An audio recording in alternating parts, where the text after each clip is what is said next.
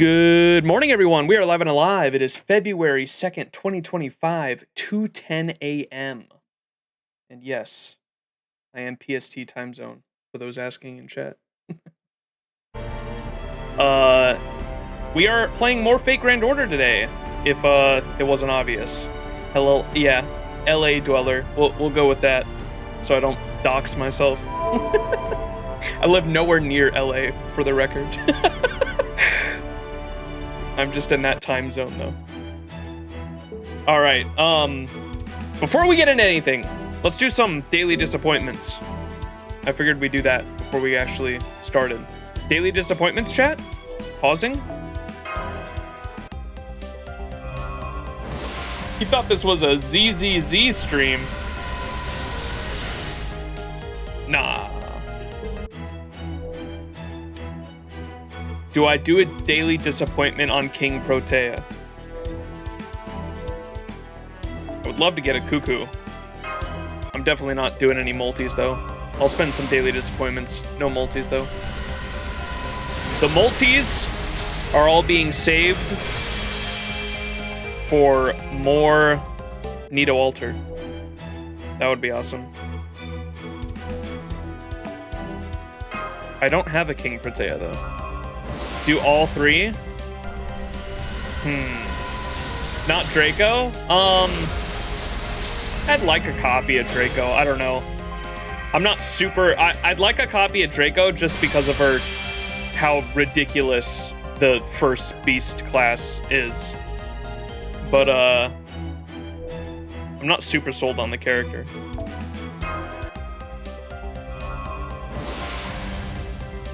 Going all in on Draco, yeah. It's not a bad choice. Like, if anyone wanted to say that like Draco in terms of a single unit is like the best unit in the game, I don't think I could disagree at all in terms of having an advantage over all 7 original classes. It's pretty fucking crazy. Basically a berserker without the negatives. All right. Yeah, without further ado, though, we're going to hop into Golden Sea of Trees, Lostbelt 7. This is going to be part 3. Part 3, baby. Where did we leave off? Oh, yeah. Our group, like, fake died. That's right. I remember complaining about that. Saying it was like a pet peeve of mine when that happens in fiction. And then Koyanskaya showed up out of nowhere. Or not out of nowhere, out of fucking Gordolf's pocket. Man still has the lipstick. And we also played a version of football, soccer, which was pretty interesting. And the Nemo Marine, the one that always cries, that would always be up in the cockpit of the ship, screaming like something was happening. The Nemo Marine would be like, "Captain, Captain, blah blah blah blah blah, wah!" And they'd have the little crying in parentheses. That Nemo Marine specifically is dead forever. R.I.P. Bozo, hey yo. That Nemo Marine is dead, as they explained, even though they all have their own little individual personalities. Once they're gone, they're gone. Even though there's a bunch of different Nemo Marines. We played soccer, and we also got... I did really enjoy the little bit of Tepu, the very intelligent dino that has been with us on our travels this whole time. I did really like that dino's perspective and trying to understand why the Nemo Marine was upset when he forfeited the game, and the whole monologue of what was going through his head. I really liked how that whole scene was written. That was probably my favorite part of last stream, which if you haven't watched it, if you're just tuning in, you can check out all the previous VODs. I'm starting to make as highlights on my Twitch channel, so you can watch them on Twitch. or you can check them out on my YouTube VOD channel if you're watching on YouTube. There's a link in the description of all of my VODs that has a playlist of the entire series that of LB7 or whatever else you're watching, if it's Honkai Star Rail or one of the other Lostbelts, etc., etc. I usually have a playlist in the description of all of these VODs that can link you to all the different parts of the playthrough that I'm currently experiencing. But yeah, those were like the main things that happened. We specifically played football so we could get across this field right here, because to cross the field you needed permission from the fucking king at Chichen Itza, and that king is Tez. How do you say it? You just say Tez for short. That's like his nickname. Tezcatlipoca is the name, I think. Tezcatlipoca, is there 3 of them now that we've come across, or that have claimed to be Tezcatlipoca? There was the one at Chichen Itza. There's the one that we met at the beginning of the Lostbelt that also showed up at the crash site. I think there was one more, wasn't there? Tezcatlipoca.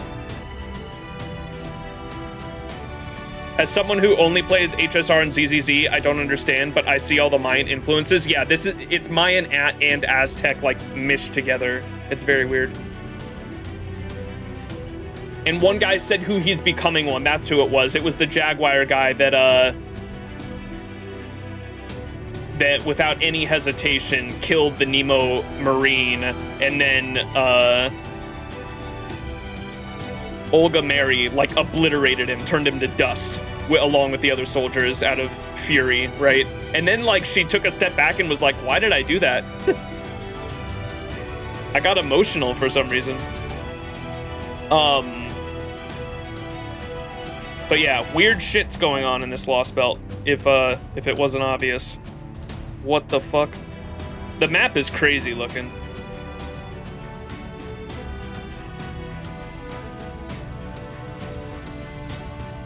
But yeah, so we crossed the field, we got to the crash site. When we got to the crash site, our whole crew was dead, and they killed that Nemo Marine, and we fought the up-and-coming Tezcatlipoca. I can't remember what he went by, what his actual name was. I remember chat calling him Black Panther because his outfit kind of looked like it. The Black Panther outfit. Flat Earth looking? Yes, this is Flat Earth. Kali was his name. Yes, thank you, Bakuhatsu.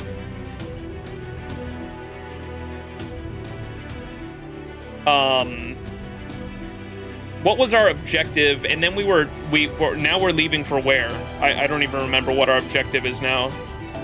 So we regrouped. It turned out that our crew was just playing dead with Magecraft. Flat Earther when the cylinder Earth walks in. Inception-ass world, yeah. We regrouped, and now we're setting off again, and I can't remember what our current objective is. But we are on node 8. We're going to be doing section 8, 9, and 10 today, because if I'm not mistaken, section 10 is the end of part 1, right, of LB7. So we're gonna end on section 10 today.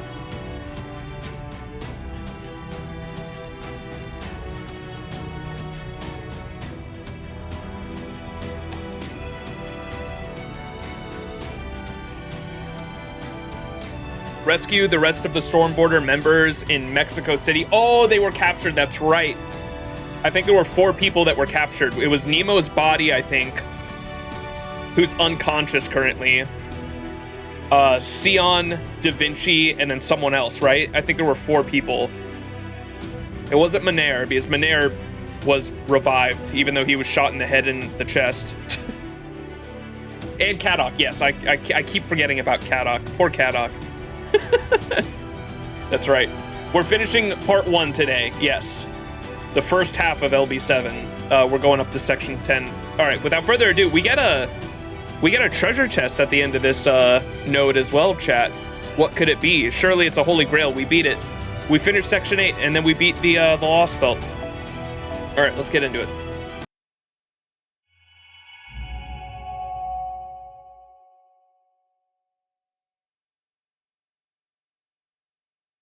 $100 million QP again, yeah.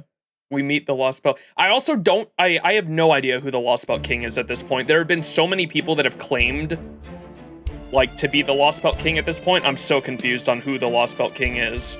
Because the Tezcatlipoca claimed to be him, but then I also don't know what's going on with the Bat guy. The Bat God, the underworld Bat God that showed up as well, called himself a king, and so I thought it was him, but then the Tezcatlipoca said he was the king. Camazot, yeah. It's gotta be Tepu. Dude, chat was saying don't trust Tepu. I was like, if Tepu betrays us, I will be so sad. You have no idea. Tepu's the fucking goat so far. He's my favorite character in this Lostbelt for sure. Yeah, Camazot. That dude showed up and just like fucking... Yikes, he's a spooky motherfucker. Batman. Alright, anyways. The wind's gotten cooler. We must be approaching the second underworld. The storm border is still being repaired, so we can't call the command room. We can manage a one-way voice-only transmission for a few seconds, but that's only for emergencies. I'm recording a video as we go, so I'll be submitting it to them as a record of this mission once we get back. And we weren't able to fully recharge the Ortnax, so we'll have to keep conserving energy. So let's try to avoid danger as much as we can, and take the shortest possible route to Mexico City. We still need to cross the second boundary of the underworld before that. What sort of trial should we expect there, Tepu? When I crossed it, I had to traverse the mountain trail. It was quite tiring, especially as the wind was very strong, but other than that, there was nothing harmful. Oh, right. I suppose I did slip and fall a few times after getting lost in thought. So I hope you'll all do your best to catch the person next to you if they look like they're about to fall. Oh, there was also some sharp obsidian lying around. It had been whittled down by the wind, so it will cut you if you fall. The cuts won't be terribly dangerous, but humans like you could lose a great deal of blood if you fall enough. Well, I don't have to worry about that. I float everywhere I go. I don't have to worry about the wind blowing me away either. I might not look like it, but I actually weigh a literal tons. I'm sorry, could you say that again? I think you're mistaken. You couldn't possibly weigh actual tons. I'm not mistaken. I know for a fact that I weigh over 10,000 tons. Probably even more. What does she mean by that? The only reason I don't have any effect on my surroundings is because I'm constantly manipulating gravity. How else could I make gravity fields? You really weigh that much? At that size? Wow, Olga Mary, that means you're warping time and space just by existing. Did you really have to put it like that, Mash? Then I believe we should be fine if you block the wind for us, you Olga Mary. On which note, we're here. The second underworld. Iztaccíhuatl,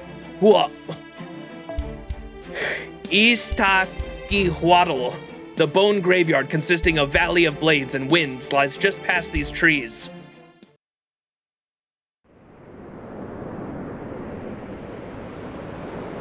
Oh, this looks nice. My wife is heavier than Passion Lip. Yeah, remember when we were back at the place with King Protea, Tepu was like, this place is way worse than when I went through the trial. The fucking world is evolving. Obviously, this is not what he remembers either.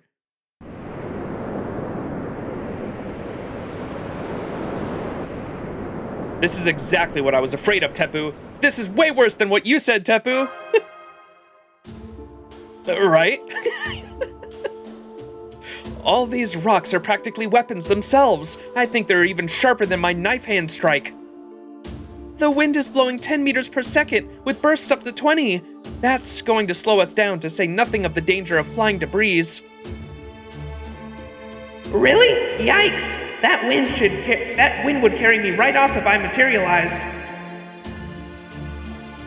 You're that light, Happy Cat? All right, in that case, make sure you stay hidden in your spirit form. the temperature is more than a little unforgiving. Wind this cold is likely to slow even servants. Oh. Whoops. Oh my, I'm surprised to hear such timidity from a disciple. Perhaps life as a butler has made you weak. Just think of this wind as a gentle mountain breeze and you should be fine. Hey, where did you get that coat? No fair. I want an NFF service coat too. Oh, isn't this a costume we get from this Lostbelt? That's probably what the fucking treasure chest is, isn't it? It's this costume.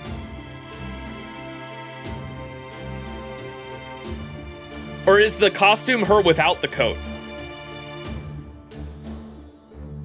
This is her okay, it's the without the coat, right? Is her or the costume. Because the costume, I think, is supposed to be her in her actual final ascension. Because the final ascension is her second ascension without the coat, if I'm not mistaken.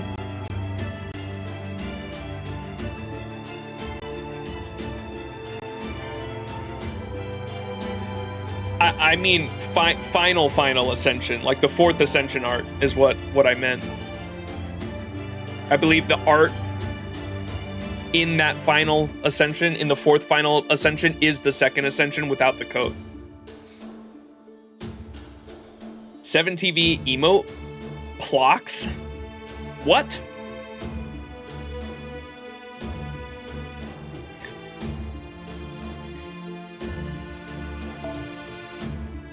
Hey, where do you get that coat? No fair. I want an NFF service coat too.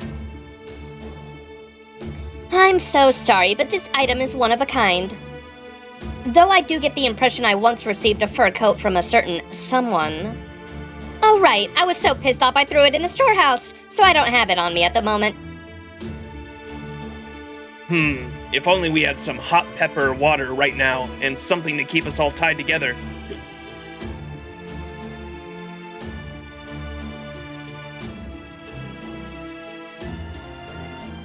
The Shrudge? There you go.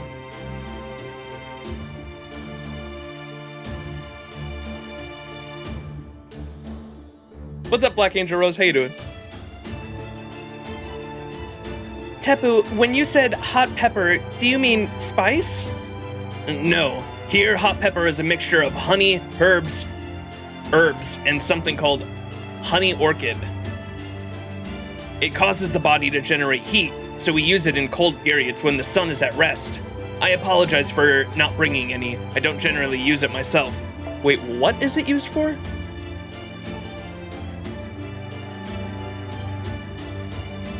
Oh, you just use it to warm up your body? Okay.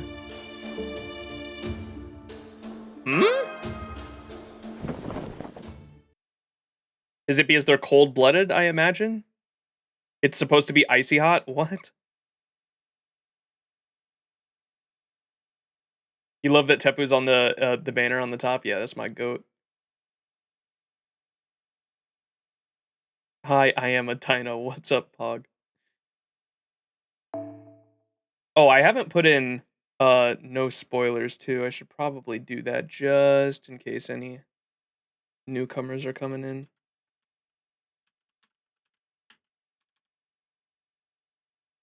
Let me pin that message.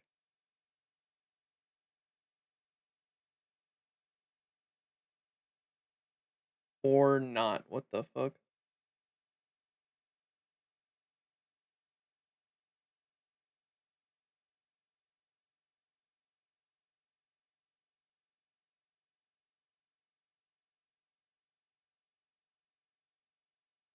Manually unpin at the end of stream. There we go. Just as a precaution. Okay. All right, you Olga says, what? Why are you rummaging through your bag? There's no point in looking for stuff you don't have, right? Actually, I think I do have some. Okay, it's icy. It is actually icy hot. Oh, it was the supplies we got from David.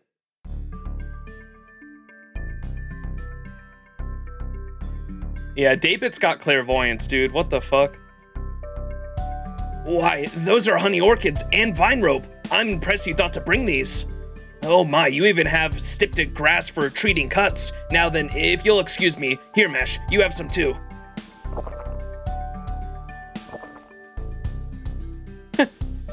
Oh, wow, it does remind me of honey. It's sweet and tasty. Interesting. This is hardly my field expertise, but I think this could make for a good secret ingredient for curry. Oh my god. And the priest smiles.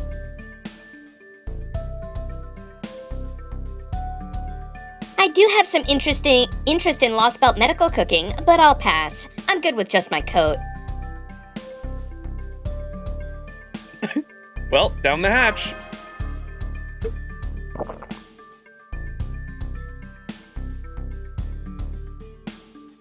Yes, Olga, do you want some? Hey, Max, where's mine?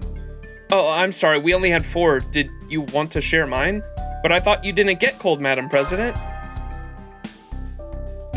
That's right, I don't get cold, and I'm not feeling the least bit left out either. Bro. The tsundere coming out in this one, man. One of these days, I'm going to send you to Siberia. Now stand back and watch in awe while I open up a path.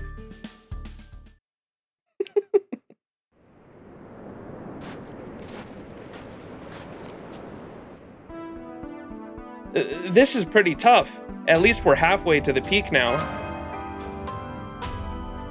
Indeed. We're lucky you Olga Mary is blocking the wind for us. This would be way harder otherwise. Perhaps this isn't the best time, but if you don't mind, I have a question. Does proper human history have underworlds like this one too? Yes, it does. I think this one is the equivalent of proper human history's Lostbelt, Mictlān's 3rd layer. Lostbelt was said to be a mountain path filled with sharp obsidian that cut the dead as they walked through it. The wind blowing across the mountain was also said to strip the dead of all their ornamentations as they possessed in life. It would remove their clothes, their equipment, their possessions, and sometimes even their very flesh, eventually leaving them as no more than skeletons. Skeletons? Then how could anyone possibly keep going to the next layer? These were trials in the underworld. Those undertaking them would be dead. Being a skeleton would be of little inconvenience. It was, in fact, the soul's willingness to persevere through this suffering that allowed them to be saved. It's not unlike Japanese folklore's version of hell. Right. Now that I mention it, this scenery looks a lot like the Mountain of Needles. A pit of endless punishment that exists solely to torment sinners. What a horrifying thought. Mountain of Needles, endless punishment. Hell? Hell? Huh? Who would have thought of such texture would fit so well in my yard? Making an utter mockery of the dead, devious, clever. I like it. Imagine punishing the dead instead of saving them. That truly does sound far more hellish than this place. Ha ha ha ha ha ha ha ha. Who goes there? Oh my fucking god. Camazot. That creepy laughter and flapping. Welcome, apes. Welcome, underworld pilgrims. Let me show you the way. Let me show you what you've got. Let there be a new mark of agony made in this ever-unchanging Mictlān. But now is the time to tremble in fright. Tremble at Camazot. Tremble at the Lord of the House of Fear, the King of the Underworld, and the wings that strip the flesh from the living. Camazot. Now's my chance to take back my command spells.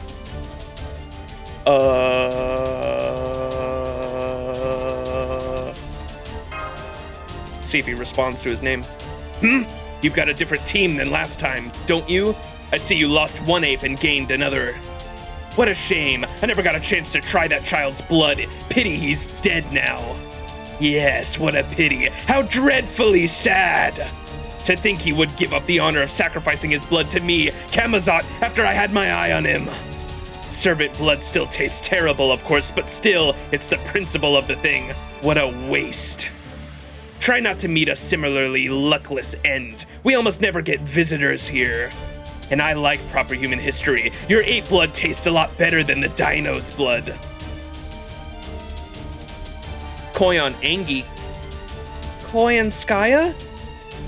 I've never seen such hostility from her before.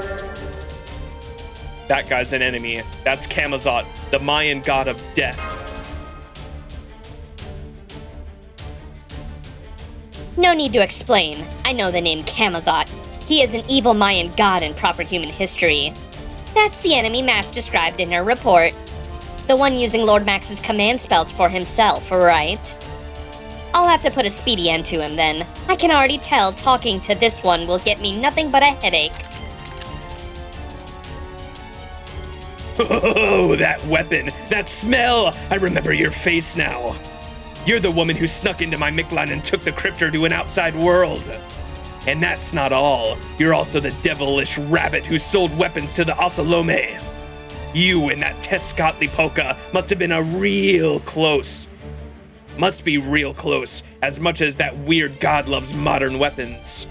It's like La Mali... How do you say that? Malinche? Malinche? It's like La Milinche all over again. You're the latest evil woman to poison the Aztecs and help bring about a new country in Mexico. What? I love it when they write in just a, what? Oh my, is that true? Of all the ways to find out how an Osalome got their weapons. I mean, are we really surprised? I'm not surprised. NFF? Koyanskaya! He's right, that does explain some things. Ouch! Ouch! I've been slapped! Even though I have a strict hands-off policy! Heh, it seems the bunny is out of the bag. You're right, I did provide the Osalome with firearms. Wherever humanity in all of its foolishness goes, they can rest easy knowing NFF services will be right there with them. However, those weapons were loaned out for a trial period to the last 1 month, and not a day longer. But then that accursed Blondie said he'd figure out what he needed to know, and that he'd make the rest himself. He stole my property, reverse engineered it, and now he's making it for himself! I've never been so absolutely livid with a fellow competitor in my entire life! You underestimated Tezcatlipoca. There's nothing you can't do. There's nothing he can't do. You proper human history humans should have known better than to pigeonhole him as just a god of war. But I'm stronger than him here in Mictlān. Without his precious son, Tezcatlipoca is just another pompous idiot. But I digress. Now is the time to taste death and slaughter. Call your heroic spirits, priest of Chaldea. I want to see your technique. I want to know how it's done. Once I've finished, I'll drink every drop of your blood and take over proper human history myself. That's it. Now this is the divine providence. This is truly a new lease on life. I'll use the blood of your Chaldean criminals to bring my Mictlān back to life. Now let's see those delicious looking heads. I love the cartoonishly villainous characters in Fate, man.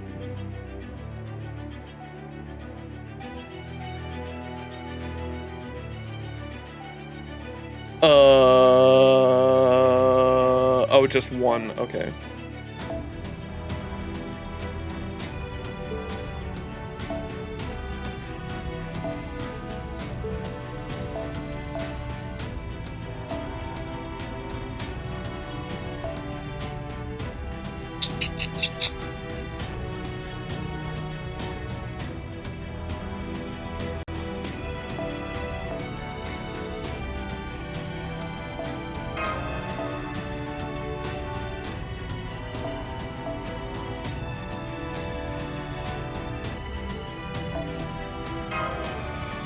And you know what? Where's Merlin? Let's do like a version of the fucking Invincible comp.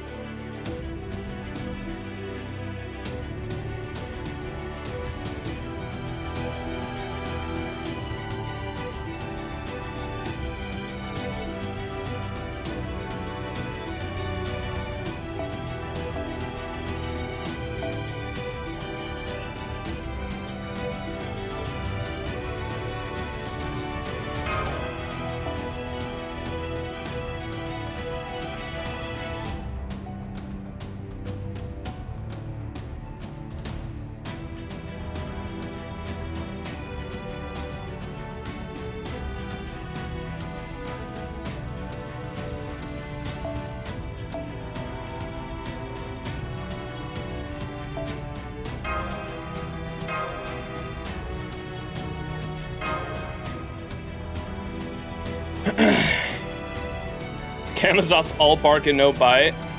We're just gonna take away the command spells and he does nothing. Guts! Oh boy.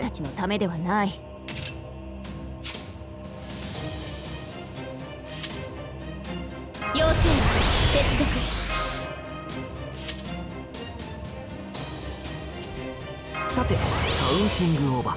演説の時、言うことがあるでしょ。演説の時、来たわね。見せないわよ。見せないってば。今はダメって言ってるじゃない。ちゃんと指導して。ああもう、ちゃんと指導して。ははははは。キラッキラにしてあげる。演説中よ、静かになさい。ウルトラバースト。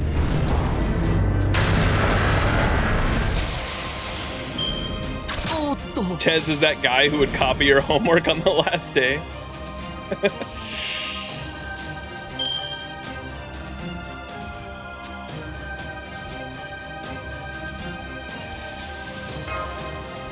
早炊きですよ、カルウェナ。早炊きですよ、カルウェナ。圧倒します。ご要望とあら。誇りに圧倒します。輝きの切り込む。そこです。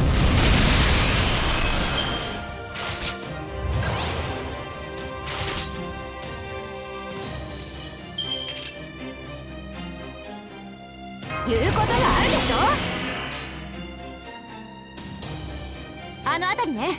楽園の端にようこそ。再び動かないで。星の宇宙に物見の楽園の端から君に聞かせよう。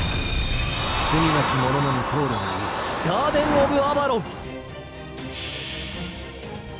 違法の国、時の終わり。なれば剣は彼の手。霊言なる勝利を刻め。ラウンド・オブ・アバロ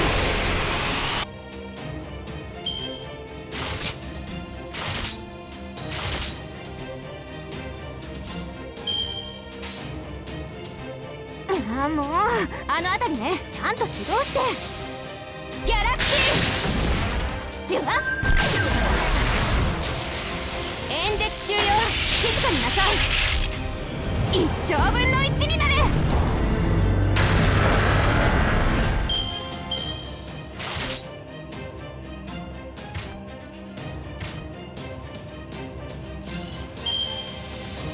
演説の時、言うことがあるでしょ。君に全チップをかけよう。頼むぞ。ちゃんと指導して。ああもう、あの辺りね。ギャラクシーキラッキラにしてあげる。当てるわ。当たって1兆分の1になれ。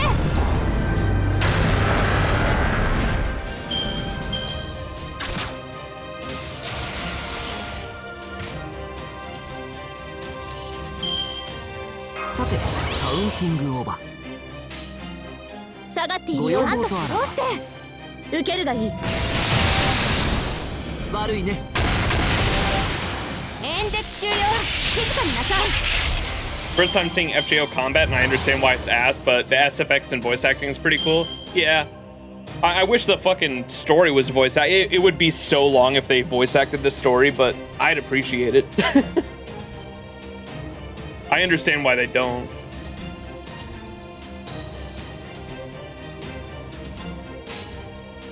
ちゃんと指導して。圧倒します。動かないで。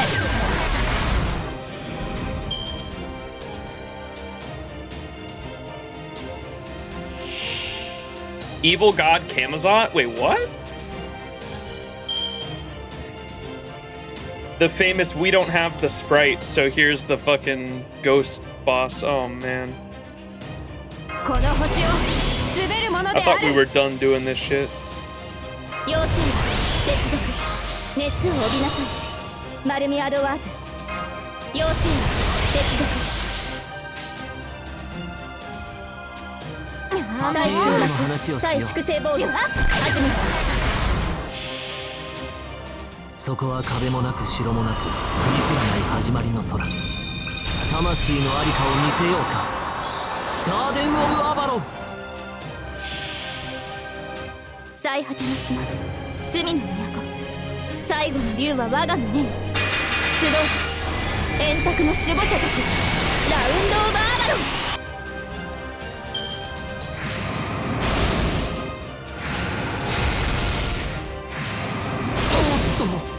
おっと。演説の時来た言うことがあるでしょ。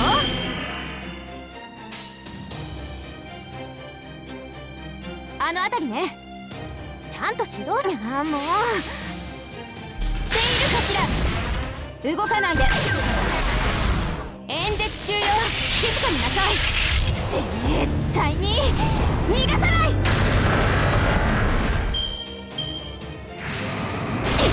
この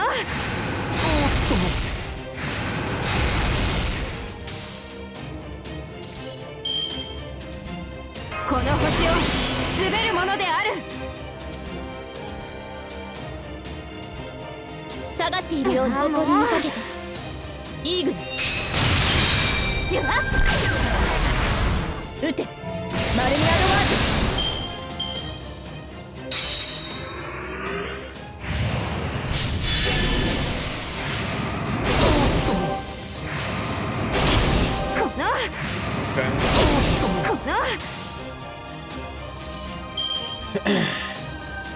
さて、カウンティングオーバ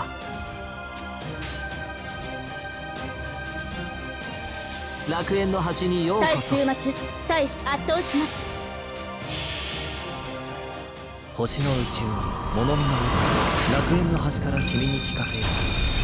罪なき者のに通るのにガーデン・オブ・アバロン。違法の国。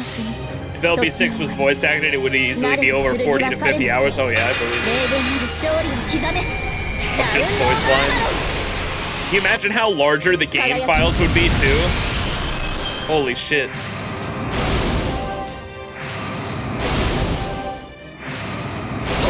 If all of FGO's story was voiced, the voiced files themselves would be larger than the rest of the game.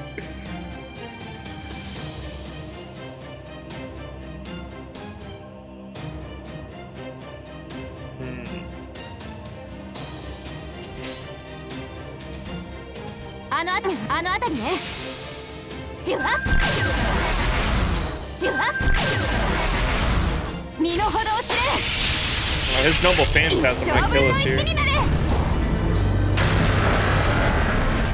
I have a strong backline if that does happen. Oh.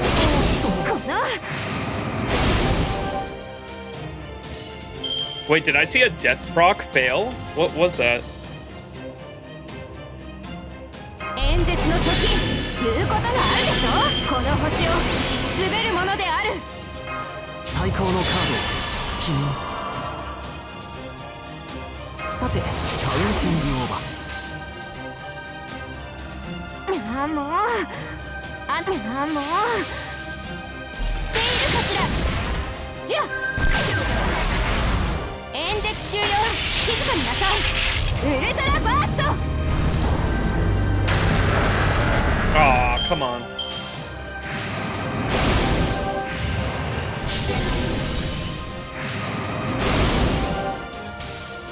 There we 演 go. 説はここまでよ。 Yo, we 反 killed 応が it. ないということは理解し合えたという Lostbelt こと over. かしら。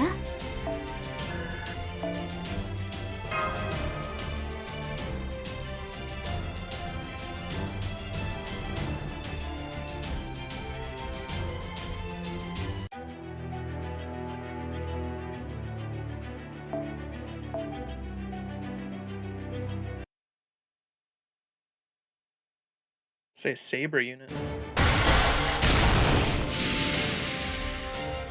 Oh, it was an actual ghost. Oh, he tried to summon.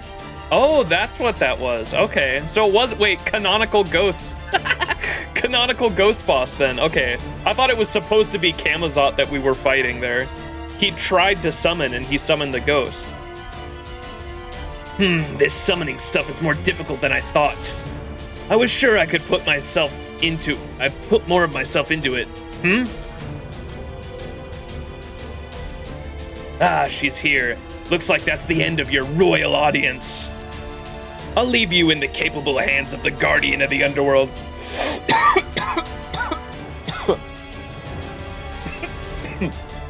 Goddamn, doing that voice fucked up my throat.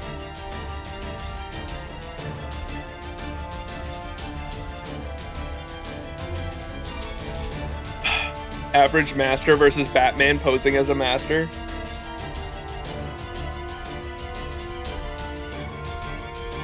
I'll leave you in the capable hands of the guardian of the underworld. In fact, even I have no choice there. This hellbird is too hot for even me to handle. She's the Empress of Flame. She cleaves souls like butter. Come, Benny Enma. Come give these interlopers a new trial. Benny Enma is the second. Is this the second altar servant? Oh.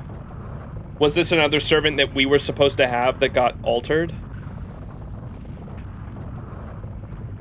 Just like King Protea? Master, Tepu, over here! The landscape! No, the land itself is being pushed aside! The mountains are moving, but how? Why? Look, there's something up in the sky! Who is that? Something about them gives me chills. Burb.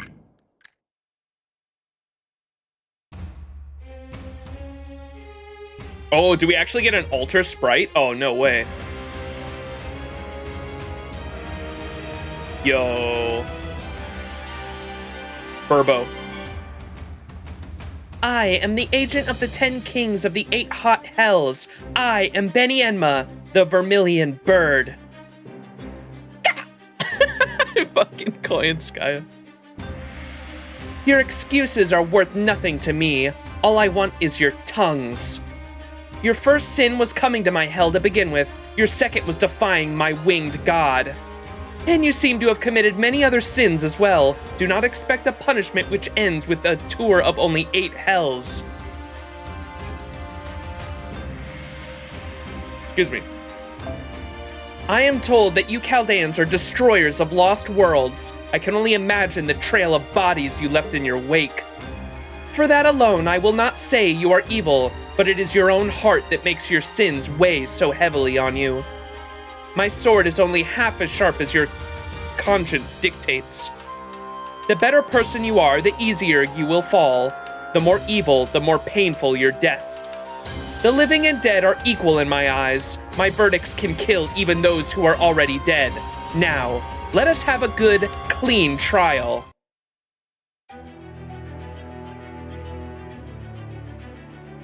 Wait, why did Koyanskaya? Oh wait, we have to use Koyanskaya here.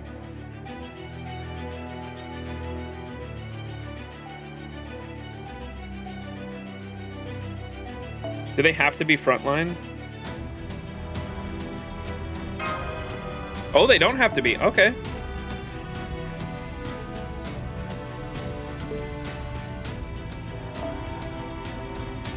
I'll tell you what I'm doing then.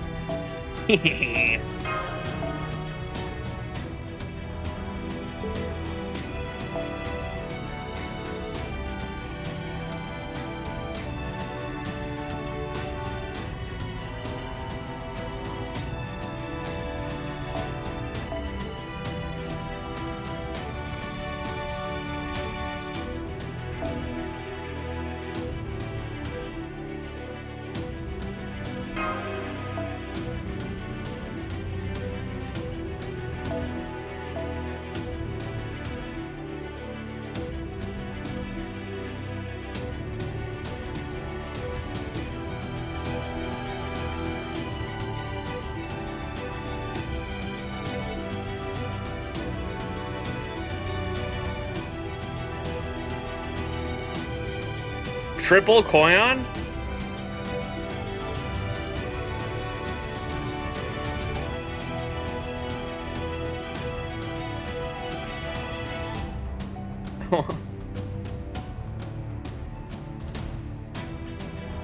Remember, no elp chat. Let me suffer in these fights. Don't give me tips on the mechanics. Let me suffer.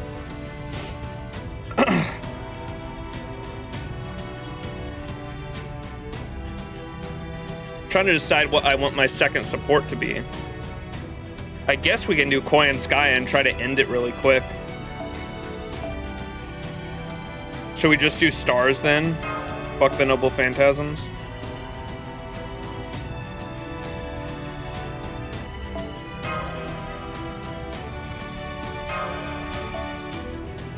And just put like a waiver.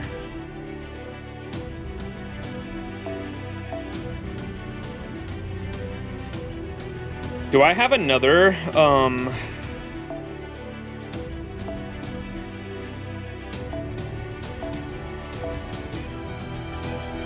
I do have another MLB fragment. That's crazy.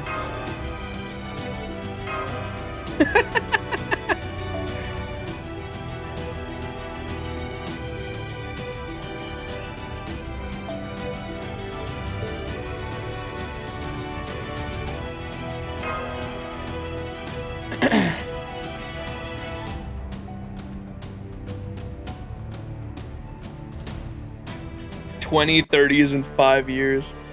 Ooh, music.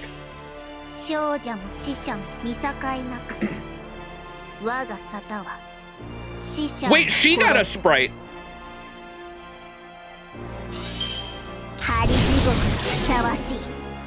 I was not expecting her to get a battle sprite. I thought we were gonna fight another ghost, to be honest. Listening?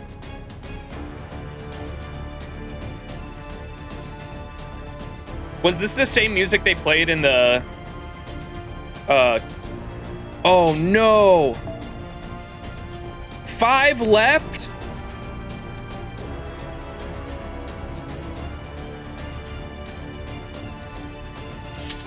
Should've got waiver out here, dude.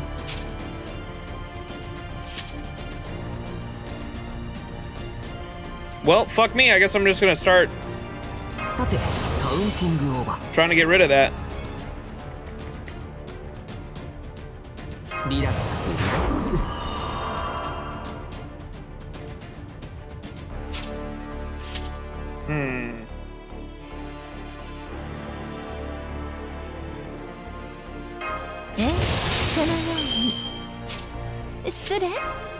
NSS サービスです。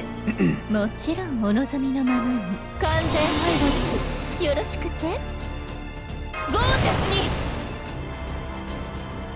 Okay.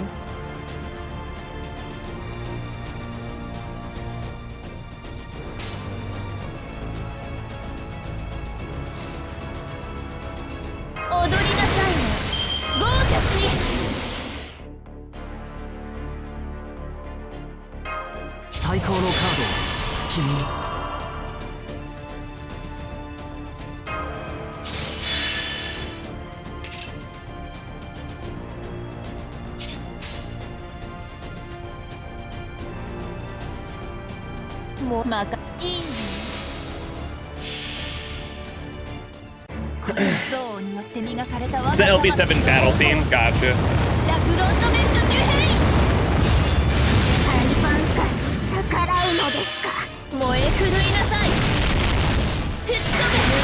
My wife.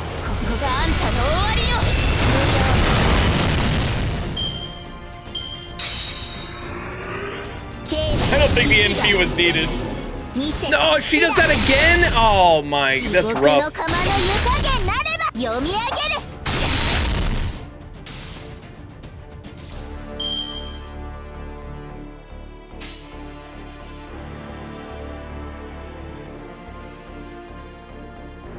Oya, 行くかい？了解了解。悪いね。なめんな。 She gets rid of all buffs and puts another nullified buff on. That's crazy. At least she doesn't hit that hard, I guess.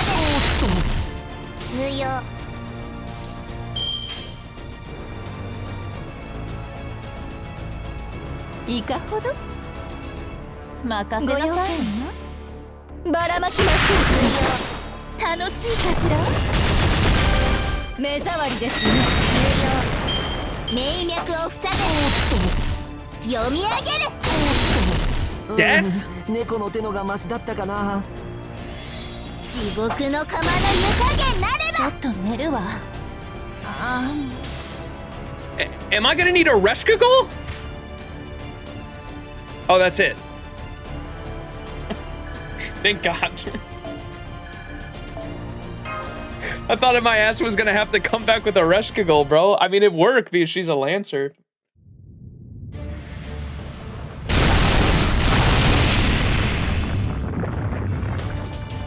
Is that not a costume for Benny yet? That should be a costume.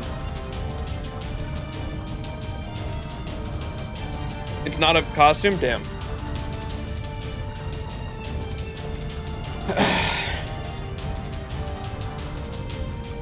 She has AoE attack animations? Nuh-uh.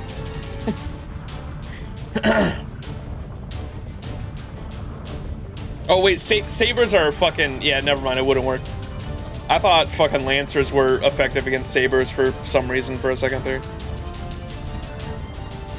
It's sabers are effective against Lancers, Lancers are effective against archers, archers are effective against sabers.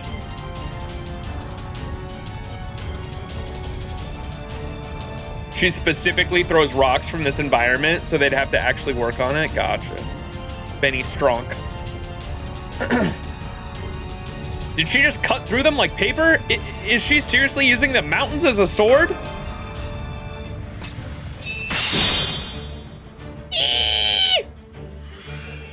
What? Director Olga Mary? She'll have to do better than that. It'll take more than stopping my brainwaves to kill me. I managed to reboot myself, but just so you're aware, I don't think I'll be able to do that again. I understand your sins now. I sentence you to 100 quintillion years. Wail and rejoice. Chirp! She still does the chirp. That's funny.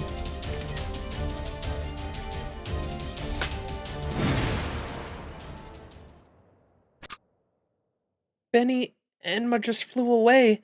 Does that mean this battle is over? It can't be! Benny! My darling Benny! How could they make you grow up like that? I'm going back to Tunguska! Don't let the door hit you on the tail. She doesn't belong to you anyway. Wait, what? How does Koyan Sky know? Was Benny Enma in Tunguska? I'm so confused. Is it just because she's part animal? Oh, it's one of Koyan Dark's lines. She's thirsty for Benny Enma? What? That is a fact I never knew. Burb.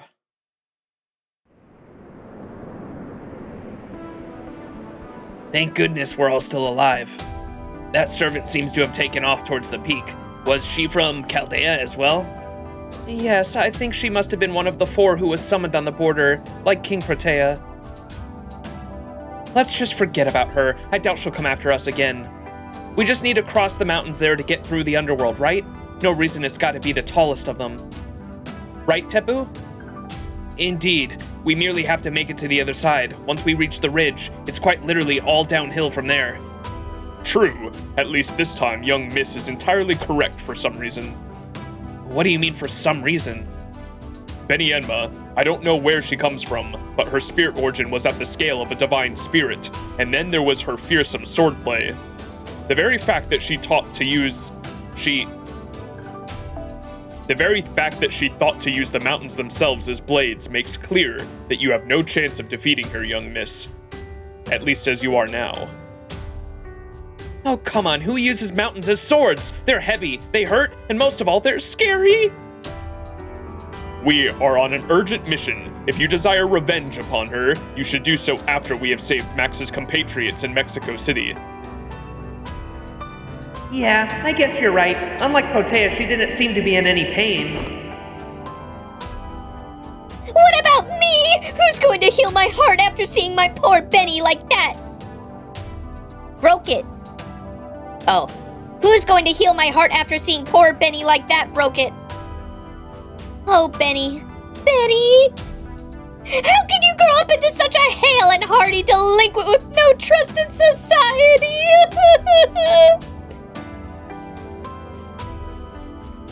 I get where Koi and Sky is coming from, but yeah, I don't think there's anything we can do for her now. It seems we needn't bother putting it to a vote then. Tepu, would you kindly lead on? Of course. Iztaki Huddle is much harsher than I remember, but the path through it remains the same. This way, please. It may be dangerous since we'll all need to cross a few animal nests along the way. But with your skills, I'm sure we'll make it through this underworld in no time. Wait, surely we fight Benny Emma again. What?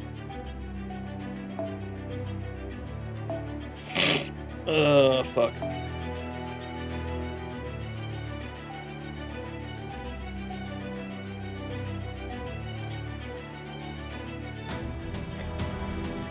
Who do I want to bond? Scotty, probably. Scotty's really close to bond 10, actually.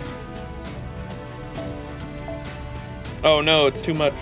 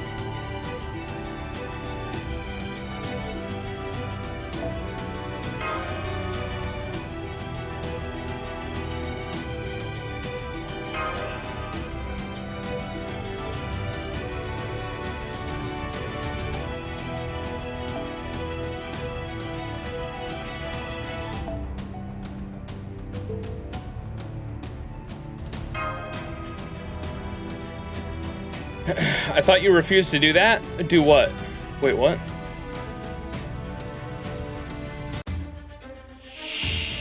私の力が必要ならば全力で応答します。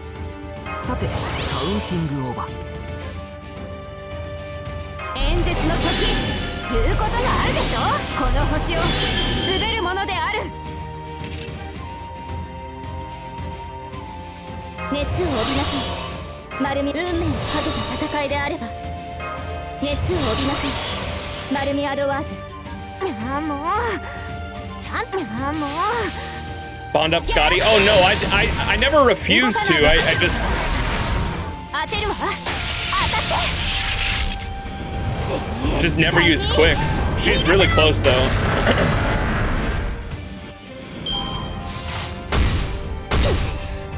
What the fuck is that damage?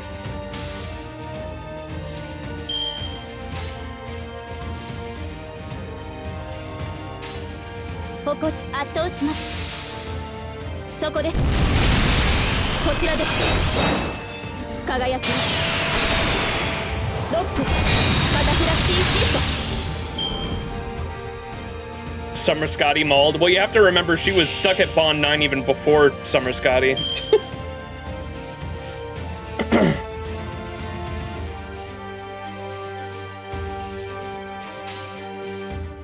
ハッピーエンドの話をしよう。対粛清棒ね。はじめ。星の宇宙に物見の楽園の端から君に聞かせよう。罪なき者のに通るが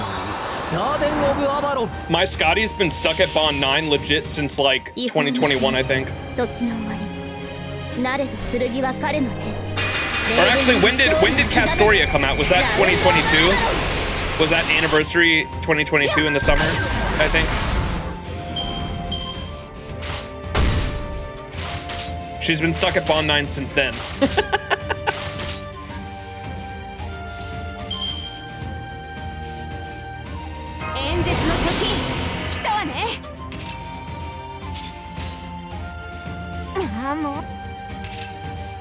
あのあたりおや、オーケー。ちゃんと指導して切り込む。どうだ。動かないで。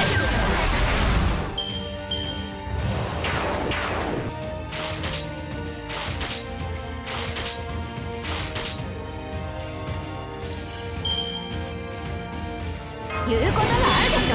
この星を滑るものである。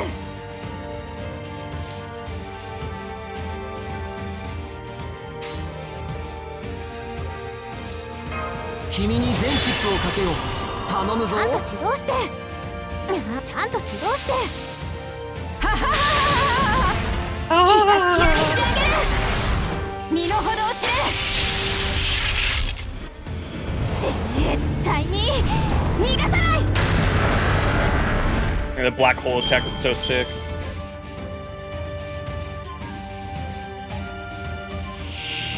Whoa.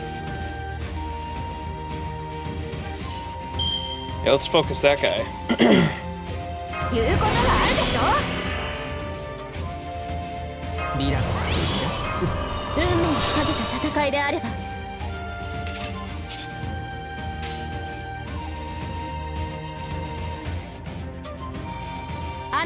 もうちゃんと指導して。知っているかしら。動かないで。じゃウルトラバースト。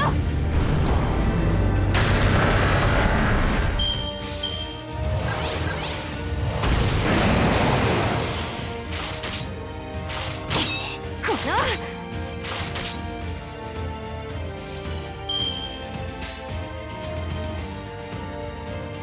ハッピーエンドの話をしよう。ちゃんと指導して。星の宇宙に物見の楽園の端から君に聞かせよう。罪なき者のみ通るのにガーデン・オブ・アバロン。違法な国、時の終わり。なれど剣は彼の手。霊言なる勝利を刻め。ラウンド・オブ・アバロン。身の程を知れ。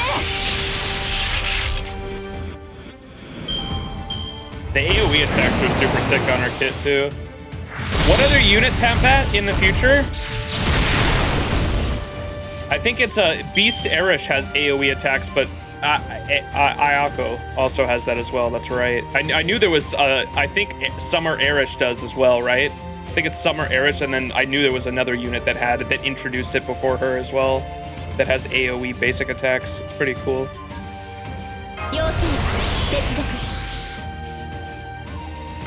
熱を帯びなさい。マルミアドを下がっているように。どうして。撃て。マルミアドワー Damn! That's my grand 演説は saber. ここまでよ。反論がないということは。Oh, Erish doesn't have 理解 AoE? し合えたということかしら。 After Valentine's Day, I'm saving for Ayako. Is there more than... I thought there was another unit that had basic attacks on their, or AoE. Maybe it is only Ayako. I don't know why I thought Summer Erish... What does Summer Erish do that's, like, super unique? Other than being a beast?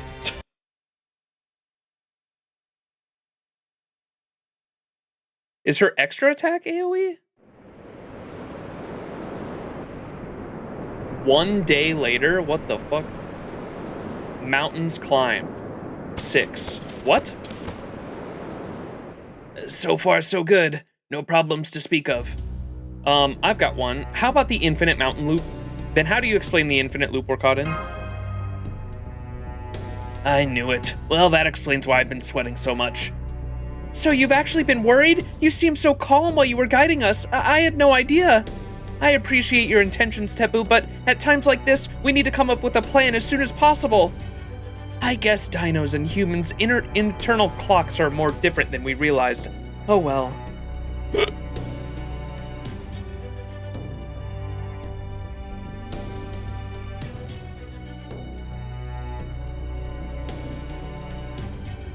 Yeah, I know about the bond up. Was that literally it? I thought she had like something that was way more unique. I remember the bond thing. I thought she had some unique extra attack or something like that. I'm just imagining shit, I don't know. Pay no mind to me, never mind. Let me expand my sensor radius. Yeah, I knew it. This entire underworld is closed off. There's no way out. Is it a reality marble? I was gonna guess if it was a reality marble because I was like, I don't see there being any other way. Benny Enma like literally almost killed you, Olga Mary. I imagine it had to have been because of some kind of reality marble or some sort of home field advantage in the underworld. I'm not sure though. No way out? But the underworlds are supposed to let dead people through it if they pass their trials. Doesn't having no way out violate those rules? Damn, that's it. Now I understand. Benny Enma is the new guardian of the underworld. Consequently, this underworld's rules change to suit its guardian. This second underworld is no longer a valley of blades and wind. It has become a hell from Japanese folklore, which means it keeps people trapped instead of letting them pass through. The new trial is to serve out our sentence. Pretty sharp, Max. I think you're right. That's why she sentenced us to a trillion years or whatever, and then dipped. Also, didn't that servant say something about 100 quintillion years before she left? Yeah. Butler, remind me how many digits there are in 100 quintillion? Of course, young miss. Quintillion is the next order of magnitude after quadrillion, or 10 to the 20th power in the notational format. Are you kidding me? I'll be long dead by then.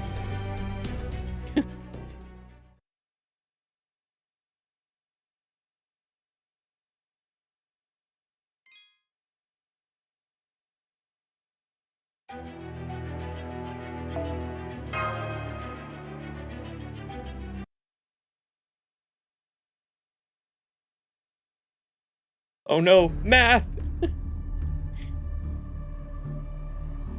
I love that they gave Olga the spiky shark teeth. Yes, Takeuchi, my goat. My taste in women is spiky shark teeth. 100 quintillion years? What does that mean?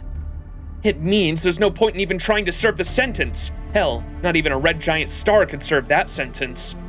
I guess Benny Enma's concept of hell comes from Buddhism. India was one of the first countries to discover the concept of zero, so they must be very well versed in numbers. All that aside, 100 quintillion years seems like a little excessive. I mean, those are very literal astronomical numbers. Life imprisonment, indeed. It seems clear now that our only path out is a jailbreak. A jailbreak? But how do we do that when there's no way out?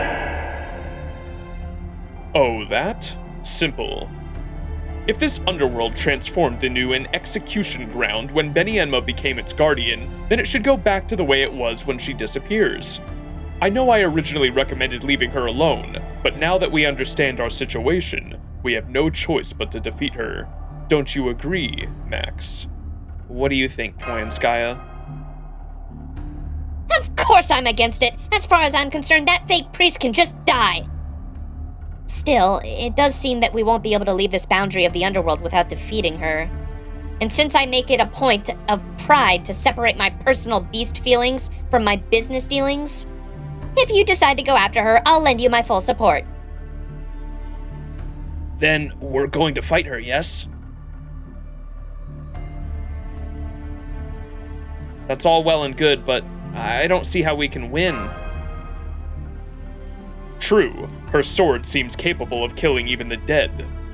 Fortunately for us, this hell follows the Japanese model, which means sinners simply come back to life once killed. That is why young Miss was able to will herself back during our earlier battle. So we know servants will come back to life no matter how many times they're killed. As such, this comes down to how much pain and suffering we're willing to endure. Now that's not what I meant. I want to return her to the way she was. She wouldn't even be here if she hadn't answered Chaldea's summons. Well, that just makes sense. Of course we need to keep as many capable personnel as we can. Right, I agree with Master. Then you can do the same thing you did with King Protea, Father Kodamine. You can slip past her deadly blade like a stray bullet from an ocelotl. I'd be grateful if you refrained from volunteering me for such obviously reckless courses of action, Tepu. Unfortunately, I don't think I can do that this time. King Protea's infection was concentrated in her mask, but I have yet to see any specific item causing her transformation like with King Protea, which means I can't cure her alterization. Then, is our only choice to kill her? I see. So your hands are tied this time, Father Konomine? Then I have a suggestion. I think Benny Enma, the tongue-cut sparrow, must have been forced to grow into her current form. This version of her is her future self, after she completed her training and became a substitute for the kings of hell. That means it's not a superficial transformation, but a genuine, if forced, growth. And that means all we need to do is make her young again. Quite an idea, expertly weaving together your own personal interest and desire for profit. I see. Only one issue with your plan. It is impossible. Unless someone here has a spell or noble phantasm of rejuvenation that I'm aware of. Of course they don't. But aren't you forgetting something? Past, present, and future all converge in the underworld. As long as we have enough magical energy, we can summon as many servants as we like while we're here. Which means we have no end of collaborators to choose from. Isn't that right, Master of Chaldea? Hey, yeah, I can just summon a heroic spirit with a legend about becoming young again. I'll search the database right now. Given how many missions we've completed, I'm sure we'll find a heroic spirit with a rejuvenating noble phantasm. Merlin! I'm so sorry, my enthusiasm was misplaced. There are a number of heroic spirits whose noble phantasms deal with immortality, invincibility, and the like. But I didn't find any who can make someone young again. What about, what's that guy's name? Urishima Taro. His story's all about age, right? I'm afraid you're mistaken, young miss. Taro's story involves suddenly getting older, not younger. I can't think of any fairies with the aging legends either. The only ones I know involve fairies pranking people by making them old. So even summoning heroic spirits cannot necessarily solve every problem. What a pity. I suppose Father Kodamine flying to her is our only choice. I must say, Tepu, I really don't understand your sense of humor. If we can't make her young again, then there's gotta be another way out of this. There's gotta be!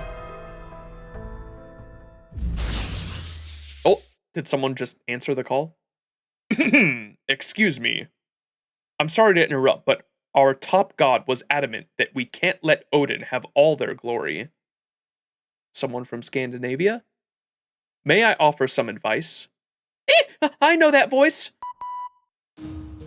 Oh, wait. Fian McCule.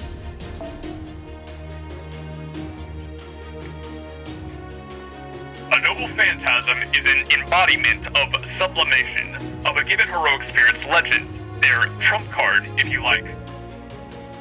And I doubt there are many heroic spirits out there who have de-aging or rejuvenation as their trump card. So try taking it one step down. There may not be many heroic spirits with a rejuvenating noble phantasm, but there are absolutely some who possess a rejuvenating potion or elixir. We must summon Gilgamesh and send him on the quest for the tonic. What did he go on the quest for?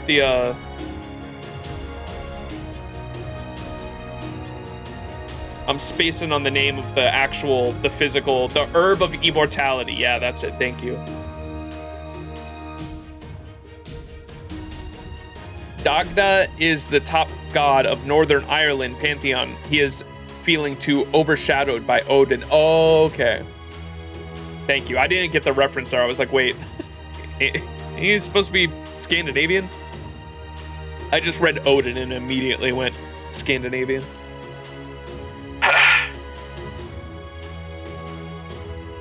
I'm afraid I don't have anything of the sort myself, but can you not think of one who does? A hero who loves collecting things of that sort and who has a strong tie to all of you. Alright, that's all for me. Give the proper proprietress my regards. I can't believe we got a call from the other side of the summoning circle. This almost feels like the underworld and more like a Throne of Heroes outpost.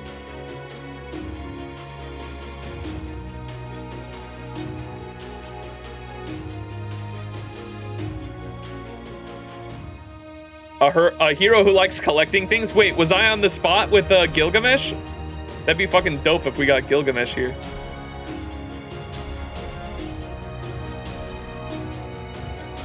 Chat, what did she just say? I can't believe we got a call from the other side of the summoning circle. This almost feels less like the underworld and more like a Throne of Heroes outpost. And Kira's like, Kira looks like he just realized something. Uh-oh. It's true. Every human dies eventually. Heroes are no exception. So the underworld, that is, the next world, is both a melting pot of human data and its final destination.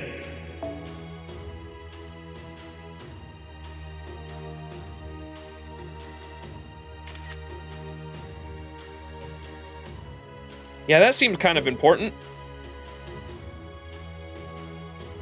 So why would Tezcatlipoca put such a thing here? Could there be another purpose to these boundaries of the underworld?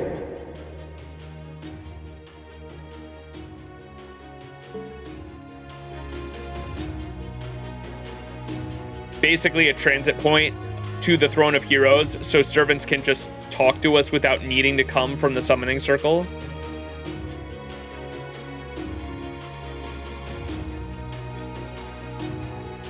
Why does he look more detailed compared to the others? Who? Kirei? The priest? They're just art styles. A lot of them are... Who drew Kirei? Was it Takeuchi?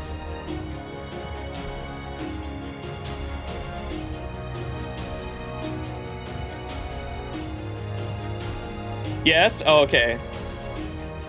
I don't know. He drew all... He looks the same to me compared to the others.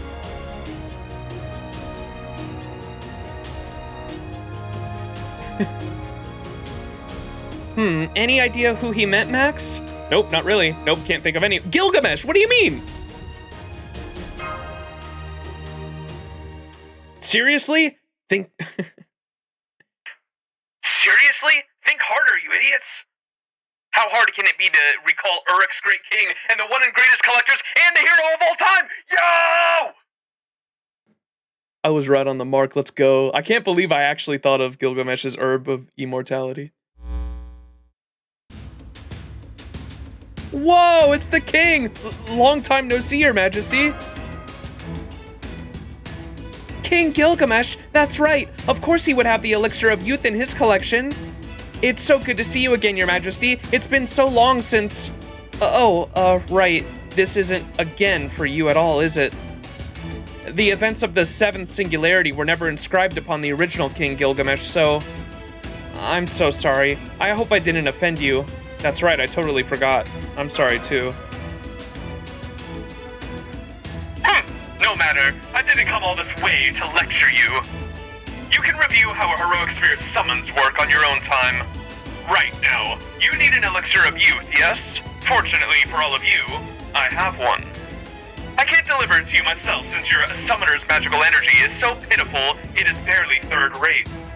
But you can at least summon the elixir itself. Here, take it.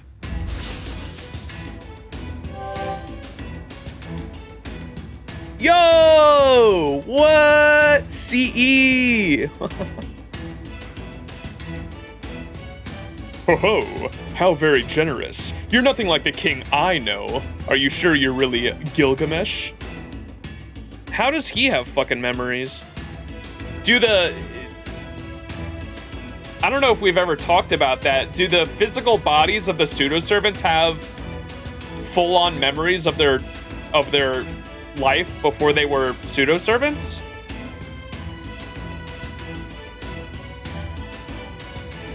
I just noticed Rasputin. He's a pseudo-servant. How do we explain pseudo servant in a nice and easy way? It's basically a fan. Roll Sag, time to burn the CE frames. Manta Force, thank you so much for the 22-month resub. Appreciate it. Envemi, pseudo servants are basically a fan. They're a fan service way to add characters that aren't servants from other Fate works and make them servants so you can pull them in the gacha system of the Fate Go in the Fate Go game. The way they explain it lore-wise is basically a servant is inhabiting the body of a real human, and they were summoned like that. Typically, the reason why a heroic spirit needs to inhabit the body of a real person is because they're like a divine spirit. They're either so powerful or they're so weak that they can't be summoned in their true form, and so they have to take on a host. And typically that host has to have a very similar personality or traits to the heroic spirit. So in this instance, from Fate Stay Night, you have Kirei the priest is inhabited by Rasputin from a Russian legend. Yes, that Rasputin, the Rasputin, that one. Sima, Yi, and Rhines, yeah. They're possessing a real person, yes. That's why I was just asking. I don't know. He knows the Gilgamesh from Fate Stay Night is what he's referencing right here. He says, how generous, you're nothing like the king I know. Are you sure you're really Gilgamesh? Because in Fate Stay Night, Rasputin and Gilgamesh had like an alliance going on. And so that's why he's referencing that. Ishtar and Rin, yep. Ereshkigal, Rin, they're technically the same body. Parvati and Sakura, and Kama and like Dark Sakura from Heaven's Feel.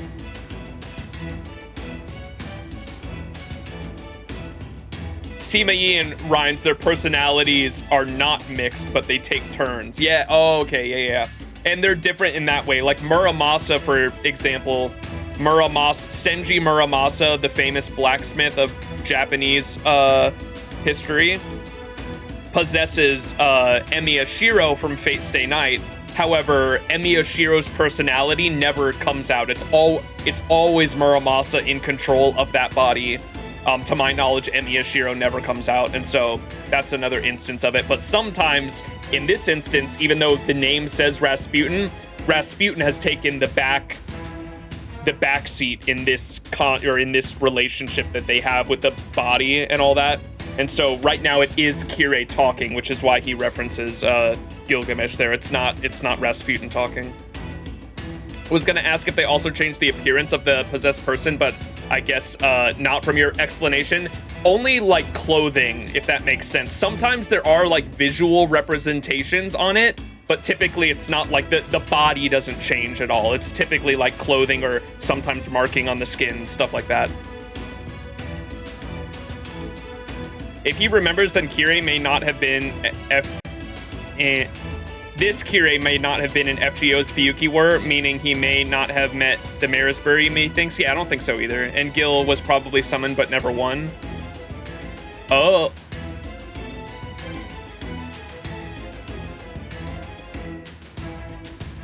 Okay. Yeah, I don't know. I figured it was from the Stay Night timeline. I definitely wasn't assuming that he came from the Fiyuki War of this timeline. Rasputin was in control until the end of LB1, where he willingly pieced out. Yep, I remember that. I left, yeah. I remember that detail, I just didn't mention it. Right before he started fucking, because Rasputin wanted to stay in control so he could say, and he went to LB1 specifically so he could apologize to Anastasia, right? And as soon as he like finished his goal of doing whatever, he like wanted to make it up to Anastasia that he never was able to protect her in life. As soon as he finished that, he let Kirei take full control.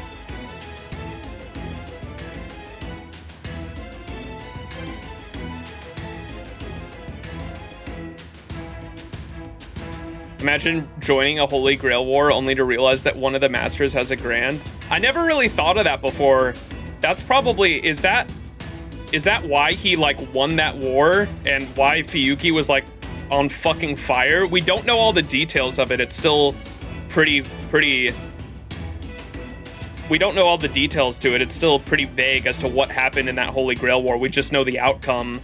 But now that I think about it, Solomon was a Grand. I never really put that together. Is that why it was just a fucking sweep? And why Marisbury just completely destroyed that fucking Holy Grail War? Can Gil also do that body possessing thing? He has no need to.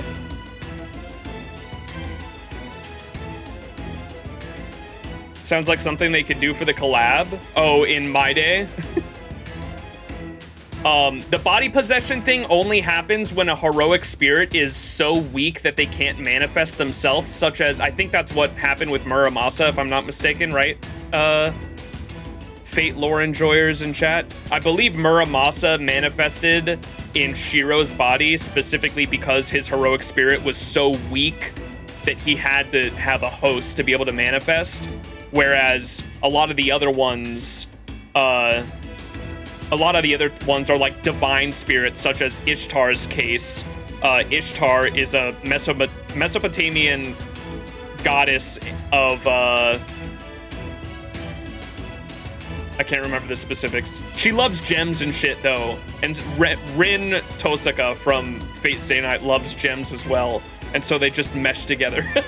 But specifically a divine spirit, which is like a god, is so powerful that they can't be summoned in their true form.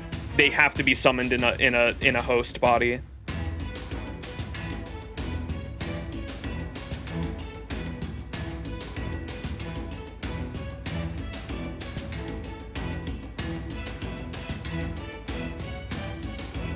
Doing that is out of character for Gil. His ego is too big. True. All right, anyways, let me get back to the story. I'm fucking derailing, sorry. All right, but Gilgamesh summons the elixir for us. Oh, how very generous. You're nothing like the king I know. Are you sure you're really Gilgamesh?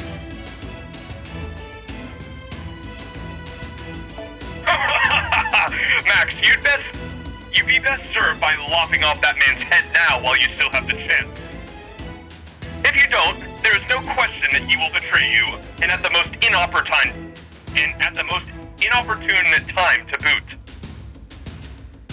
I'm afraid you have the wrong idea. Max and I were never allies to begin with. On a different note, King Gilgamesh. Legend has it that you went all the way up to the abyss in your search for the elixir of immortality.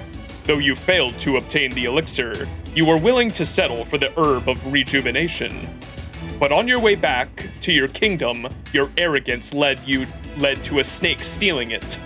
So my understanding is that you never actually obtained this herb of rejuvenation. Am I wrong? Fool! Who do you think I am? True, I allowed that snake to steal the herb, then returned to rebuild Uruk while I was still old and decrepit. But I never forgot about the herb incident, and I've always made it a point to never let my failures stand for long. So I returned to the abyss and reclaimed the herb, which I then stored in my treasury, as it was reasonably valuable. I see. You know, I think I've heard this story before. Back in Uruk. Wait.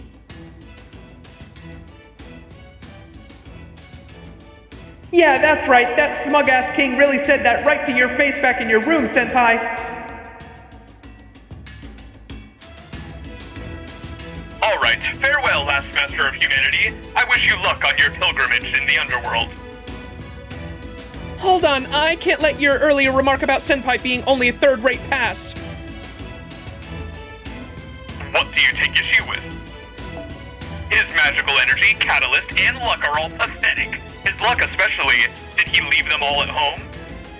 But I suppose third rate is indeed a step too far. Congratulations on making it to second rate, Chaldean. Thank you.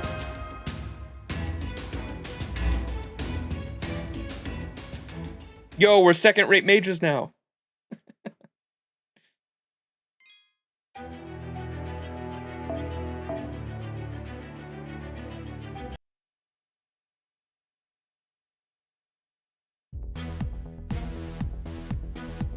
All right. Whoops. All right, I'll hold on to this elixir. The rest of you will fight Lady Benienma until she's no longer a threat, or at least somewhat exhausted. Then I'll do whatever it takes to get her to drink the elixir, even if it costs me my life. If all goes well, when we're done, we should have the original, pure-hearted, innocent, delicious, gullible Benienma back to humanity's side.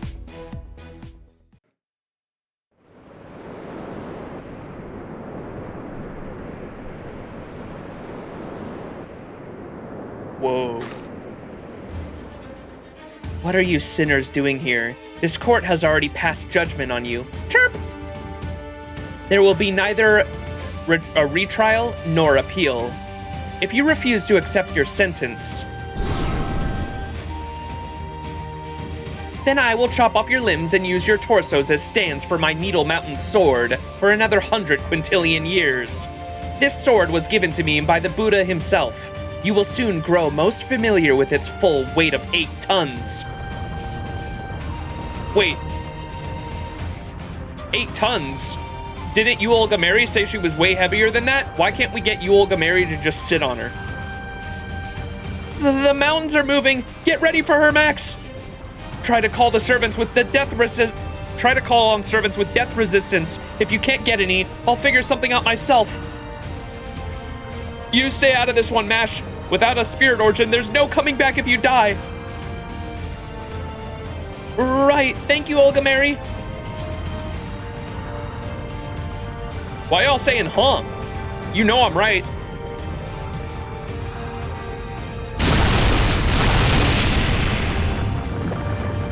Not even the smallest rat shall escape. Wait, rat? Rat mentioned? Not even the smallest rat shall escape punishment for its sins. Now you shall see for yourselves how keenly my mountain blades cut. Injaku Bato Jutsu, Ultimate Art, Vermilion Bird, Benienma, let the flaming trial begin. All right, chat, who do I have that has death resistance? Wait, unknown. Scotty? Oh, Scotty does give death resistance. Wait, you're right. That's on her ultimate. Erish, but she doesn't. That's a bad idea, I feel like. Does King Hassan have death resistance? I know he has insta-kill on his ult. Or has the, it's not gonna, I don't know if he has death resistance. Oh, he is immune to insta-kill. Do units have insta-kill debuffs? Yes, and the boss we're about to go against has a chance to trigger insta-kill on my unit, so I'm trying to think of what to bring. And there are buffs and debuffs to the insta-kill effect, yes. There is a unit, yeah, I think I'm gonna use King Hassan because he's...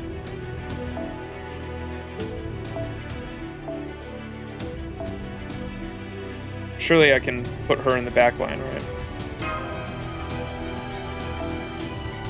Oh, I can't. She has to be on the front line. All right, well, Scotty gives it to everyone, so...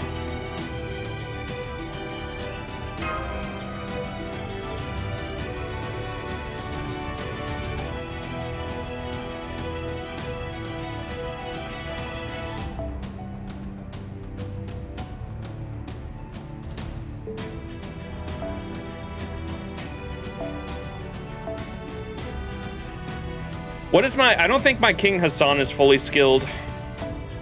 666. Should I just put the... I think people just run the Shiro Buster on him, don't you? What's the best CE for King Hassan, chat? Guess we do this thing too.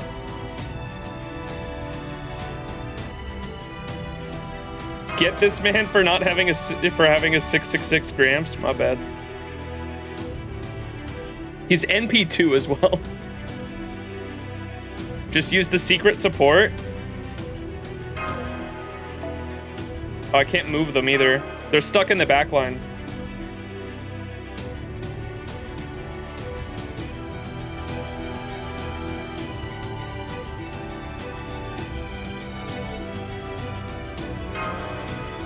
try this out. Plug suit? Ew. I hate plug suit. I hate plug suit. 刑を受けぬのであれば処するまで。円弱抜刀術奥伝。明け随長紅閻魔。参る。決めたよ。お前は我が城の影に溶けるしかなかろう。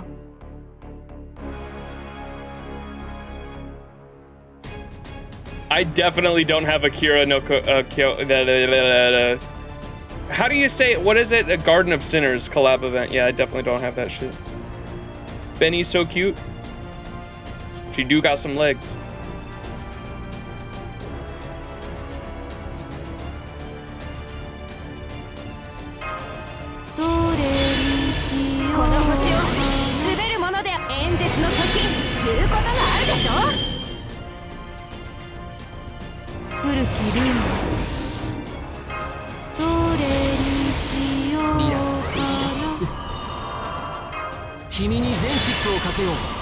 Wait, we don't have the buff thing this time, I just realized.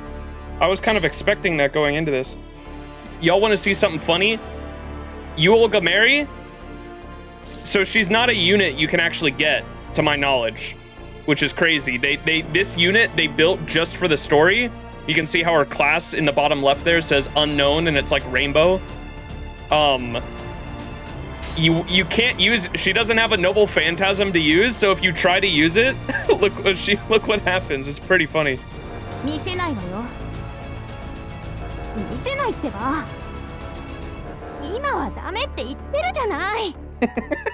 You can't get tired of that shit.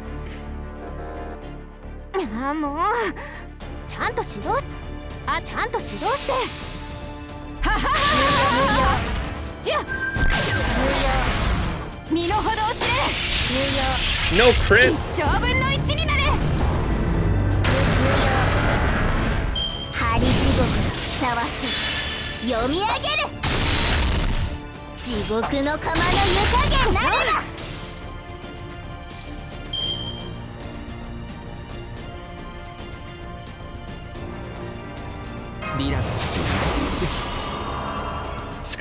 Scotty needs her. 命令なんだと？ちゃんと指導して。Scotty needs her NP quick.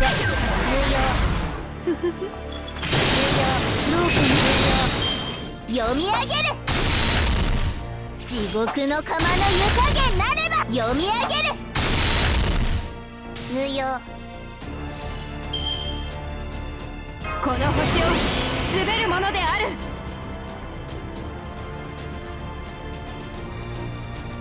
もうキラッキラにしてあげる。切り込む。どうだ。警部一が。怠惰名産ナンバーワン。見せシダ。読み上げる。Jesus fucking Christ. 楽園の端にようこそ。特別だ。神戸を垂れて寒類にむせべ。星の宇宙に物見の楽園の端から君に聞かせよう。罪なき者のに通るのにガーデンオブアバロン。I'm gonna be honest, I have not noticed Benny Enma's animations throwing rocks. I'm not paying attention to these fucking animations.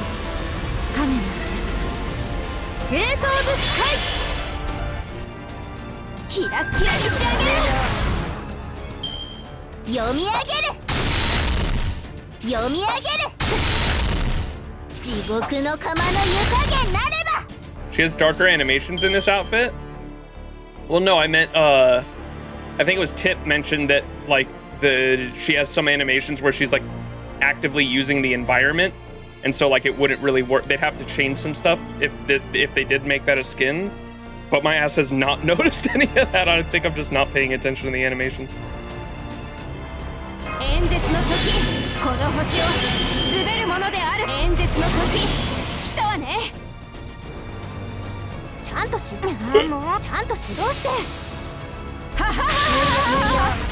では演説中よ静かになさい1兆分の1になる What's up, Ever Chosen? 虚言許すまじ名脈を塞ぐ読み上げる No, what? ひとまず退散 Oh, our death resistance ran out. All right, King Hassan, Chad. Can I get a Chad in chat? All right, I don't even know how to use him. So you don't want to use, I imagine you don't want to use his skill 3 until you're ready to use his ult, right? Yeah.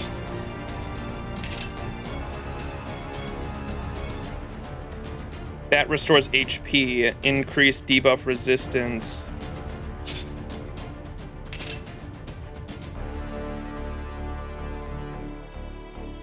I don't really want to use any of these until his NP is ready. Oh, this is a battery? Increases it. What? Well,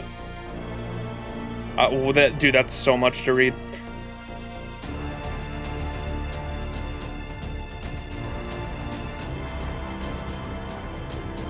Well, how much battery is that one? That's a battery. Oh, it's a battery upon death.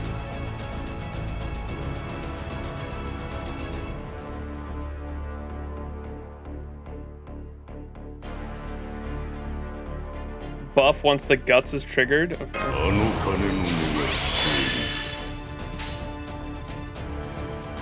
ちゃんとあもう演説中よ静かになさいでは Wow. 見せシダ見せシダ危険火炎ポーゼこの無用古きルール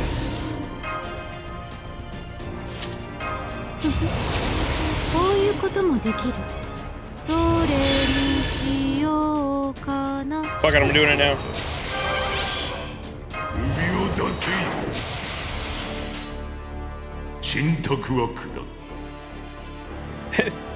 Fun fact to anyone in chat that's from my Star Rail streams, any Fate fans gonna know this, but Gramps here, the Skull Knight looking motherfucker, he the voice actor for him is the same voice actor for Kirei, the priest from Stay Night. You can totally tell if you listen to his voice here.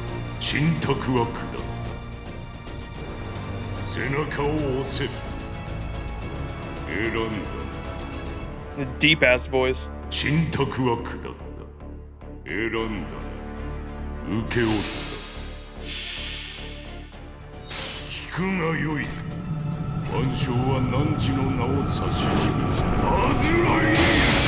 裁判官に逆らうのですか証もな教えもな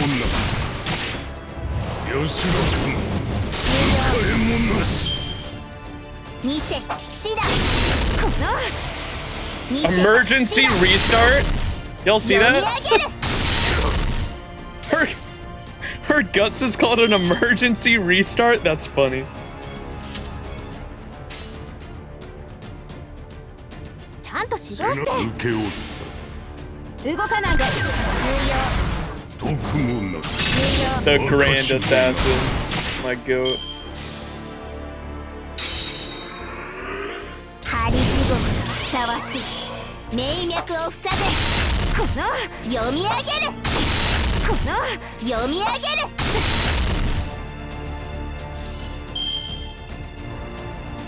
この星を言うことがあるでしょ演説の時来たわねちゃんとあの辺りね知っているかしらでは身の程を知れ絶対に逃がさない見せシダ名脈を塞ぐ見せシダ Is the guts in Oh no, it does have limited. I was like, dude, the guts has lasted forever. What the fuck?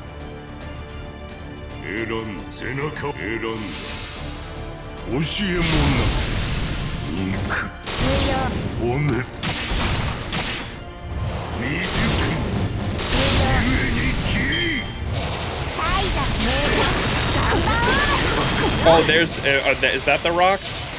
演説中断。これだから野蛮な原生動物どもは。 No! 力足らずか。見せしだ。 Ain't no way. All right, who's the Wait.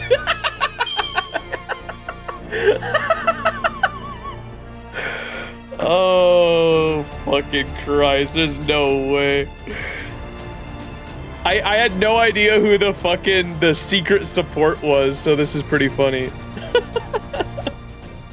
It's just him. This was the secret support, yeah. So the game had the same idea I did, or I had the same idea as the game to bring the unit that's immune to death proc. That's funny. あの金の目が選んだ受けを背中を押せ肉骨情未熟故に切り首を出せ The buffs are funnier. 見せしだ。地獄の釜の湯加減なれば。 Ten King's Deputy, ignore defense. Guardian of the Boundary, increased death resistance for all allies when you are on the field. Oh boy, chat. Guardian of the Boundary, increased charge for yourself at the end of turn. Terrible. I played this wrong. He's gonna solo though. It'll be all right. そうかあの金の目を超え信託は下選ん受け負った聞くがよい万象は汝の名を指し示したアズライ裁判官に逆らうのですか。徳もなく証もなく安らかな迎えもなし首を出せ見せしだ。名脈を塞げ受けよ大丈夫。 Damn. Thanks for the noble phantasm energy. 信託は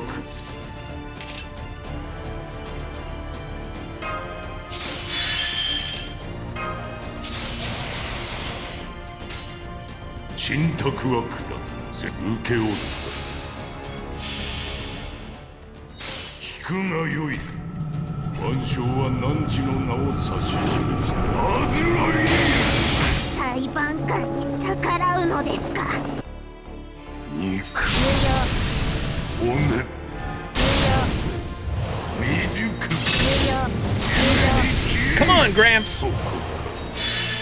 閻魔の裁き受けるがいい。受けよ大丈夫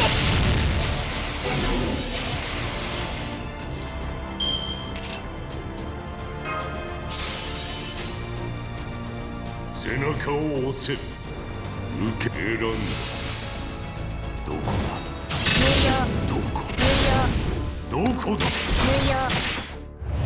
No crits. 我が歩みに終わりな刑1が読み上げる。 Don't kill. 受けよ大丈夫。 Oh, brother. ここに Okay, well now that I know who the fucking secret support is.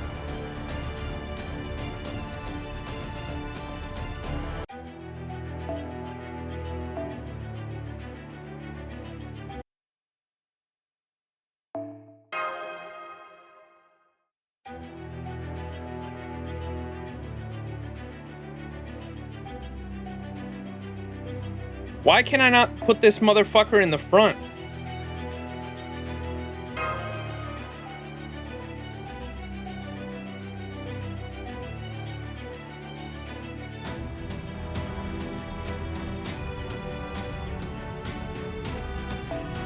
They're actually forcing me to use plug suit. I can't believe it. Disgusting, disgusting Mystic Code. Get it out of my face.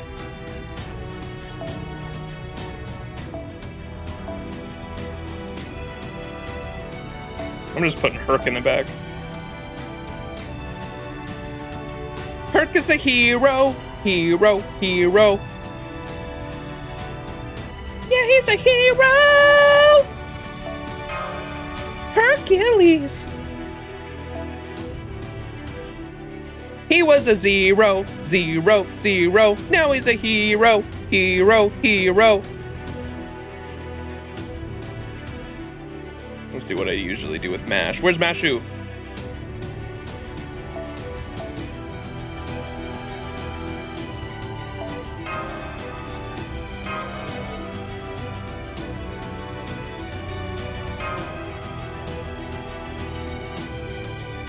Plug suit in a boss fight, asking for death. I just hate plug suit in general. 刑を受けぬのであれば処するまで。円弱抜刀術奥伝。明け随長ベニエンマ。参る。さてギャンブルだ。得意だけどまずは様子見といこう。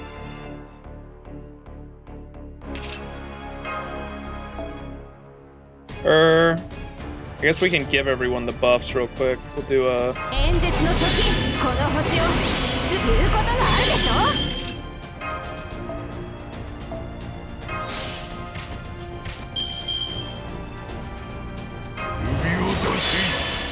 さて、カウンティングオーバー。こういうこともできる。Oh, wait, that's interesting how the because the Olga Mary's skill makes it so the other, it doesn't make it so her hand is forced, it makes it so the other teammates on the field, it removes their cards from the deck, or the hand, not the deck. And so when I plug suited out Gramps, all of Gramps' cards are in my hand. Interesting. I was not expecting it to work like that, but it makes sense why it does. どれにしようかな。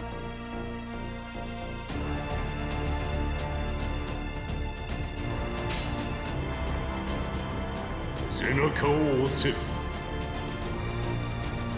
I'm sure we'll give him 君 this. に全チップをかけよう。頼むぞ。受けらんだ。背中を押せ。どこだ。どこだ。どこだ。 No crits, bro! そうか。虚言許すまじ。名脈を塞ぐ。名脈を塞ぐ。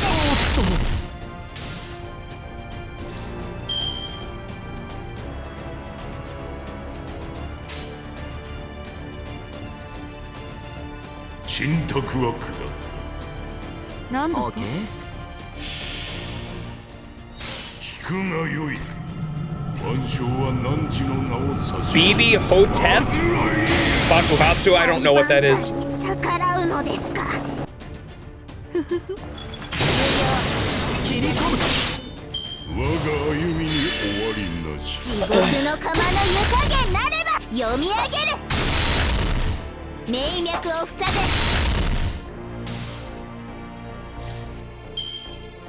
ぐ。 What the fuck? I've never heard Summer BB called BB Hotep before. Can see the percentage go up, but what's the difference? The percentage is the crit chance. So every time you want to, so right now you can see I only have 1 star. Every 1 star is 10% for one card in the deck. So if I had, you can see down in there in the bottom right, it says stars. I only have 1 total right now. So it only gives 1 random card, 10% crit chance. Now, if I had 50, the aim, if you're going for like a crit build, is to always have 50 stars every single turn. And that guarantees that every single card will have 100%. And so you can guarantee crits. That's the way you play the game. And the cards each have different intrinsic effects. Green cards create stars. Blue cards create energy for your ultimate, or Noble Phantasm as they're called in Fate. And red cards just do extra damage. Yeah, there's a lot of ins and outs in it too. We can go super in depth, but I won't do that right now. And as someone else in chat earlier said, the game does not teach you the in-depthness of how the different cards can interact with themselves very well. It's kind of just something you have to learn over time or learn by YouTube videos or guides on the wiki, etc. But the game doesn't do a good job of explaining a lot of the inner workings of the card system as well.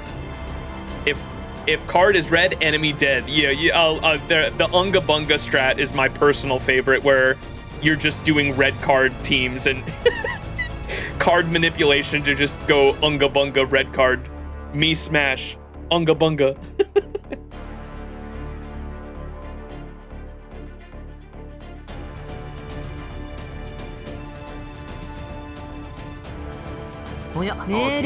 Try to get one of the noble phantasms going.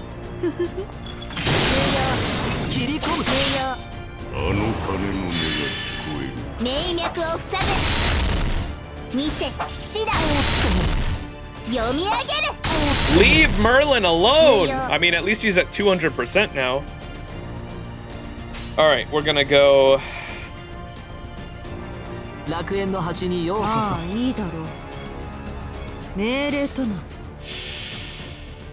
そこは壁もなく城もなく。I guess a lot of the mechanics from playing 魂のありかを見せよう。 GBF? ガーデン・オブ・アバロン。 Is that girl's frontline?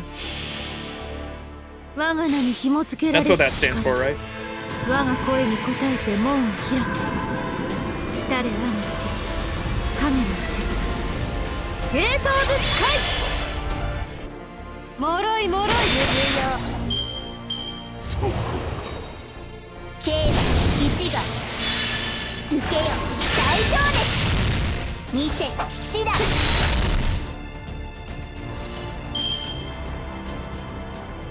リラックス。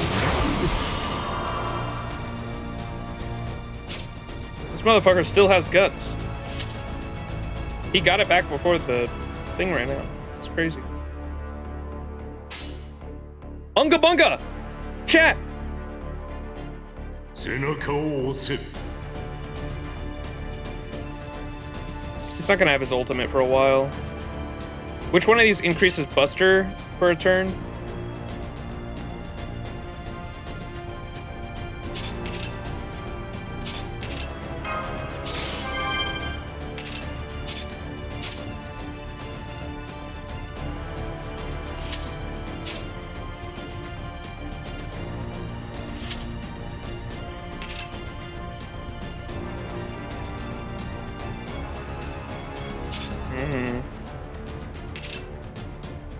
Fuck it, I'll get that back. 受け負った徳もなく証もなく教えもなく安らかな迎えもなしそこか閻魔の裁き受けるがいい大座明堂岩盤地獄の釜の湯加減なれば地獄の釜の湯加減なればさて、カウンティングオーバー。我が歩みに終わりなし Waddy. オーケー、ご要望とあらば。切り込む。切り込む。そうか名脈を塞ぐ地獄の釜の湯加減なれば見せシダ我が歩みに終わりなし古きルー信託は楽園の端にム。ようこそ。ああ、いいだろう。聞くがよい万象は汝の名を指し示したアズライ裁判官に逆らうのですか 星の宇宙に物見の Wait, he's getting a buff? から君に聞かせよう。罪なき者のに Or did he just get one? ガーデン・オブ・アバロン。我が名に紐付けられし力。我が声に応えて門を開け。来たれあの死、Oh, Grand Blue Fantasy. That's the boat one, right? The one where they're on a boat?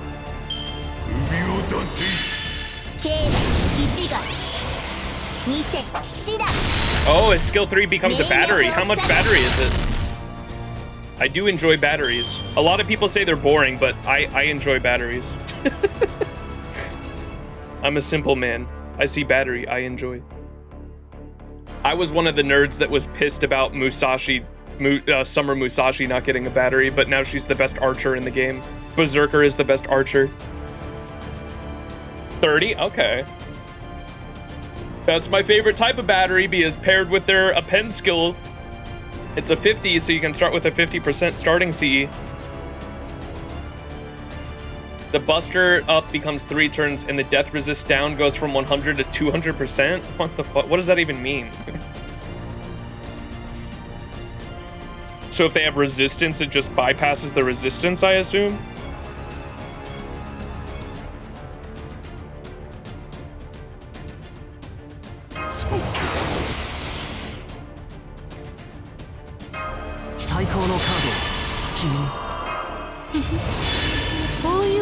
All right, watch him still. I'm gonna go bam, bam. Watch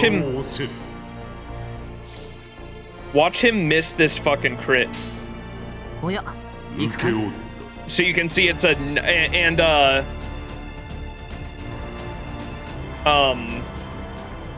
NVMe,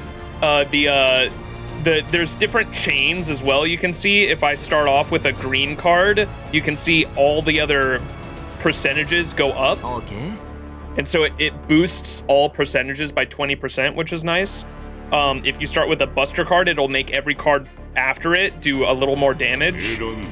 So all cards get the Buster effect gained. And then if you start with a blue card, all cards will get, they'll generate a little bit of energy for their Noble Phantasm. And so I'm gonna go green card first to make that red card a 90% and watch it still miss the crit here. I'm gonna be so pissed if it misses a 90%. Or if she has evade too. Never mind. Never mind. And if you do a Mighty Chain, which is one of every card, if you do a Mighty Chain, which is one of every card, you get the effects of all of them, which is nice. All right, do we just Unga Bunga here? I think we just Unga Bunga.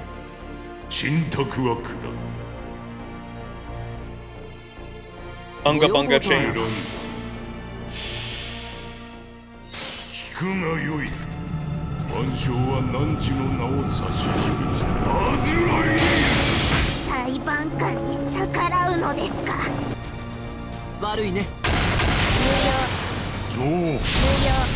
Yeah, that one hit at least.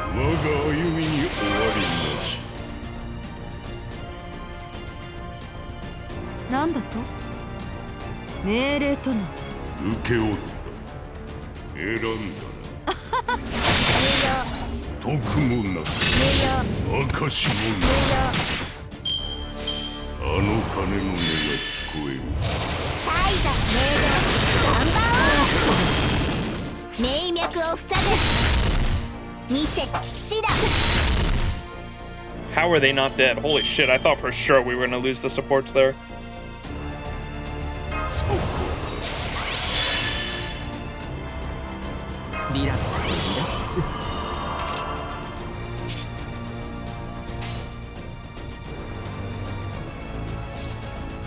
Alright, can we hope that Benny Enma doesn't go for the Scotty?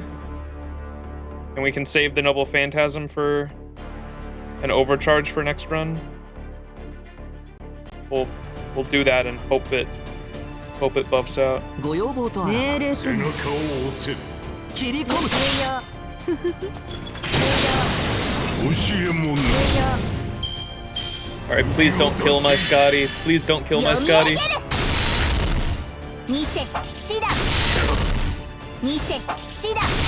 Nice. Goated. Cinema. Alright. Fuck you. 神特格別度の話をしよう。神戸を垂れて寒類にむせば。がよい。万象は汝の名を指し示した。あずらい。裁判官に逆らうのですか。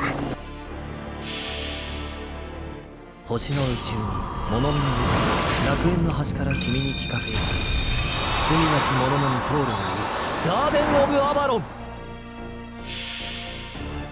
我が名に紐付けられし力、我が声に応えて門を開け。来たれ我が城、影の城、ゲート・オブ・スカイ。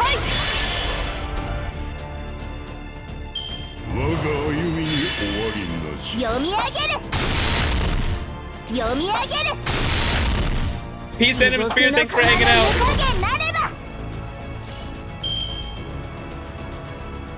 どれにしようかな。首を出オーケー。せ。背中を押せ。切り込む。肉。骨。あの鐘の音が聞こえる。ケイラ1が2世シダ2世シダ。 I'm guessing if you have some sort of NP regen buffs of sorts, it's like looping. Oh boy. Looping is the main way you farm in the game. You just have a really good unit that has an AoE Arts Noble Phantasm or Ultimate, and you just literally load that one unit with a ton of fucking buffs, and they just loop. It's like Argenti looping. That's why the first S rank unit, or the first 5-star unit I ever rolled in Honkai Star Rail was Argenti, simply because I saw what he could do, and I was like, that's literally like arts looping in FGO. And he reminded me of Tristan from FGO with he's a knight and he has long red hair. And he's very poetic, and so I immediately was like, that's just Tristan, and he's an arts looper. I'm rolling for him. And I'm glad I did, because I love Argenti, my goat.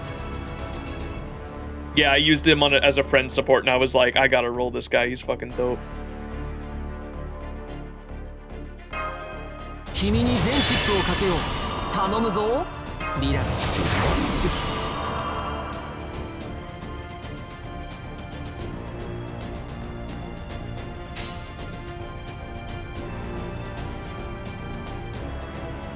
Okay.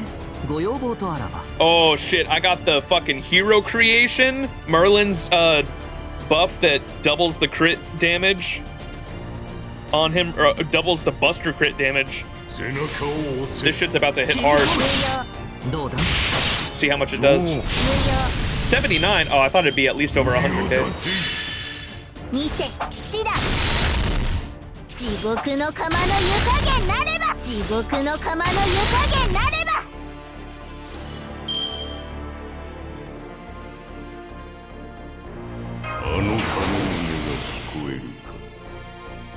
Alright. Fuck it, we're just gonna do bam, bam, bam. Finisher! 聞くがよい。万象は汝の名を指し示した。あずらい。裁判官に逆らうのですか。無用。そこ。満足のいく結果だったかい。それは上々。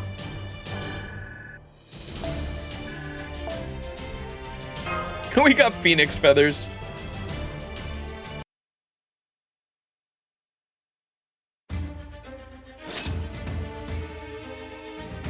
Chirp! How are you weaving through my needle mountains? You're not even kingfishers.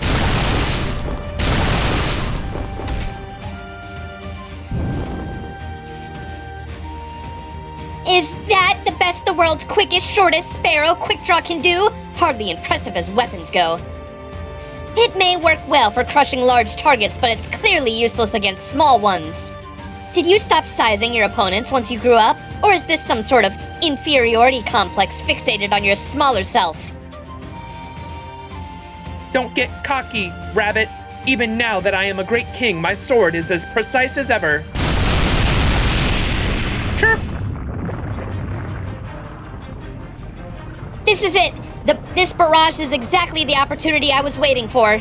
I'm afraid you're the cocky one here. Lady Benienma's swordplay is supposed to be so quick it can't even be seen. It should not be so big that brutal that you hide your own target from view. Huh? Goats aren't the only ones who have an easy time crossing mountains. A bunny on a bike can do the job just as well. Now watch me thread the needle in your place.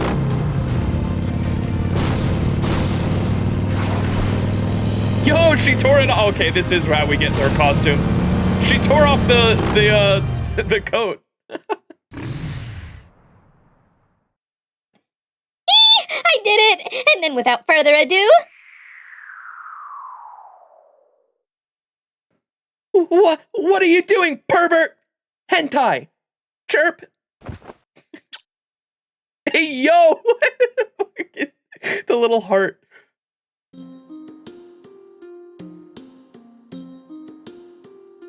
I'm beyond mortified. Chirp! I'm so sorry that you had to see me like that. Please, allow me to introduce myself properly. I'm Benienma, the tongue-cut sparrow. I had the Koyan Skya voice on him. I apologize. That's one way to make her drink the potion. Yeah, what just happened? Ain't no way she regurgitated that shit like a mama bird. It's a bird anyway, that's what I'm saying. Please allow me to reintroduce myself properly. I'm Benienma, the tongue-cut sparrow, and you must be the master of Chaldea. Thank you for everything you've done to protect humanity so far. I wish you luck in your continuing your quest, though I also hope you won't push yourself too hard. Chirp! I'm afraid the only services I can provide are a good bed, a sound night's sleep, and a delicious meal. But if any of those will help you smile, I'll gladly offer whatever I can. Please call me Benny from now on. Chirp! And if you need me to use my Batao Jutsu too, just say the word. Thank you, Benny. I'm so glad to have you on the team. I believe you took great care of us at the Enmate. The only time I've ever read, because I didn't get to experience Benienma's event because I wasn't playing around that time, or I didn't play the event regardless whenever she came out. I do remember her in the Saber Wars 2 story though, where she had the inn where fucking what's his name?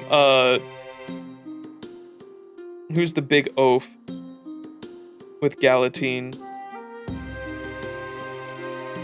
Diarmuid versus Musashi? Gwaine, yeah, fucking Gwaine.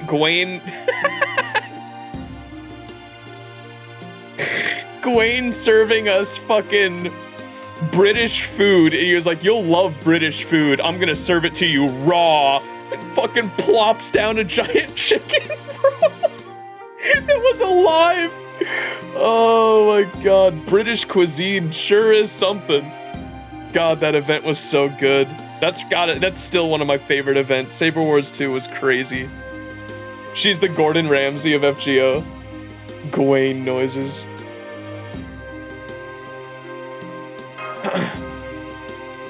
Oh, so you have been to the Enmate before? I knew it. Chirp. I don't remember that encounter, so from my point of view, it must have happened after this meeting here. I know it's against the rules to ask you something like this, but which time period and which Enmate did you visit? We visited during New Year's. You, Toshi, and the other sparrows did a great job running everything. You were very good to us. I see. What a lovely smile, Mash. I'm not entirely sure why, but hearing you say that makes me really happy. Chirp! On another note, can you do anything about this overgrown jackrabbit clinging to my leg? Chirp! Oh, she's got the, she's got the face from, who are the, characters from Honkai Star Rail that do that face? The Bronyas, right? The Bronyas do that face a lot. This artist is also the same one that makes the, who's the female Chinese emperor? Koyon's clinging to her leg. Lebronya. Wu, yeah. Isn't this Wu's artist, if I'm not mistaken, I think? Wu does Benny Enma and then also does Wu.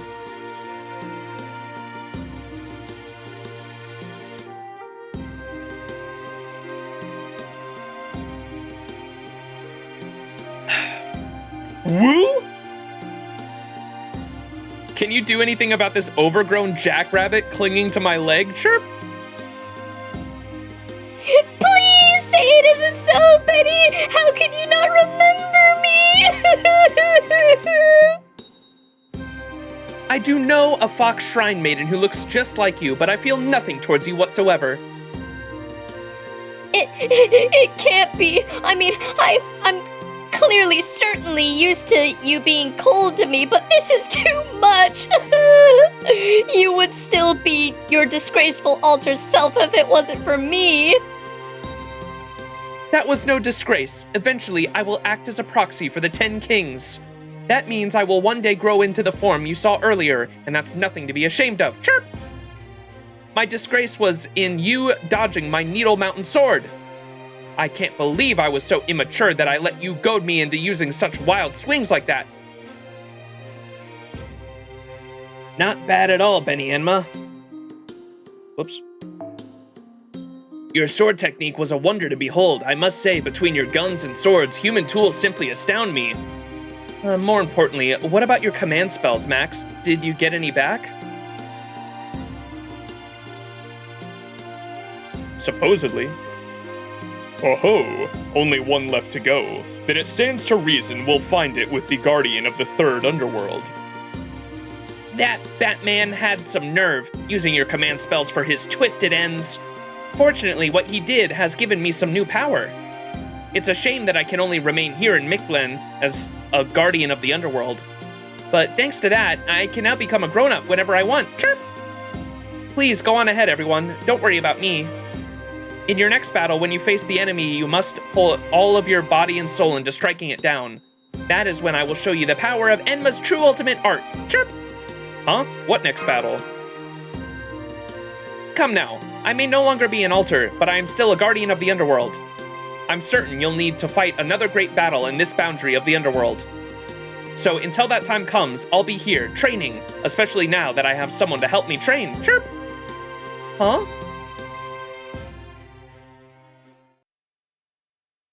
Is, Camazot is, like, putting all the pieces in place for something big, huh?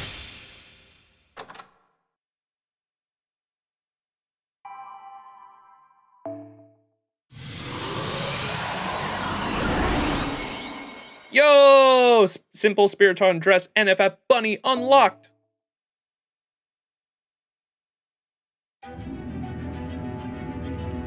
The cylinder.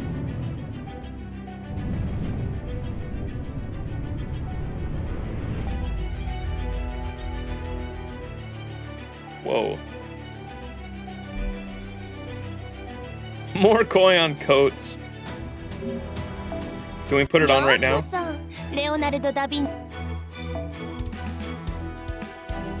Yes! Yes! Yes!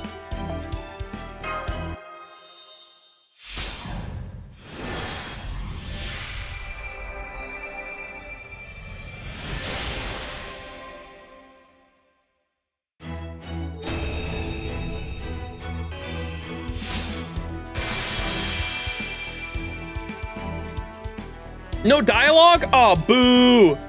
I thought we were gonna get dialogue with it. そろそろクエストに戻る？いいよ。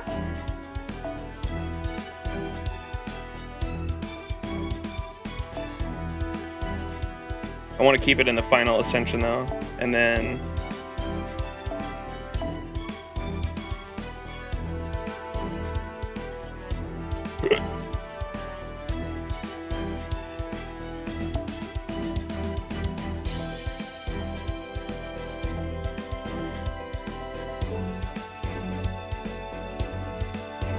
remember in Lostbelt 1 when she said, "My ass is not fat"? She was lying. She was lying.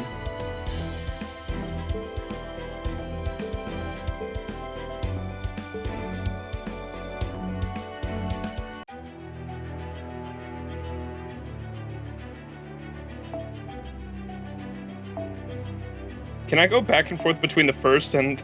Bro, I want to get dizzy really quick.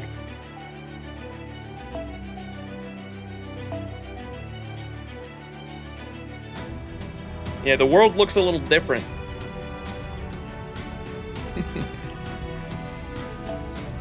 Cylinder. Checkmate, flat earthers. All right, section 9, the lost city of water.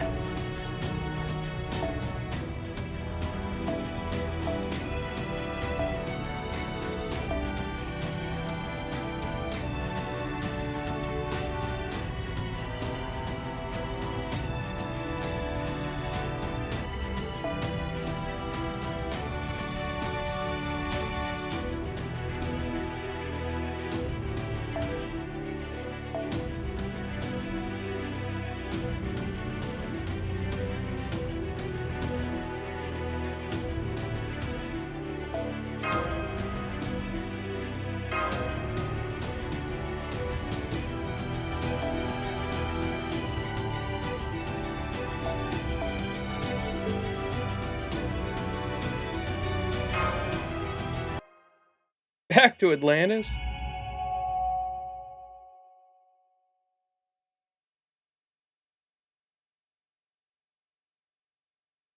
$888 Koyan, is that what the story one is? Oh boy. Cursed. 夏だからね。 What the hell? 観光も涼やかなものがいい。 Concentrated artillery fire, they put it on Koyanskaya. Oh, poor Koyan. リラックスリラックス。さて、カウンティングオーバ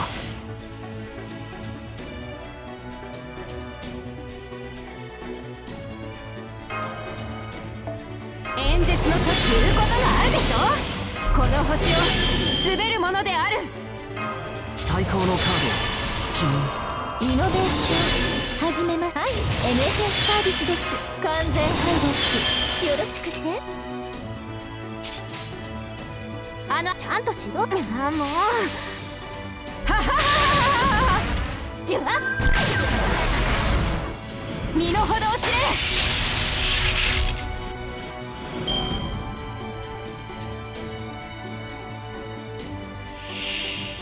Oh my god.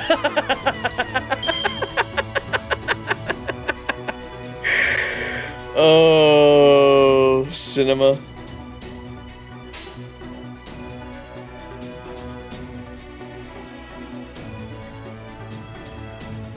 Go要件も OK まあ大胆スタート切り込む吹っ飛びなさいます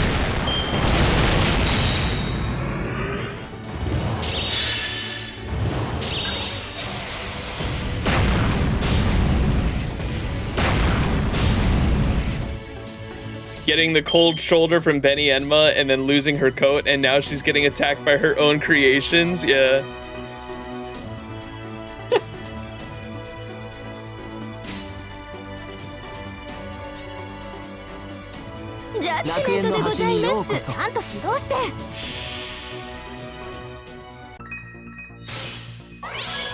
Stand by. Slave go. よくてよ、よくてよ、よろしくてよ。 派手にやっておしまいなさい。これがタマモ重工の優秀兵器79式タマモタンクですが Tank versus tank. 星の宇宙に物見の楽園の端から君に聞かせよう。罪なき者のに通るのにガーデン・オブ・アバロン。動かないで。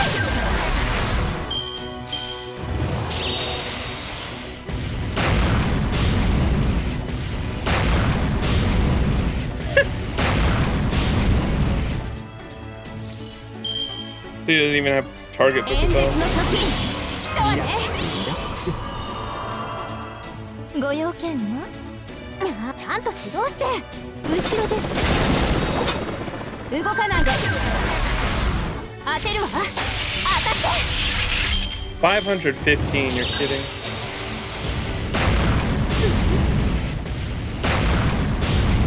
Bro. 言うことがあるでしょ。この星を滑るものである。もうでは知っているかしら。当てるわ。当たって絶対に逃がさない。 Oh, is Seal the one that has AoE based or card attacks? Is that who I was thinking of? この自由に振る舞いすぎたようです。 Poor Koyon.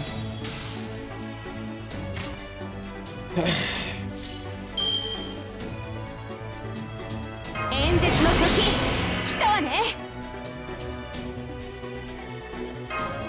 最高のカードを君に。バンカーボルトリロード。ピンチチャンスにオルテナンス全機能解放。あの辺りね。ご要望とあらば当てるわ。当たってブーストストライク。悪いね。 Ain't no way.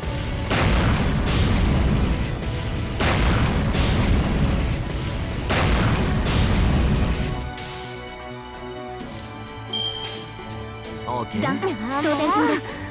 切り込む。有効レンジ入りました。 Holy NP gain. This is why Seal can do 333 looping despite having a single target NP with Summer BB. That's right. I knew I was remembering. I don't. Why did no one mention that earlier when I was asking who am I thinking of? Because I was pretty sure there was another unit besides Ayako that had an AoE face card, and it was Seal that I was thinking of. I was thinking of, or I said Summer Erish, but it was CL that I was thinking of. Because I remember that being like a really cool thing, or everyone was talking about it when it came out. 了解。あの辺りね。一歩。時短おや装填済みです。スライドスマッシュ。切り込む。キラッキラにしてあげる。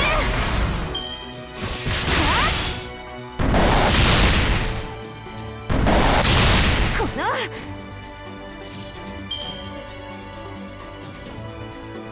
CL can only guarantee full hand for her face cards, but there's no AoE there. Oh, wait, which one of you motherfuckers just said that CL had an extra attack that was AoE?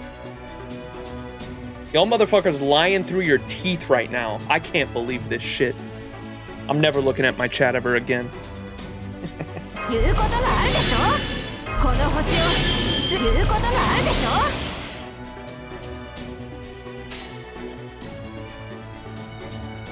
ょ。オルテナウス発言の話をしよう。神明東映保管。これは多くの道、多くの夢を過ぎた運動にしろ。証明せよロードキャメロット。そこは壁もなく城もなく降りそうない始まりの空。魂のありかを見せようか。ガーデン・オブ・アバロン。当てるわ。当たってこの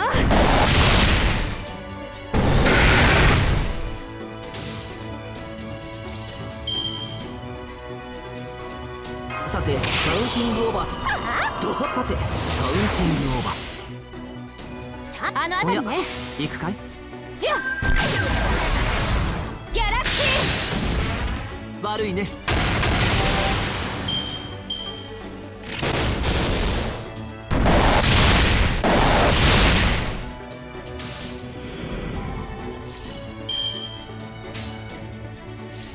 最大ダメージピンチチャンスに。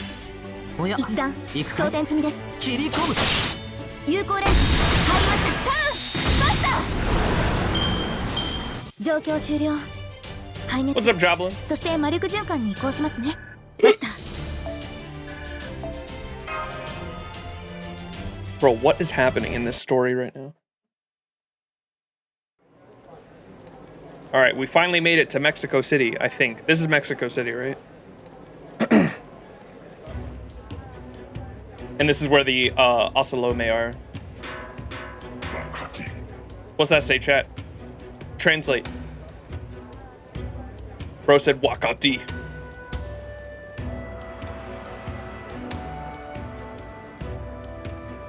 Wakati.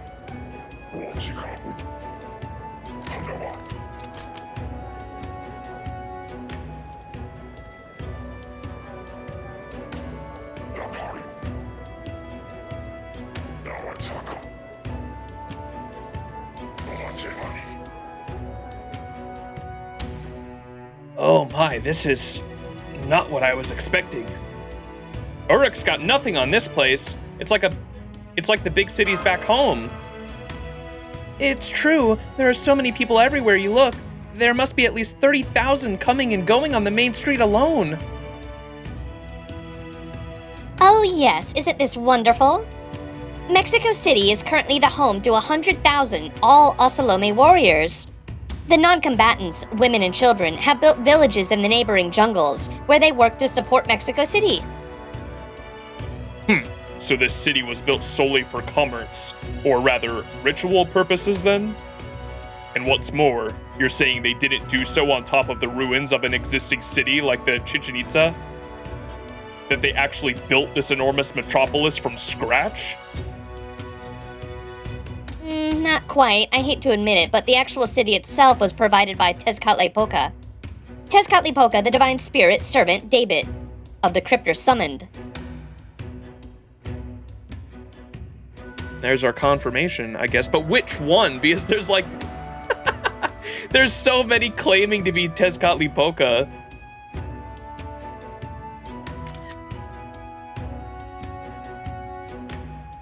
Yes. I assume the unit one, but it could be the king kid too. I don't fucking know.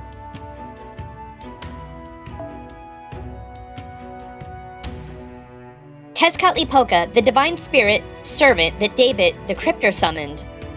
He gave the Osalome civilization in the form of this city and revived Aztec mythology here in Mictlān. So here they worship the Black Sun, Tezcatlipoca, the smoking mirror, as opposed to Kukulcán. As a species, Osalome are much weaker than dinos, but thanks to their far greater numbers, their adaptability, and most importantly, their aggressive nature, something the dinos entirely lack, they've flourished, as you can see. I understand that this Tezcatlipoca guy and the Osalome are Chaldea's enemies. But all that aside, I've got to say, this city doesn't suck. It's full to bursting with energy of people determined to live and improve their lives. If anything, this city is closer to the colors of Max and Mash's... If anything, this city is closer to the colors Max and Mash emit than anywhere else I've seen. Ooh. Young miss, as an aspiring leader, I must advise against making statements which might hurt or offend your supporters, especially when they're standing right beside you. Oh, what are you talking about? I'm not saying the Osalome are better than the dinos or anything. Did you not hear the all that aside part? Besides, if we're talking about who we like more, I like Tepu 100 times more. He's way smarter and nicer than any Osalome I've met. Aww. Tepu smile. Anyway, I think you've got a sense for Mexico City now, right? Then let's get to the reason we came here. Chaldea's abducted staff. Leonardo da Vinci, Xi'an Eltnam, Nemo, and Kadok. I suggest our first rule of business should be to find out where they are being held. Does that mean you think we should split up? I'm not sure that's a good idea. We may look like the Osalome to the people here thanks to my disguise spell, but we still can't understand them. It's true, even the Ortnax's built-in translator doesn't seem to work with their language. That nearly rules out gathering information by conversing with the locals then. So our only choice is to search for a likely holding area on foot. Somewhere heavily guarded perhaps, or where we can sense Nemo's presence. Of course, were I in Tezcatlipoca's position, I'd keep them somewhere which would block off any detection of such things. What about those two buildings in the center of the city? I think those are twin temples. They're both about 60 meters tall. Each has a path leading up to its roof, and I can see what looks like altars in the center between them. Oh yes, those are the sacrificial altars where they pluck out the still beating hearts of their sacrifices. But that's not important right now, so we can save that topic for later. Those temples are dedicated to Tlaloc and Huitzilopochtli. Huitzilopochtli's temple contains a divine space for Tezcatlipoca's to rest. And Tlaloc's temple contains the throne of the Osalome's king. I'm afraid your disguise spell won't work on Tezcatlipoca, Father Kodimine. And since he will almost certainly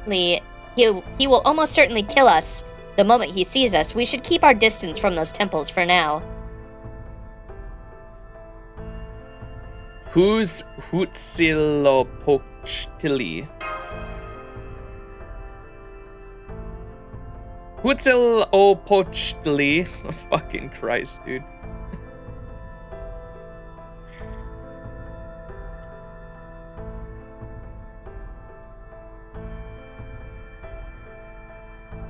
An Aztec god of war and the sun, and the patron deity of the Aztecs and their capital city.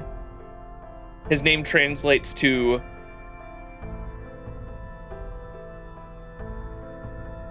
resuscitated warrior of the south?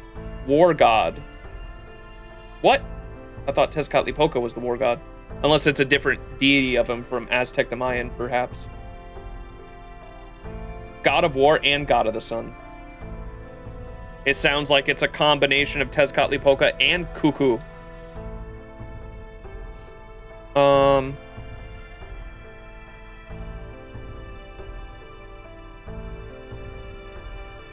Huitzilopochtli. Huitzilopochtli. What?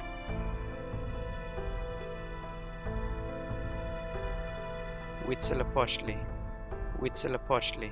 Huitzilopochtli. Huitzilopochtli. Huitzilopochtli. Huitzilopochtli. That's crazy, bro. Huitzilopochtli is said to be the Aztec tribal god of the sun and war.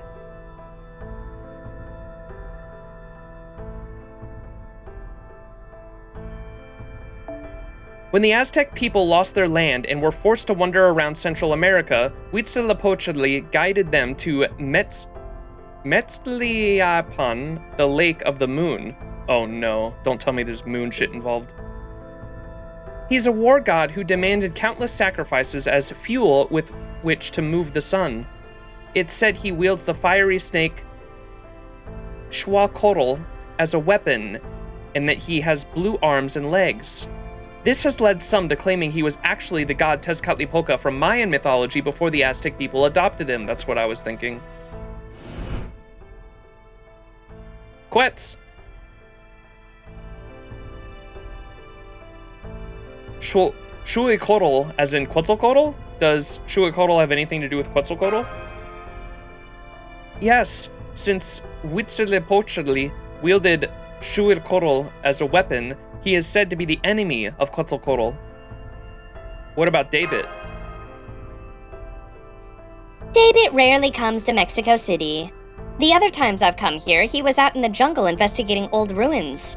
It seemed pretty clear that he was leaving city matters, that is, the war between the Dinos and the Osalome, in Tezcatlipoca's hands. All so he could focus entirely on his personal fieldwork. I swear, I still can't tell if he hates being a Cryptor or loves it. Well, never mind that. It sounds like we can go around the city as we like, yeah? This will be my first time getting to see actual humans in their element. Max, Mash, I'm counting on you two to explain anything and everything I don't understand. I'm afraid that won't be possible, young miss. Since we can't actually speak to anyone here, we'll need to make more effective use of our other resources. Given the possibility of unforeseen complications, I think it'd be best if you and Tepu waited outside the city. What? How come? It's because of my size, isn't it? I may look like an ocelotl, but I'll still bump into people in large crowds. And similarly... Oh, right. Olga Mary's horns. Yeah, you take up a lot of space, you know, horizontally. Can we just pop those horns off, Madam President? You say the most bizarre things sometimes. You know that, right? And of course we can't. And don't ask me to make them smaller. Believe me, I already made them as compact as I possibly can. I'm sorry, Olga Mary, but I think we need you to do the prudent thing this time. Yeah, okay. Your companions' lives are hanging in the balance here. Fine, I'll save my colonial observations for another time. But in exchange, I want you and Max to get a good look at this city in my place. If we're going to fight the Osalome, learning about their culture, ideology, and way of life is the least we can do. I know we've had to fight them without knowing anything about them so far, but things are different now that we have a chance to learn. And since you'll be acting as my special secretaries, I don't want you two using ignorance as an excuse for brutality.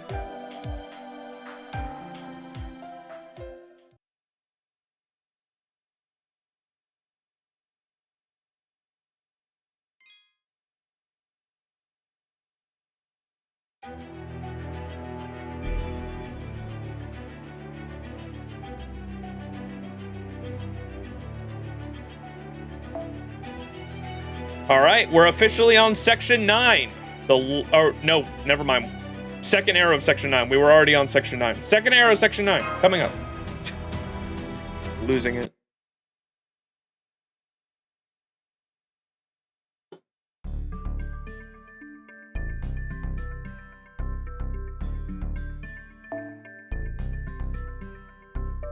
I'll start checking the alleys off on the main road. If things take a turn for the worst, I'll come rescue you on my motorcycle.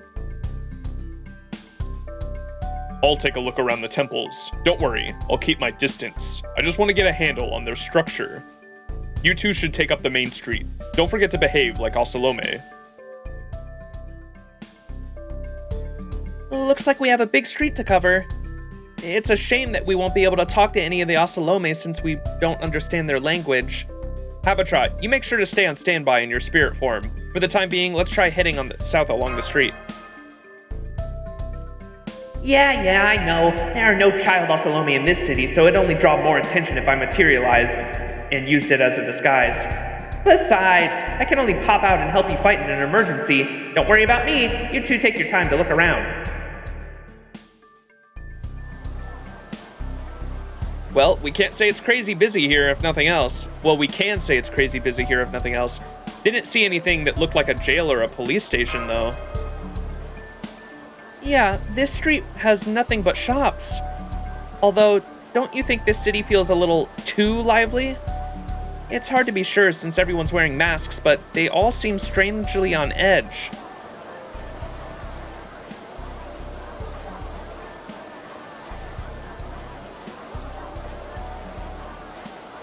Now that you mention it, I don't know if I'd say lively as much as frenetic, but yeah. I imagine the reason why they said there's no jails or police stations is because everyone is armed. It's the fucking Wild West. Everyone has a gun.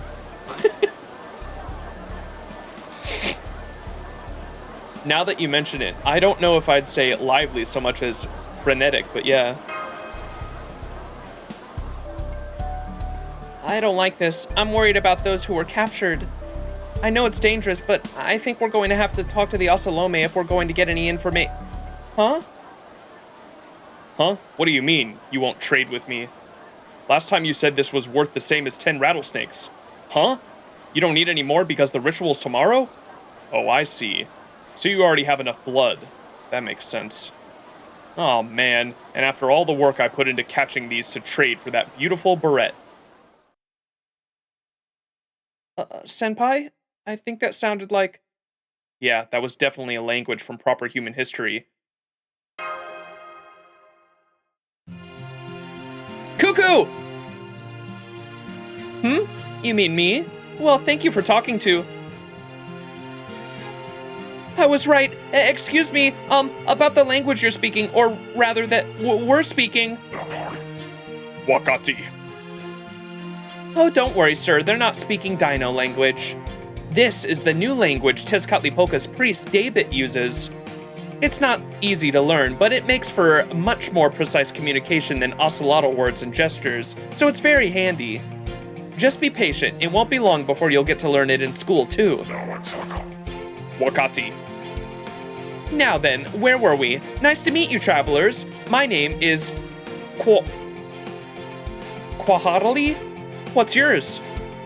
I see you've learned to speak proper human history language, too, just like the king is Kali. Is Kali? Yeah, sure did. I guess you did, too?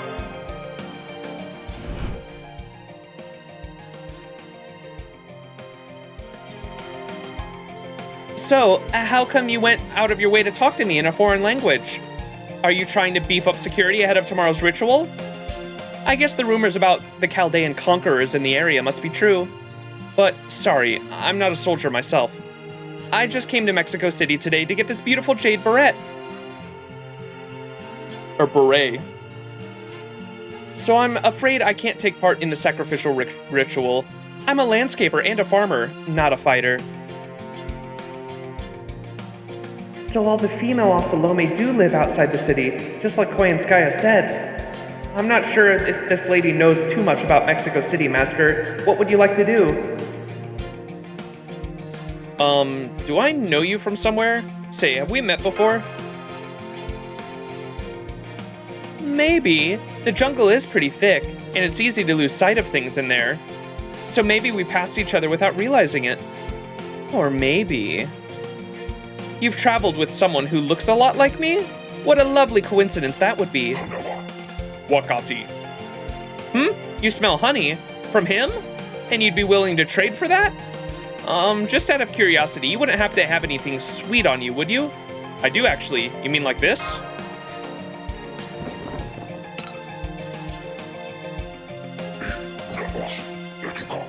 Wakati.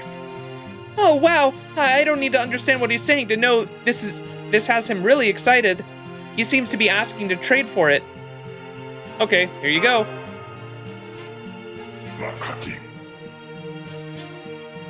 And here you go. Huh? You're giving this to me? May I ask why? It was given to me, but I don't have any use for it, because I doubt I'll ever meet someone who looks like you again. Riz. I see, so that's how you two think. Okay then, don't mind if I do. Wow, a human's never given me a present before. Let me tell you something that just might help you out, as a way of my way of thinking you.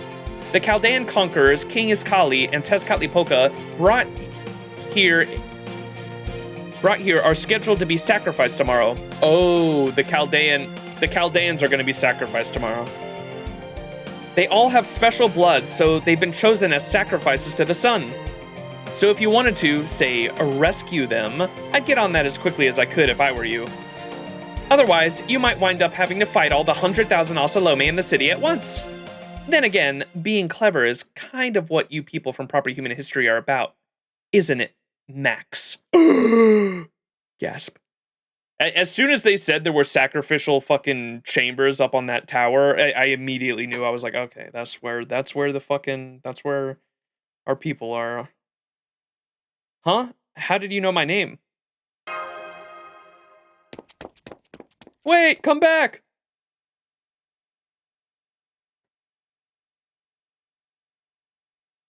I'm sorry, Senpai. I lost track of her. She wasn't especially fast, but she slipped through the crowd almost like the wind through tree leaves. It's okay, Mash. I don't think anyone could have caught her. For now, we should go back to camp. It's fine. Let's just head back to camp for now. Right. If what she said is true, we don't have a moment to lose. Let's hurry and find the others so we can come up with a plan.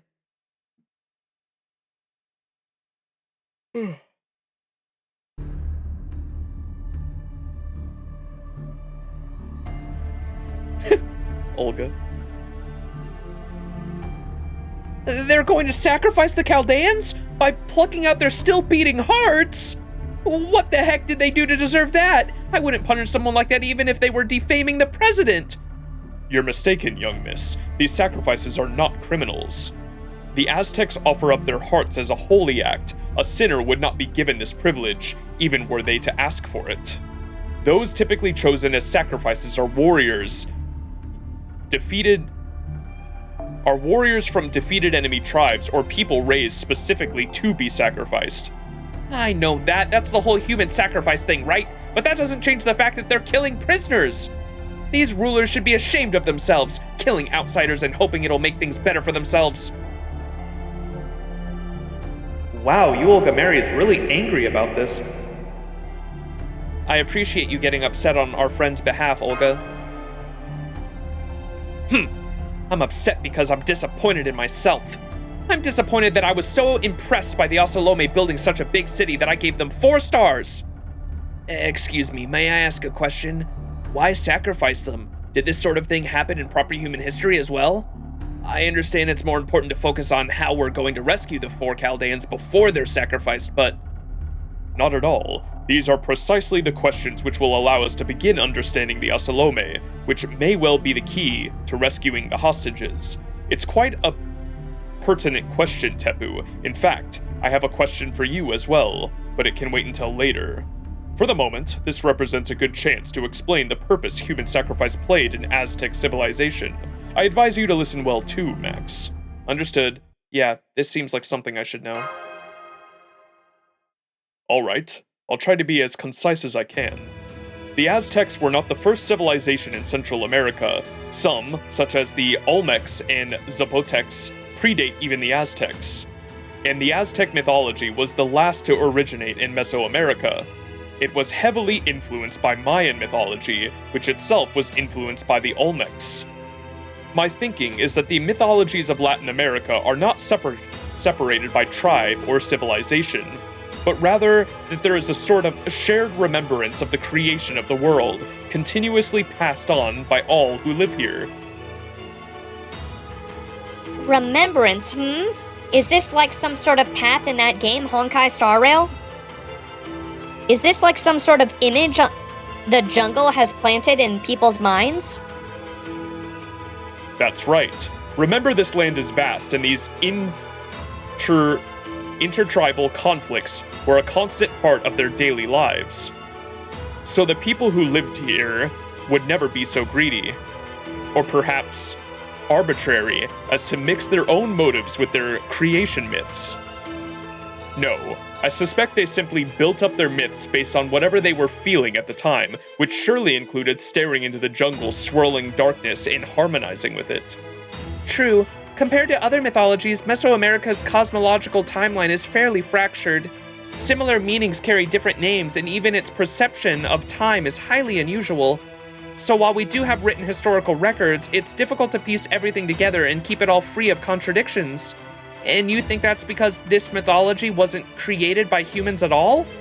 But was instead created by the land itself, or possibly something greater still? Indeed. The people of Central America never kept large livestock, never used vehicles to transport anything, and never rode animals. Though they had all the necessary knowledge to do so, had they wished. I can only assume they intentionally denied themselves any development, which might have made their lives easier or more comfortable if it meant humans reigned supreme in the jungle. In contrast to this, they were intensely interested in astronomy, unusually so, one could argue. Aliens. Their astronomical techniques were by far the most accurate of any other civilization. Suffice to say, they were extremely interested in, as well as respectful and fearful, of outer space. Why? The answer is obvious. Their ancestors were once threatened or even victimized by something which came from it. The memories of the very land they lived in told them that their world had once been destroyed by something alien to it. In fact, in Aztec mythology, the world meets its end several times. Do you know how many times, Max? I think it was... I remember Mash said it was... That's right, 5 times. Well, 4 to be precise, since the Aztec mythology, the 5th time is the age we're living in now. While there are tales of the world itself being destroyed in other mythologies, tales of it being destroyed and rebuilt time and time again are unique to the Aztecs. Suffice to say, in ancient civilization, really in all of Central America, the land holds clear memories of devastation and rebirth, and the people who lived there took that as a lesson. I see. If something like that were to happen multiple times, it would be sensible for people to learn from and prepare for it. So you say they learned to practice astronomy, and their way to address the dangers they saw was these human sacrifices? Indeed, the Aztecs believed that the world would end every 52 years. Years? It would supposedly take place on the day their two calendars, Shupahali, their agricultural calendar, and Tonalhali, their sacred calendar, aligned. On this day, the sun would lose its power, and the world would be plunged into darkness. And that is a very brief overview of Aztec Eschatology?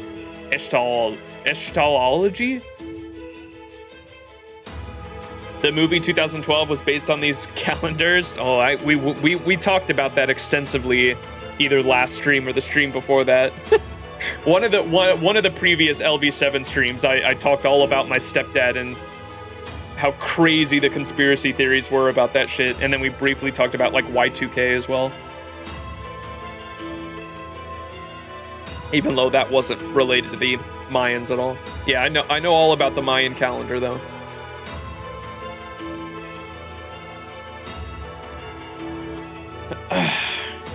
This is pretty interesting though, and so this is even linking to the bleached earth phenomenon, I assume, is what he mentioned by the fifth ending of the world was the bleached earth, if I'm not mistaken, right? Is what Rasputin was insinuating here. The real answer is just that making a road in the jungle or mountain is a massive pain in the ass, yeah.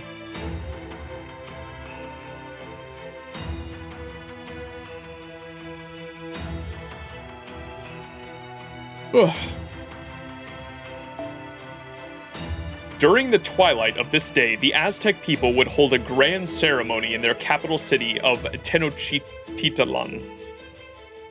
People would put out each and every fire in their homes and village. These symbolized the old years. They would then offer their own blood for the ceremony, fervently praying for the sun's return out of fear tomorrow may never come. Aztec priests, filled by the fervent wishes of their people, would then tear the still beating hearts from the sacrifices and offer them to a new grand fire, which symbolized the new cycle. The belief was that this would grant the sun sufficient power to keep the world alive for the next 52 years, allowing the world to be reborn. Human sacrifices were neither an offering to the gods, nor a means of controlling the populace. They were the embodiment of the people's wish for the world to be born again. In Aztec mythology, there is no way to save the world from devastation. It is inevitable. That was the common understanding among all the people of Central America. The fact that they simply accepted the sun's death and the world's end as facts of life goes to show how harsh and unforgiving life must have been for them. I can't believe it. You're all from proper human history, and you're all so gentle and rational. To take such utter madness so seriously. Did no one point out to them that the sun operates quite independently of any human intervention? Madness or not, this was their truth. Only those who were alive at the same time can take issue with it.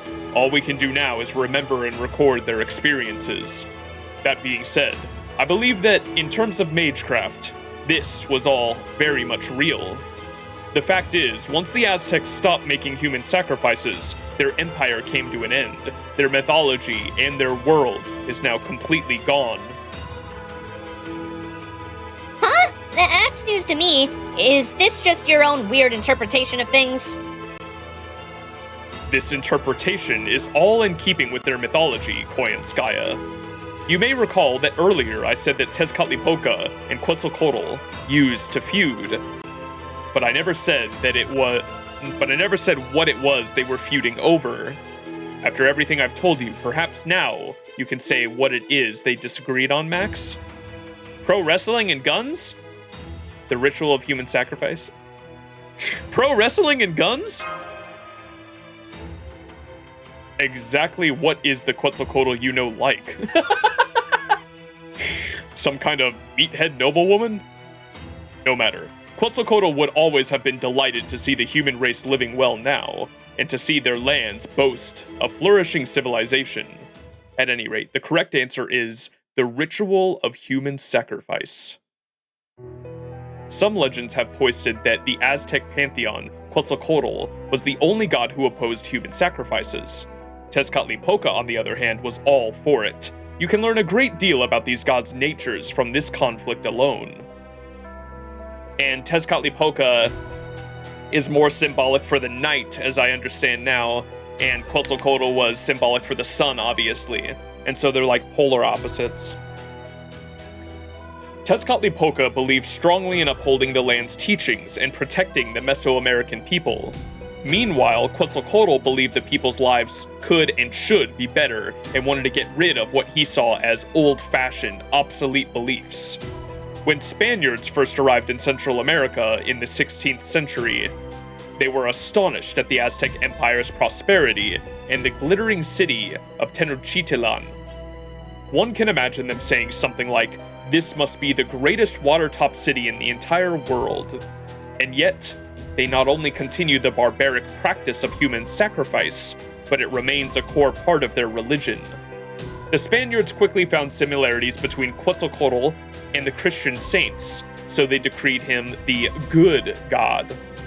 And almost by default, Tezcatlipoca, his rival and opposite in many ways, was labeled evil. In spite of this, Moctezuma II, the king of Tenochtitlan at the time, not only let Hernan Cortez, the leader of the Spaniards and eventual conqueror of the Aztecs, into his city. You may recall he did so with open arms. So why did he invite Cortez into the city? Some say it's because he believed Cortez was Quetzalcoatl, whose second coming was prophesied after his banishing. But that doesn't quite make sense.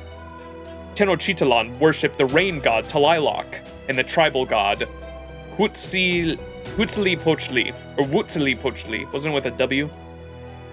So why would the king be so willing to welcome Quetzalcoatl, whose legends state he opposed the very ritual sacrifice his city's gods encouraged? Now that you mention it, it doesn't make any sense. People say Cortez tricked Moctezuma II. Thinking about it, though, it seems just as possible that Moctezuma II was only using Cortez himself. Exactly. The historical records tell us that Moctezuma II was relatively weak compared to the other well-known rulers. But he was also wise, open-minded, and above all, had the vision to imagine a better future for the Aztec Empire, sharing similar values to Quetzalcoatl. It may be that he believed the Aztec Empire's neighboring tribes would eventually destroy them, and so brought in an outside power in the form of the Spaniards. For that to happen, he knew that he would have to destroy the foundation of human sacrifice upon which their culture was built. When Cortez showed up and was said to be the second coming of Quetzalcoatl, Moctezuma II saw him as a tool to be used. So he invited the conquistador into the city, knowing he was poisonous, but then he found himself on the losing side of the game the two of them were playing. Cortez was a foreigner. He knew absolutely nothing of the Mesoamerican culture. So my guess is that Moctezuma II thought it would be easy to make use of him. But before he and Moctezuma II met, Cortez met a woman who would prove to be his very own good luck charm. A local woman called Malintzin,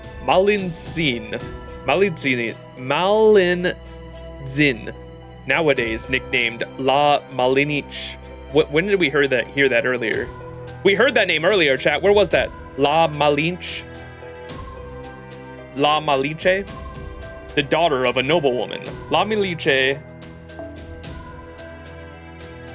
was an intelligent woman who had been sold to a rival tribe as a slave.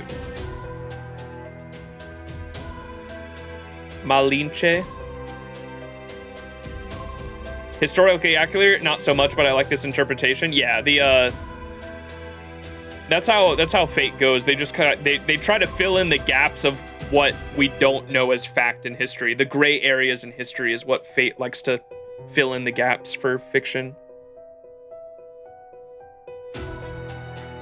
When did they mention that name earlier? They named that, or that was earlier. Camazotz called Koyan by that name? Oh.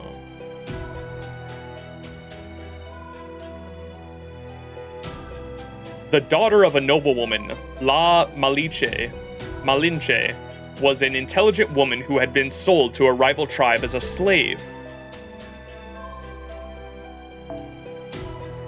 She was then taken by the Spaniards as spoils of war after they defeated La Malinche's new tribe in battle. Her noble background and education meant she had no trouble learning their language.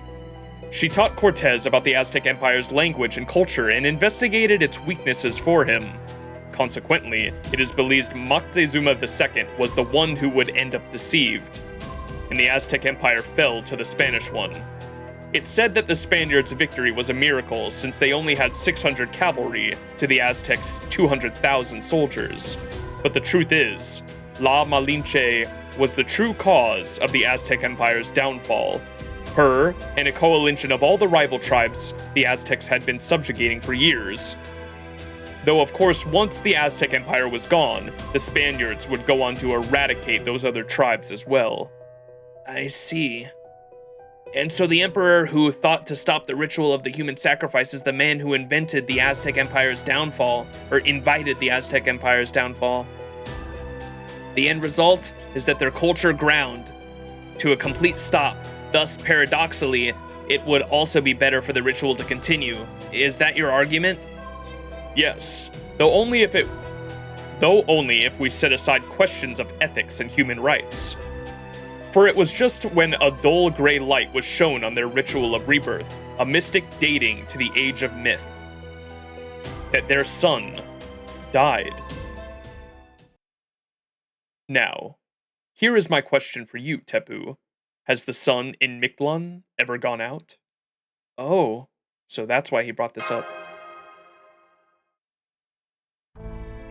Yes, it has. I've never experienced it myself, but they say that once, ages and ages ago, Mala was covered in shadow and the sun was lost. The dinos referred to that as the Night of Dread. The sun disappeared and night lasted for what seemed like an eternity. So if Mictlān's sun has in fact been lost before, the Osalome are actually somewhat justified in practicing this ritual. They truly have brought proper human history's Aztec culture back to life.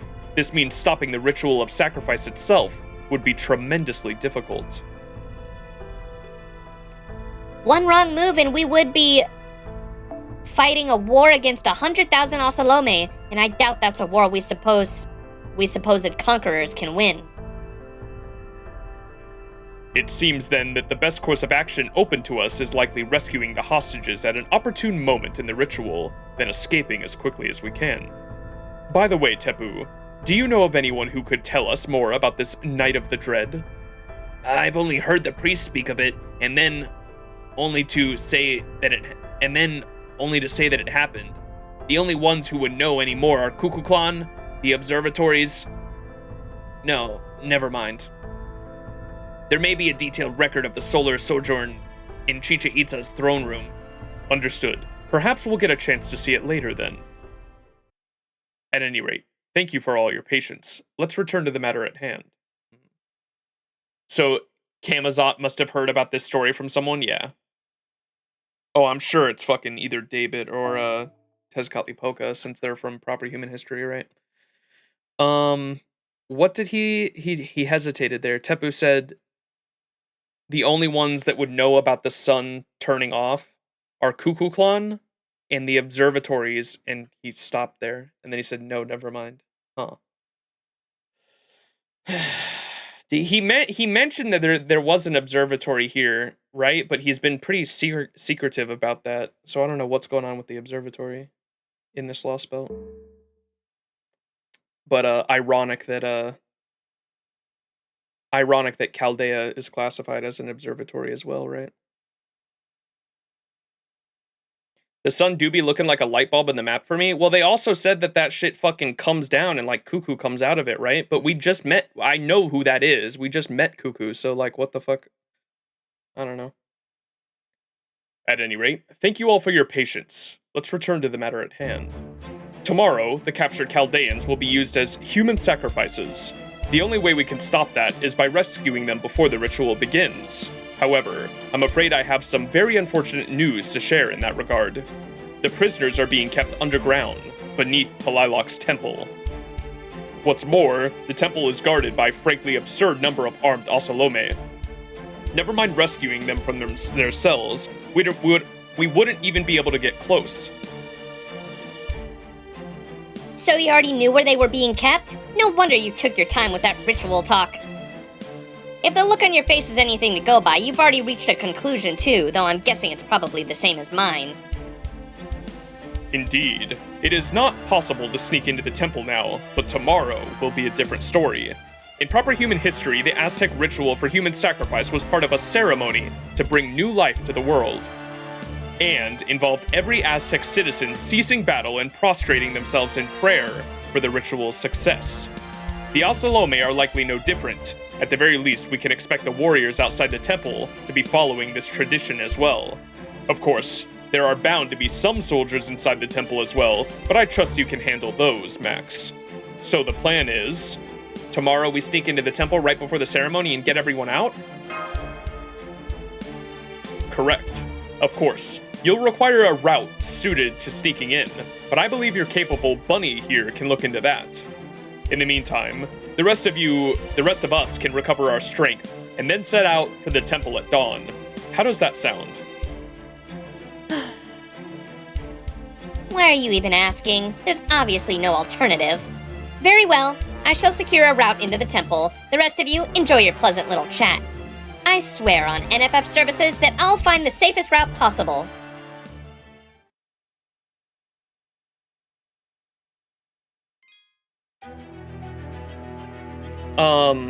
Why is Koyanskaya helping us again?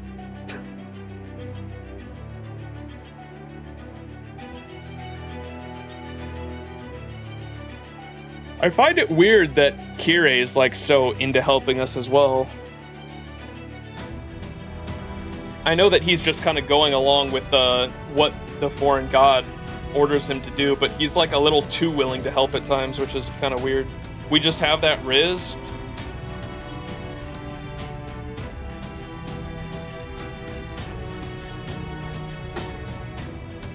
We made a contract with her back in Tunguska? We did? I don't remember that shit at all. I remember throwing her in an egg and shooting her in outer space. And now she's just back because of Gordolph's fucking lipstick. Gordy just has that rig. Tygon death threats.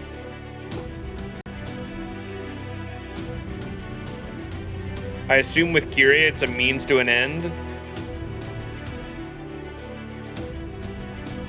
I don't know.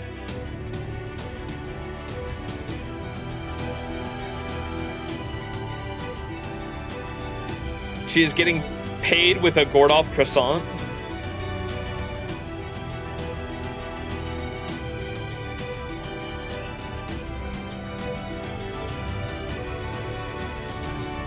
Oh.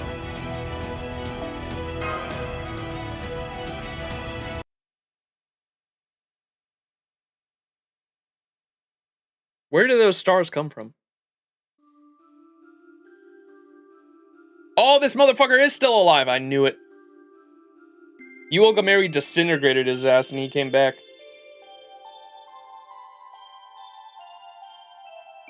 The torches are all lit all along the main street. It will soon be since a year since the ritual began. I suppose this will be the last time I see the waterway that runs down the city's center of the moon's slivery blue path. Oh, she's pretty. I can't believe you're out on your own on a sunless night. You should know better than that, Iskali. Or have you forgotten that you're a king now? Talilok! No, I promise you I haven't forgotten. This is Mexico City's sanctuary, a holy area only the king, the gods, and the sacrifices may enter. No miscreant would dare come in here. I'll be fine on my own. More importantly, why are you dressed like a human from proper human history? Don't worry about it. I'm just matching my brother. He told me that if I'm going to protect Mexico City, I need to make a visible effort to be part of its culture. He also said that nobody likes an antiquated, old-fashioned god, and that the Osalome would say I'm behind in the times if I can't keep up. With all due respect to Tezcatlipoca, I have no issue with your usual manner of dress, Talilok. If anything, it suits Mictlān well. It perfectly embodies both the blessings of rain and the deaths caused by the flooding. That's true. This is a Lostbelt Mictlān. It's very different from the overly soft Mictlān of proper human history. Here, only fighters can survive. Do you know what Aztec mythology considered paradise is, Kali? A world where Mictlān is populated by non-warriors. A world where the only people who go to the afterlife are those who died from natural causes instead of in battle. It doesn't even matter whether they're good or evil. It couldn't be more different from this Mictlān, at least for the Osalome. The Osalome are brave warriors, yes. Dying in battle is the greatest offering they could make to Tezcatlipoca. That is where proper human history's Aztecs went wrong, not just with their ritual of rebirth. They ritually sacrifice people every day as offerings to the gods, or as payment for their gift of rain. Each and every day, they slit their beautiful city with blood by carving out civilian hearts. Not a day went by that the streets did not run red with blood staining the moon's path. Such idiocy. How did they imagine they could change the world with just blood of ignorant slaves? We're nothing like that. We would never spill such useless blood. We only take organs with real power. Power enough to resurrect a god. And soon we will have enough sacrifices to accomplish our goal. The Chaldean mage and the expertly made... Excuse me. The expertly made artificial human, they're talking about Da Vinci, huh? The Chaldean mage and the expertly made artificial human both have hearts rarer than any dinos. They will be the perfect final sacrifices to resurrect the true Tezcatlipoca.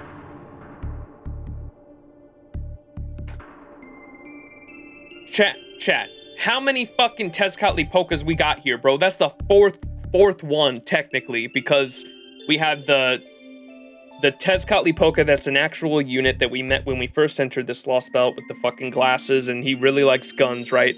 And then we met the fucking Tezcatlipoca that's the king of the dinos down in the southern city.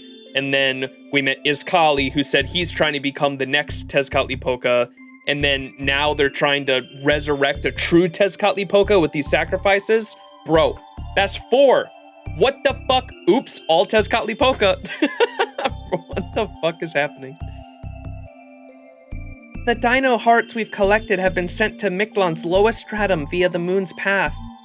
Did my brother tell you about the lowest stratum? He did. He said there's a weapon sleeping there that will destroy proper human history once and for all.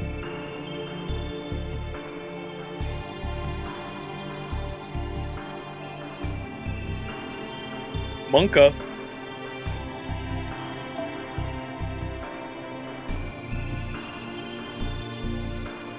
At the lowest stratum, there is a weapon sleeping there that will destroy proper human history once for all. Is that Ort, I imagine? 1 year ago, Tezcatlipoca came up here to the 5th stratum from the bottom one and blessed us with weapons. So we could return with him to the bottom stratum in a year's time and use the weapons there to destroy proper human history. That is his will, and we will gladly obey. We will, here in Mexico City, eradicate the dinos, seize power over all of Mictlān, replace the absurd proper human history, and become the next dominant species of this world. Yes, that's more or less correct. Very well then. Resolute Iskali, you have grown much over the past year and proven yourself to be the human Tezcatlipoca. Make sure that the ritual tomorrow is a success. Remember, if it fails, your own life is forfeit. Yes, Talilok, I won't let you down.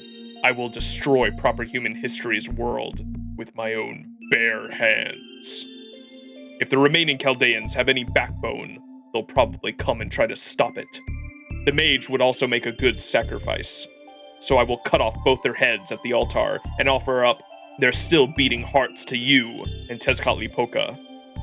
Did you forget that they beat you once before? Have you grown arrogant because death holds no sway over you? Your body was charred to a crisp at the storm border. I pulled you from the river myself. So remember your debt to me, and be honest. Do you consider proper human history a worthy foe or not? I look down on them, but I do take the threat they pose seriously. They're immature fools who lose all sense when they see one of their compatriots die. As a warrior, I am neither able to understand their feelings nor do I wish to. Even if they intend to kill us, they are woefully unprepared for the possibility of their allies dying. I've never hated anyone so much in my life. These proper human history humans are absolutely revolting. I was raised by Tezcatlipoca. I see the very foundations of their civilization repugnant to me. I see. So he refuses to understand them, and yet he still can't let go of his hatred for them. Tawilok? I was just thinking out loud, but if you heard me, then think carefully about what I meant. Tawilok, please wait. What is it? Is your, forehead okay? I mean, where Tezcatlipoca shot you? If it still hurts, I can have some medicine brought to you right away. That will not be necessary. I told you, I'm tough. Such thoughtfulness is a mark against you as Tezcatlipoca, but don't worry, I won't tell my brother. Bro simpin'.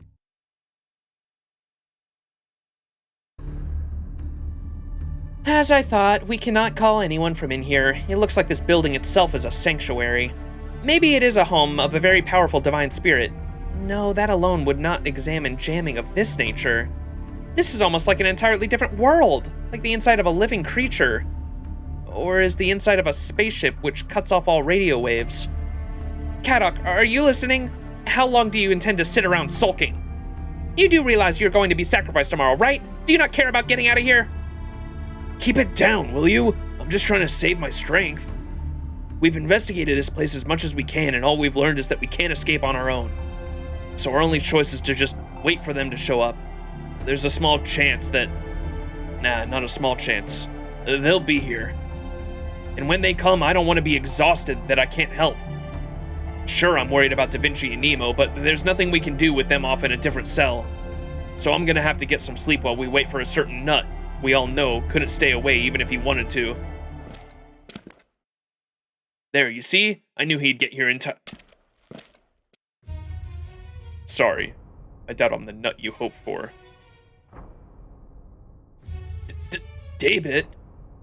No, I shouldn't be surprised. This is your Lostbelt. It even sounds like you were the one who sent the Osalome after us right after the border crashed. Not to mention how in the last meeting you and Beryl were both talking about how your Lostports gave you plenty of opportunities for methodical killing. I sure as hell didn't expect you'd have guns to hand to the locals and make them into an army, though. It was my servant's decision to go pay your ship a visit. I had nothing to do with it. I've been attending to a different matter. I only just got back to Mexico City. Still, if I'd been here, I'd have done the same thing, except I'd have finished you all off on the spot. So, you're David Sen Void. Nice to meet you. I'm Sion Eltnam Socaris, one of Chaldea's allies. Sorry, should have introduced myself. Just call me David. You must be the intermediary between Chaldea and the Wandering Sea, and the engineer of the anti-foreign god weapon. I'll make a note of your name and face. You're probably one of the first we should kill. I'm not as talented as Wodime, but at least in terms of memory, I can hold my own against anyone else. If we're ever in the same room again, you'll be the first one I kill. Promise. Okay? Kadok, correct me if I'm wrong, but did he just announce his intent to kill me? Did he? What did you think he was doing? Proposing? More importantly, if you're talking about meeting again, I guess you're not gonna kill us now? Why not? You're the last cryptor. And unlike Kishtaria, you're not openly rebelling against the foreign god. There's no reason for you to keep Chaldea alive, or me, for that matter, now that I've sided with them. I didn't take you prisoner. Tezcatlipoca did. He has his own ideas and goals. Messing with them when I'm late to the party just feels wrong. Guess you could say he beat me to the punch. He's not the type to announce when he's heading out, and when he does come back, he'll say something like, "Hey, I spent your life savings, hope you don't mind," as if it was no big deal. That sounds more like an abusive relationship than anything.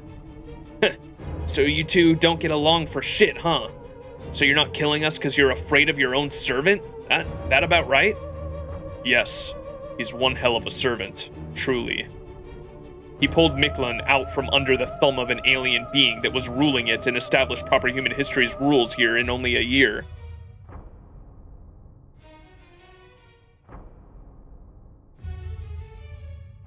Excuse me?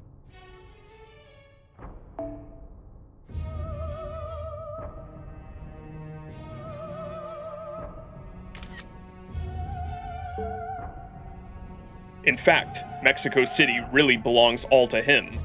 He summoned temples, trained the Ocelome, had them build this city, and chose their king.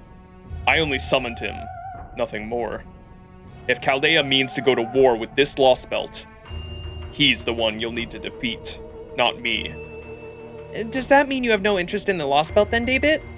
That you do not mind if Chaldea should succeed at excising it? Today, it'd be a problem. 10 days from now, I'll be fine with it. Huh? Interesting. Then conversely, does that mean that if Chaldea could cut down the Tree of Emptiness within 10 days, your plan would be ruined? If you could, yes. Personally, I don't really care either way, though. But since Wodime saw his plans through all the way to the end, I mean to do the same with my order. Look how order is capitalized, too.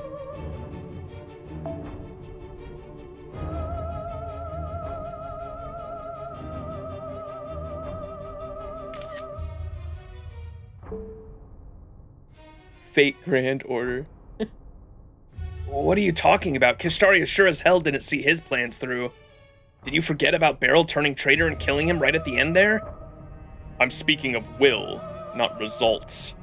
He didn't go about his plan because he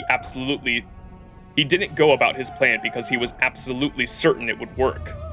He managed so much, though, that he was at death's door the whole time. Because he was driven by his will, he had no choice. Even at the end, he never lost that will. He might have wished things ended up differently, but he had no regrets about his actions. That's what I mean when I say he saw his plans through to the end, even if he didn't succeed. Well, I guess you got a point there. But I digress. This isn't what I came to talk about, and I don't have much time to spare today. I have a question for you, Kadok. Why don't you have your own servant with you? You're a master. If you used a servant, escaping this place would be easy. Why would I have my own? I'm a cryptor turned traitor. Chaldea never let me summon a servant of my own, and I wasn't planning to ask anyway. No, not that. I'm speaking of why you don't use what you already have. Huh? Ignorance really must be bliss. I see why Pepperoncino couldn't stop himself from looking after you.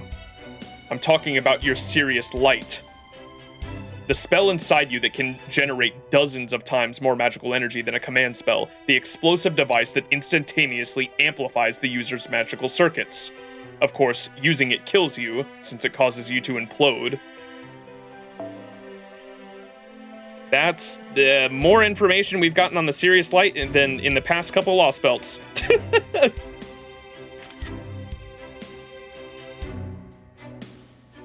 We've never really seen a Serious Light go off. No, Ophelia was the only cryptor that has used a Serious Light so far, if I'm not mistaken. Which is weird. I don't know why the others wouldn't have, especially when they were like about to die. If we know that using the Serious Light, it's a special command spell, and we know we got some dialogue back in Lostbelt 5, I think, that confirmed the Serious Light is not... I thought the Serious Light, for the longest time, I thought the Serious Light was a special command spell given to the cryptors by the alien god. We did get some dialogue back in LB5, I think, that confirmed it was a Marisbury thing. Marisbury Animosphere gave it to the cryptors, and they were called cryptors even before... Oh, did Kishtaria use it? He blasted Olga with it? Okay.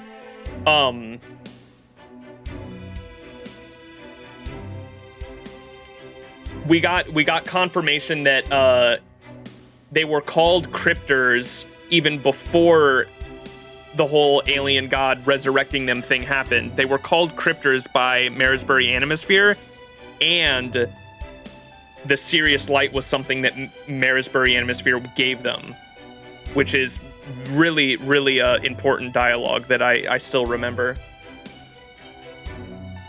Okay, so Wodam used it in a last-ditch effort to scare... That's when he, like, overpowered his spell to fight back against Rongdomiliad, right? And blast Uolgameri.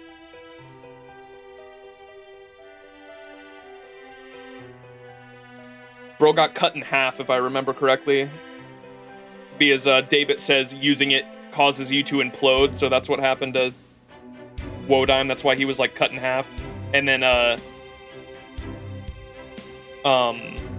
Ophelia used it to overcharge her magical circuits and then use her Mystic Eye against the King of Giants, whatever that fucker's name was called.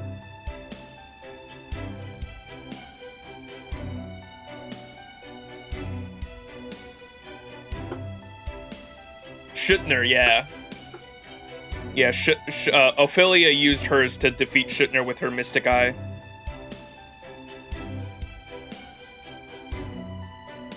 Alright. Interesting, though. The spell inside you that can generate dozens of times of more magical energy than a command spell, the explosive device that instantaneously amplifies the user's magical circuits. Of course, using it kills you, since it causes you to implode. The Sirius Light is a bomb, a kind of insurance Marisbury prepared to ensure every cryptor could complete their order at their ray shift destination if they failed.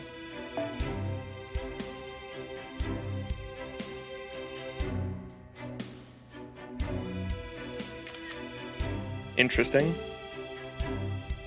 Even if it meant destroying the entire site to do so. It's a good thing Ophelia was already on the brink of death. She died before her Sirius Light could even kill her. Oh.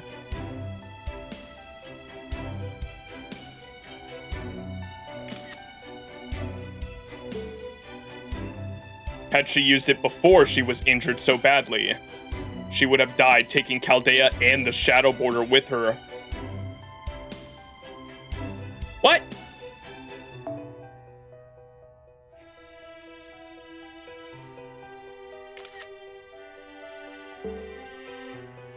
I kind of figured that's why Beryl was there, right? To make sure we used them. If a cryptor ever got scared and tried to run from a singularity, he'd force them to activate their Sirius Light and complete the order by destroying the singularity's distortion. What the fuck?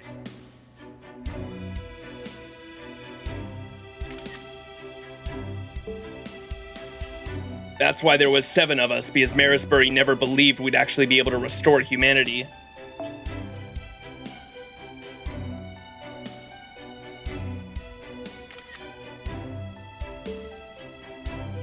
That was his intention from the start, yes.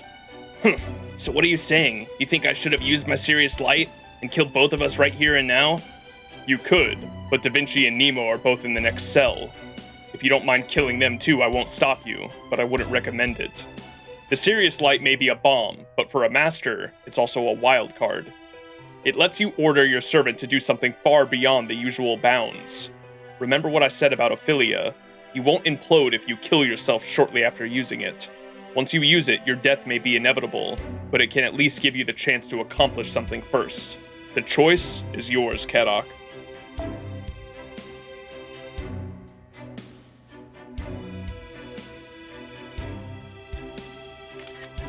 Dude, so much good information here, what the fuck?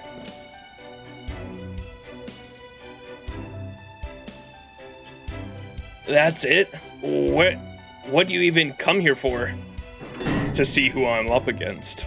Since I can't kill you, it was the least I could do.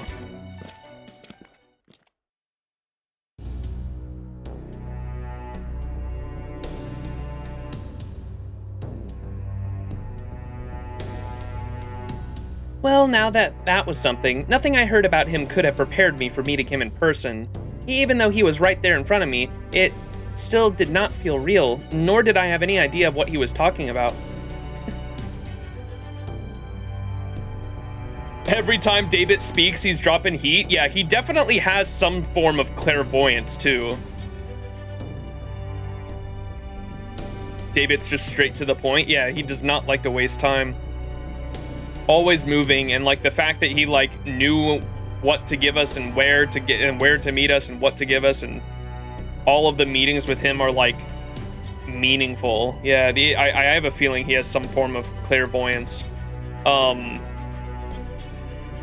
That was in fact not according to her calculations. Oh fuck, what else did I want to say? Oh, about fucking Beryl. I wonder why Beryl never used his, because he definitely seems like the crazy motherfucker that would try to use it to take us out with him. But motherfucker turned into a furry. Did they ever mention that like when he swapped bodies or something, he lost his serious light? I don't know. That would make sense. He wanted things to die slowly. Beryl just wanted Mash though.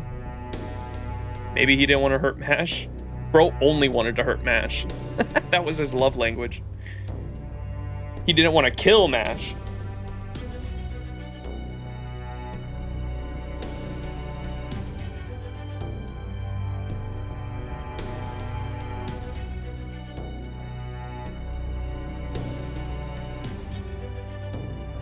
A bomb would have killed things too quickly.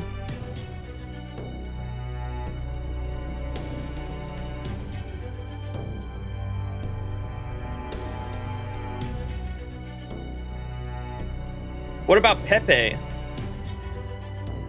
I guess like in the end, I understand why he didn't in that situation, but there were plenty of times. Did Pepe have a form of clairvoyance as well? I can't remember.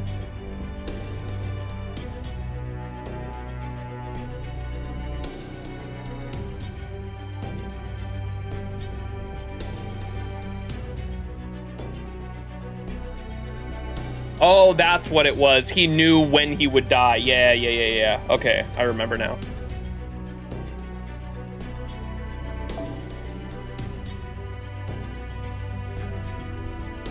Even though he was right there in front of me, it still did not feel real, nor did I have any idea of what he was talking about. I am impressed you were on a team with him, Kadok. It felt more like I was talking to a hole in the very world than a person. Yeah, I know. I felt the same way at first. Believe it or not, he's actually a pretty thoughtful person, and the guy can read a room. He's the kind of guy who only says what you need to hear, so...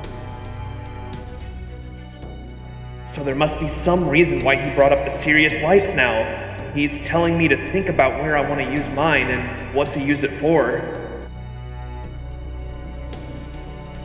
Shion, I have a favor to ask you. Would you mind keeping this discussion to... Yes, copy that. You want me to keep what he said about the serious light's intended use to myself, right? I would like to refuse, but I am forced to admit that you still have yours because I was unable to remove it from you. So, I will follow your lead from here. I too know how to read a room, after all.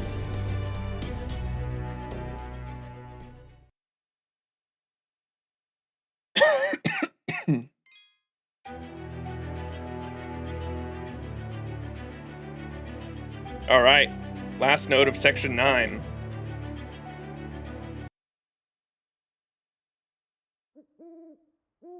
Last arrow of section 9. Where are those stars coming from? You can see there's like veins in the skybox too. I don't know if my stream is gonna pick that up or not. It like barely does, but there's like veins in the sky too, which is kind of weird looking. Like lines, like they kind of look like veins.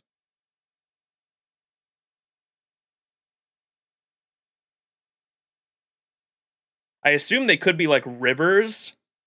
They could be rivers that are on the other side of the fucking cylinder that we're looking up at. I just want to know why there's stars. It's kind of weird. The veins are the floor on the other side. That's what I was trying to think of what the fuck they could be, but rivers would make sense. They could be rivers on the other side. Why the fuck are there stars, though?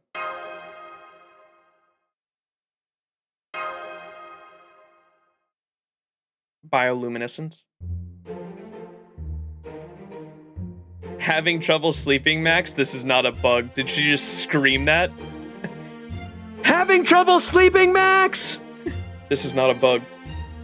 Are you that worried about tomorrow's rescue operation? Of course not. Don't be ridiculous. Shh, you'll wake everyone. Hey, it's okay. When you're worried about your friends, your brain waves from this beautiful spiral pattern. I'll praise you for that. When you're worried about your friends, your brain waves form this beautiful spiral pattern. I'll praise you for that.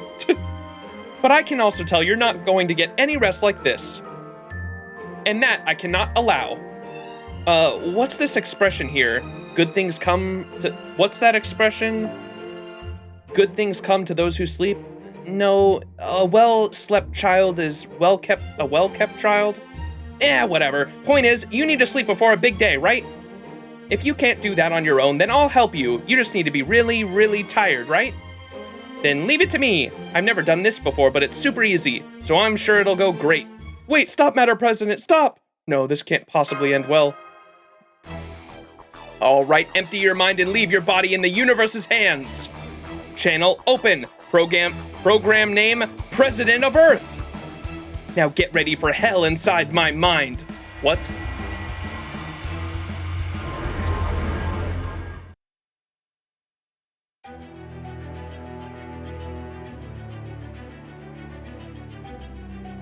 We're inside Olga now? There's no way.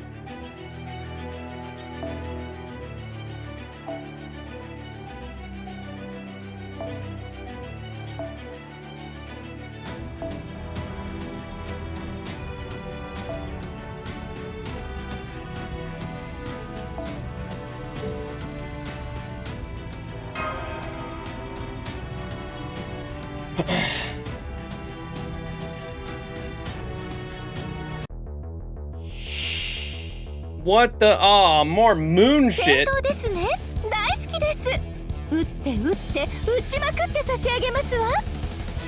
Moon shit, dude. Moon shit. Moon shit.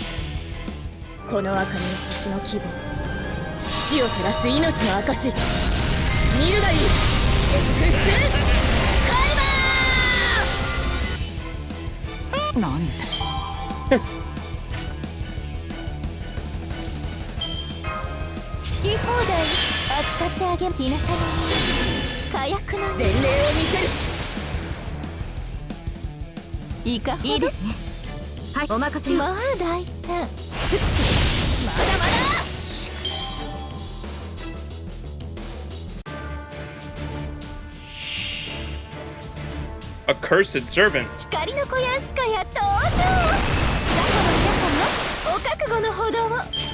What?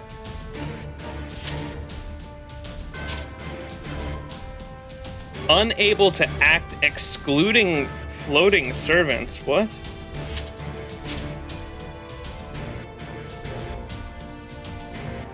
Invincible simulation? Ain't no way.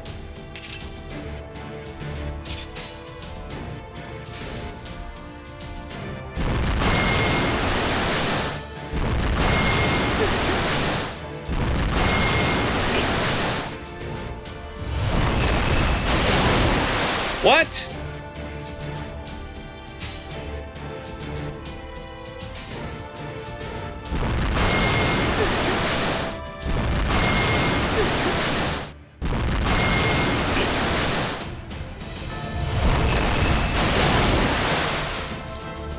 Whoa, whoa, whoa, whoa, whoa, whoa, whoa, whoa, whoa, whoa, what's going on?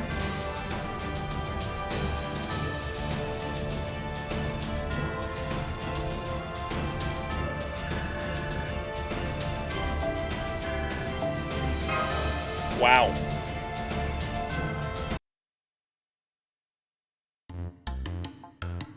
Spishtar Ascension 3, Astarte Origin Levitate as well, and I remember Summer Kama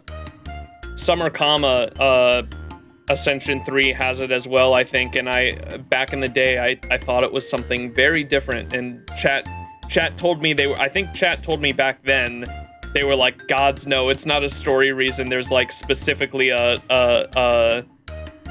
gameplay reason for it in the future, in one of the future Lost Belts.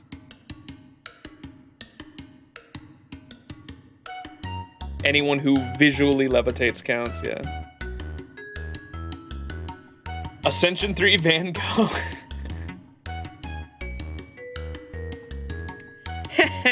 Well, what did you think of my special simulation? Worst game ever.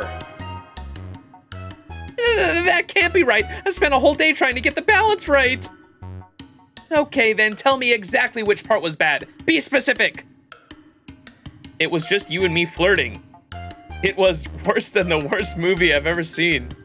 It was just you and me flirting? What?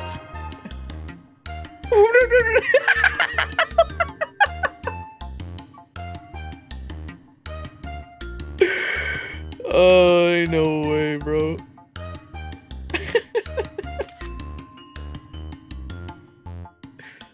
I know I said it for combat. I made virtual enemies and everything. All that aside, was that last enemy? Heh, so you did get what I was going for. That's right, that last enemy was my recreation of Talilok, the divine spirit we heard about at the storm border. There's a really good chance we'll fight her tomorrow, right? So I let you get some practice in ahead of time. If you're going to fight her, you need to be prepared for an endless flood and a river current so strong that you can hardly move. She never would have taken them by surprise if I had been there. But there's still no telling when battle might break out. But now that you fought her once, you should be able to form a plan, right? Especially since you've never lost a rematch. You could choose a servant that always float, or servants who can handle the strong currents with no problem at all. Either way, I'm sure you can find a way to win. I'm counting on you, Max. Thanks, Madam President. Thank you, Director. There you go again. I keep telling you, I'm the president, not the director. Director's obviously a much lower rank than the leader of a nation, although for some reason you calling me that doesn't bother me.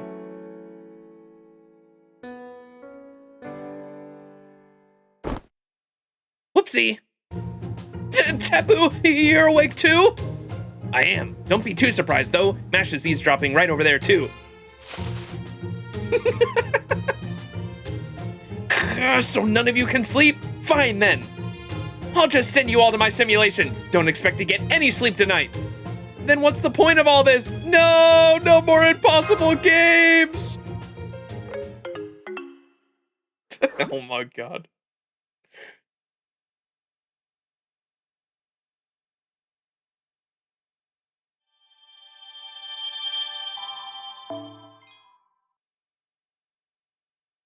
That's all, folks.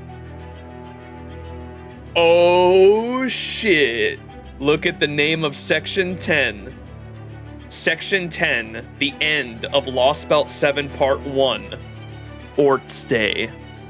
Sounds like a holiday. Orts Day, Orts Day. Everybody clap your hands. Orts Day, Orts Day. Happy birthday, Ort. I'm gonna go to the bathroom real quick. I'll be right back. Reminds you of the days of Norwich. Yeah, the part 1 conclusion of Lostbelt 6, I remember being amazing. Oh my god, I love the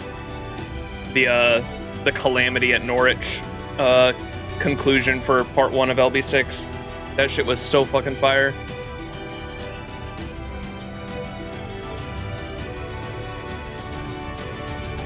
All right, surely this one's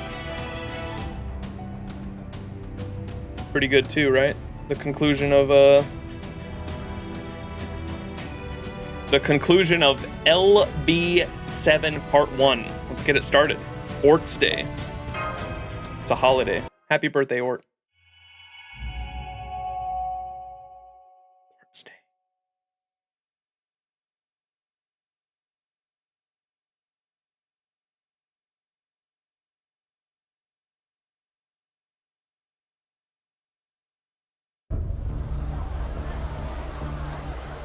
That blood?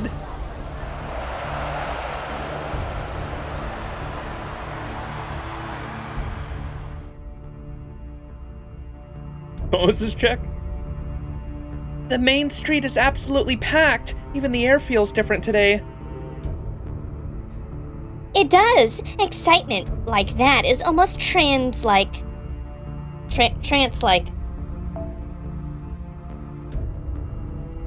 For the Osalome, these ritual sacrifices must be equal parts sacred rite and high entertainment. If a dinos wandered in here now, I'm sure they would be torn to pieces. It's just like humans to look for scapegoats when they're this worked up. They won't think twice about slaughtering anyone or anything in their way. Father Korimine, are you certain my disguise spell is working correctly? Not to worry, you are indistinguishable from an ocelotl right now. You two will be perfectly safe as long as you keep your size in mind, and are careful not to bump your head or horns into any buildings. Understood, young miss? Be careful not to scrape the walls like a cat sharpening its claws. I haven't? I barely grazed a wall earlier. Enough talking! The temple's just past this alley, right? We won't be able to rescue them once the sacrificial ritual starts, so we've got to get them out as soon as possible. Nothing to worry about there. The ritual has a very clear process. Right now, the priests are leading a prayer to the sun. The Osalome are all gathered at the main street and adding their prayers to the priests. Once the prayers reach a fever pitch, the sacrifices will be brought to an altar connecting the two temples. So we still have 2 hours to go. I know because I've watched them conduct the same ritual before from right here. The same ritual? I assume that last time their sacrifices were dinos? Oh yes, but so what? Are you suddenly overcome with a need for revenge or something? No, not especially. I just find the whole thing horrifying. Horrifying? Yeah, I heard the Osalome dismember the dinos they capture and use their organs for various purposes. So I have no aversion to the thought of them using dinos' hearts in a ritual, but I cannot understand how they can create such an incredible city with culture we dinos have never dreamed of, and choose to sacrifice fellow humanoids from proper human history. They're killing members of their own species for no reason other than to advance their own interests. It's murder, and it's wrong. I never had much interest in the Osalome thus far, but now, for the first time, I find myself filled with shock and dread. Though even I don't understand exactly what it is about them that terrifies me so. Kirei. Alright everyone, get ready. Once we turn that corner, we'll be right next to the temple. There aren't any Osalome around it right now, but there are bound to be a few still patrolling inside. If they find us, we won't be able to avoid a fight, and if we fight them, the prisoners' odds of survival will drop radically. So we need to be in and out quick and quiet as we can, understood? Then what are we waiting for? The rescue operation is a go!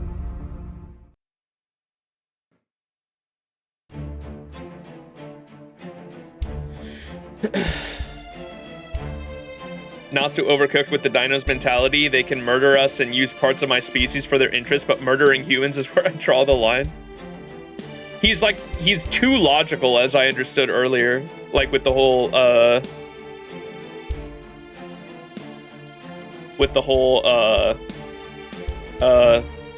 thing with the Nemo Marine, right? Or they want to make him like overly logical. Or at least, maybe not all dinos think that way, but at least Tepu, right, is like way too logical. If I had $1 for every ad break immediately after a streamer returns from their own break, I'd have to sub to them all to avoid ads in the first place.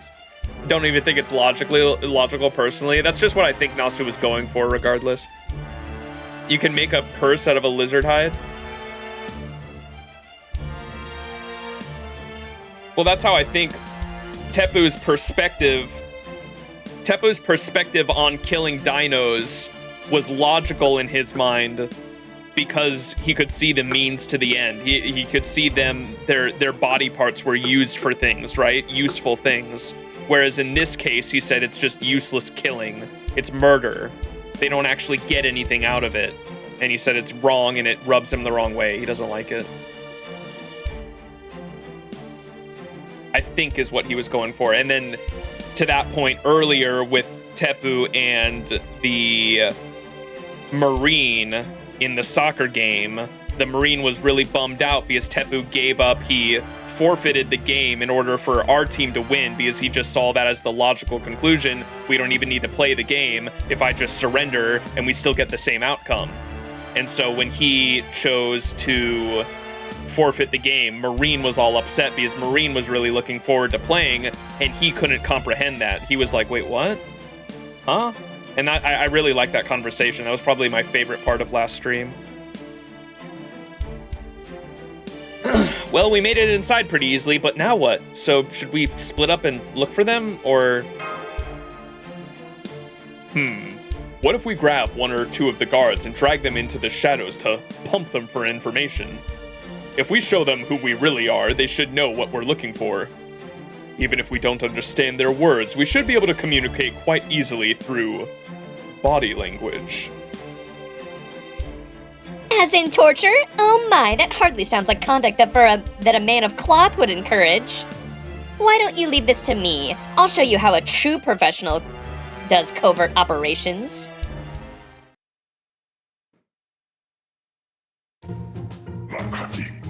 Wakati. Thank you so much! So we just go down these stairs and it's a third cell on the left, yes? She used her charms.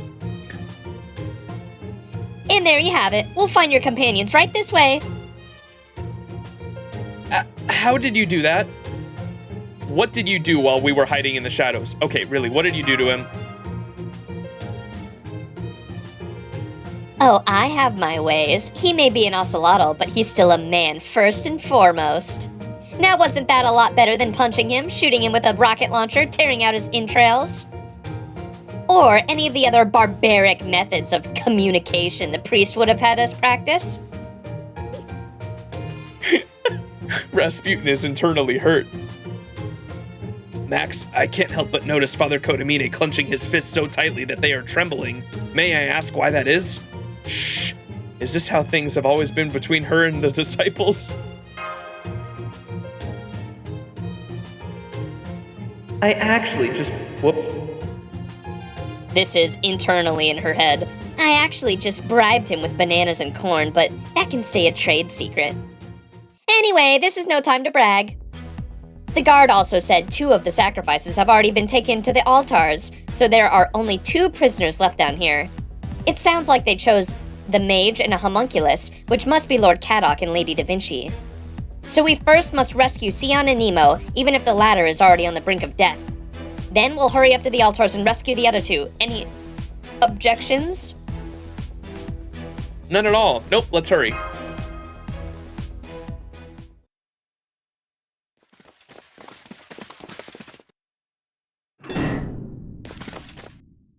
Sion, Nemo, we're here to rescue you. Are you okay? Yeah, more or less. I gave Nemo the only bed. Right in the nick of time. Nice. Now, you could have gotten here sooner, I guess. They've already started the ritual up there, right? I can feel the fervor from all the way down here. Kadok, thank goodness you're okay. Huh? But I thought they only took away the mage. Hey, I didn't have it half as bad as you did. I mean, falling out of an airship? Think you're in an action movie or something? Anyway, you don't have to fill me in on what's going on. Of course, we're gonna escape, but first, we need to rescue Sion and Da Vinci too. Only problem is, Nemo still doesn't look like he can move. He's been like this since the border crashed. I don't want to admit it, but he might be... pardon me, I see this as Captain Nemo. Let me give him the medicine Professor gave me.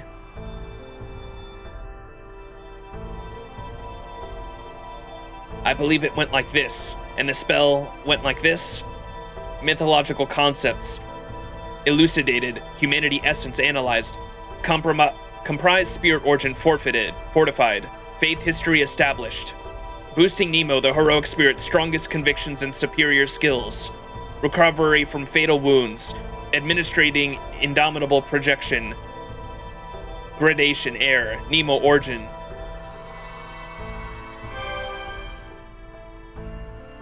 Phew, let's hope that worked. Hey Max, who is this dinosaur? Is he on our side? That spell he just cast was crazy precise. He practically summoned a whole servant all on his own. Yeah, Teppo's a great ally. I don't think I can tell him that was Teppo's first time using Magecraft.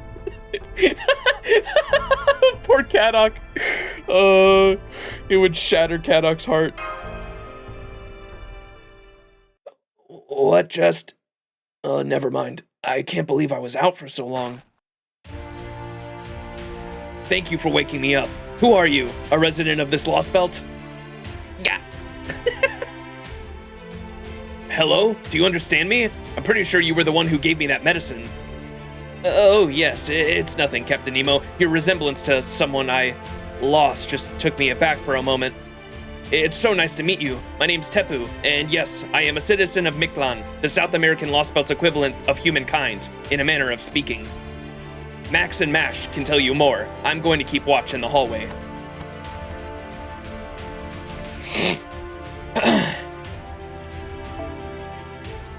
Who gave Teppo that?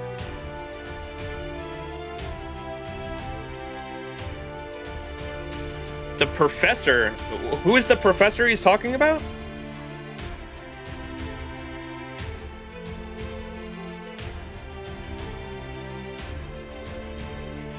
Oh, Nemo professor. Okay, thank you. I was so confused when I saw that. I was like, wait, who?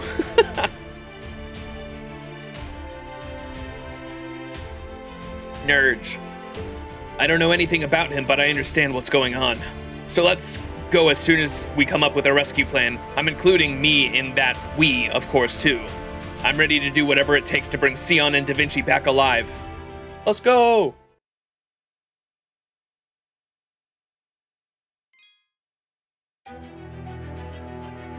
Sion did most of the work, though, for it. That makes sense. When he said Sion, I thought of... Or when he said Professor, the first person I thought of was Sion, but I was like, that makes no sense.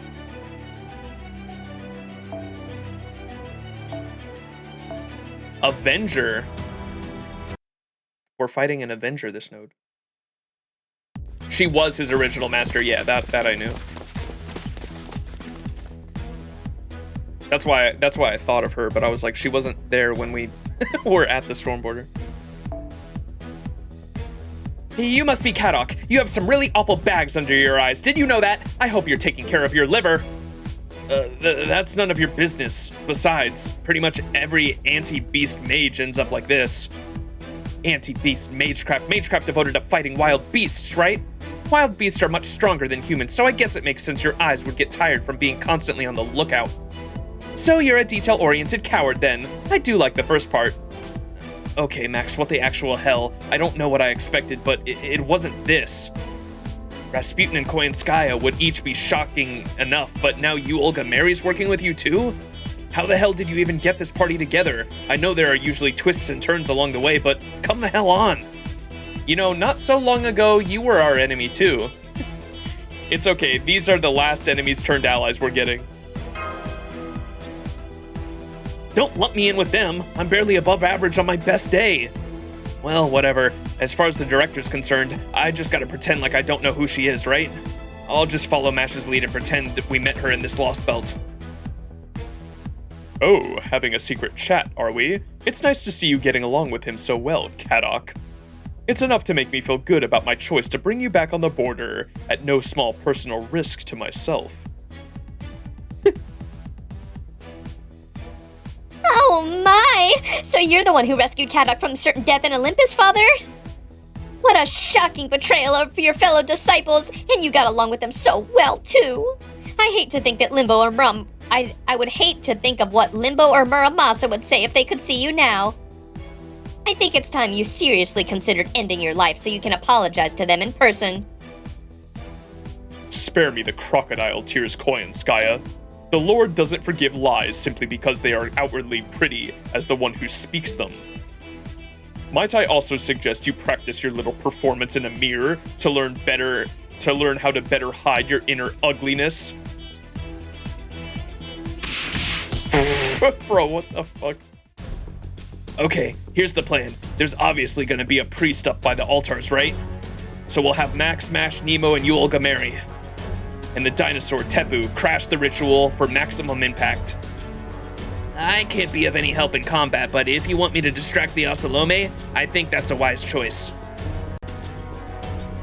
Never would have taken him for a pacifist. This Lostbelt really is uniquely weird. While you guys are fighting, Rasputin and Koyan Skyle will rescue Da Vinci and Sion. Not that we're going to be naive enough to completely trust them. I'll keep an eye on them myself. Yeah, good idea. Okay, let's do it. Then let's split up now. We'll take different routes to the altars. The more attention you guys draw, the better our chances of success, so make sure you give them hell.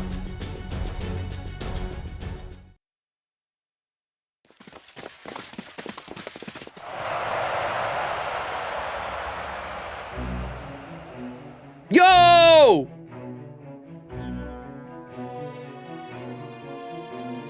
Roar, warriors of Mictlān! By the blood of the foolish dinos, all content to live without ever changing or accomplishing anything. The moon's path has at last regained its rightful color. We send their blood to Xibalba, so that we may once again summon the great sun. Wakati. Long live the sun! Glory to Tezcatlipoca! And a cruel, painful death to the conquerors! These foreign invaders from proper human history may deny the coming of Mictlān's fifth son, but their hearts burn with holy flame. And with the sacrifice of their precious blood, the sun will once more grant our wish. Wakati!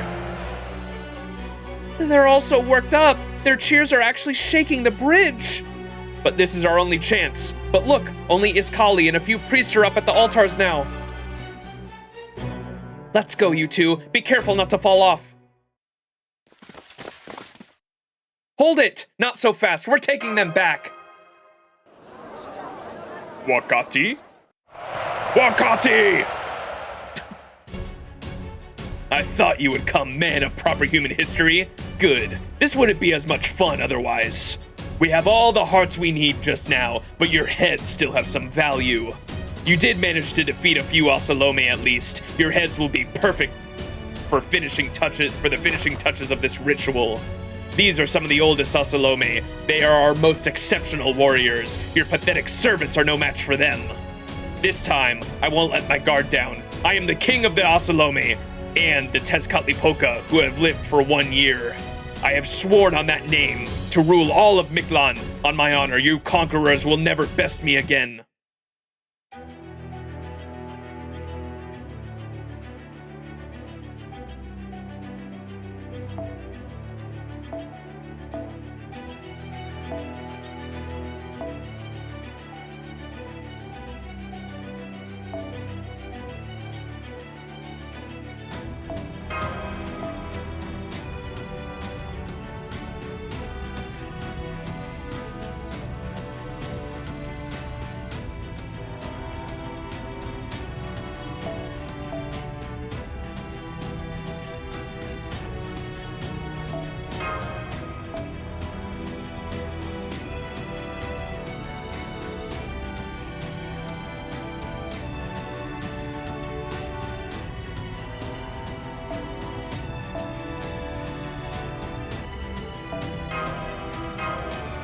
Do some kind of pseudo invincibility comp.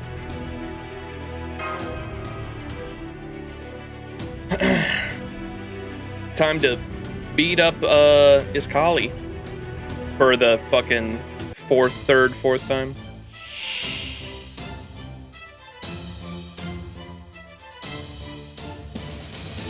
出陣します。総員構えてください。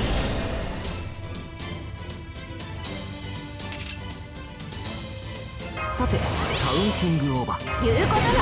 演説の時、言うことがあるでしょ。早炊きですよ、カルウェナ。早炊きですよ、カルウェナ。熱を帯びなさい、マルミアドワーズ。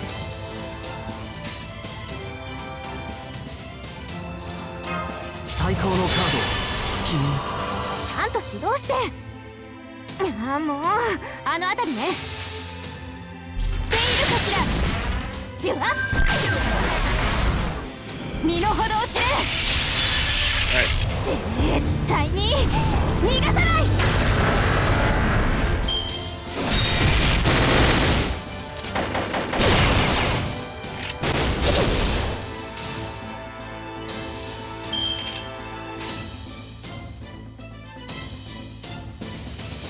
ハッピーエンドの話をしよう。対終末、あの辺りね。対粛清防御始め。星の宇宙に物見の楽園の端から君に聞かせよう。罪なき者のみ通るのガーデン・オブ・アバロン。最果ての島、罪の都、最後の竜は我が胸に。集う円卓の守護者たち、ラウンド・オブ・アバロン。当てるわ。当たって。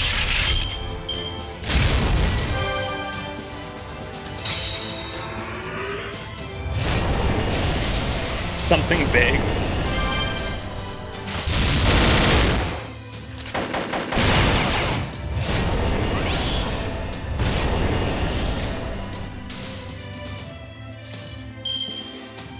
この星を滑るものである。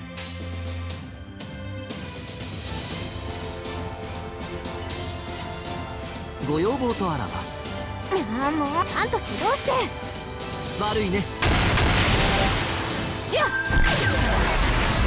知っているかしら。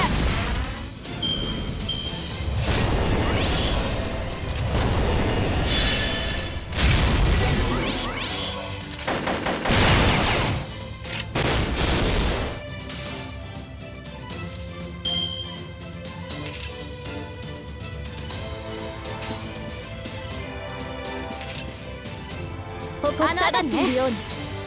そこです。動かないで。 80% didn't crit, bro.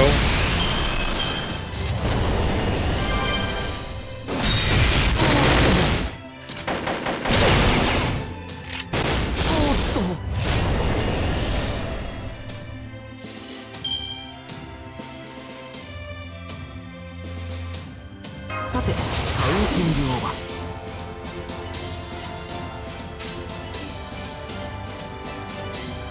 誇りにかけて。ご要望とああのらば。辺りね。撃て。マルミアドマー切り込む。では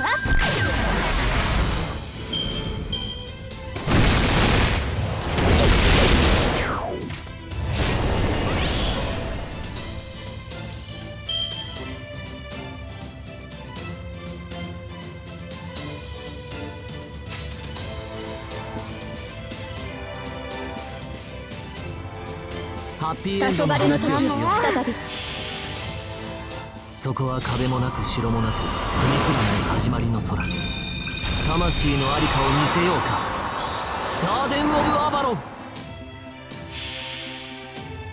違法な国、時の終わり。なれど剣は彼の手。霊言なる勝利を刻め。ラウンド・オブ・アバロン。当てるわ。当たって。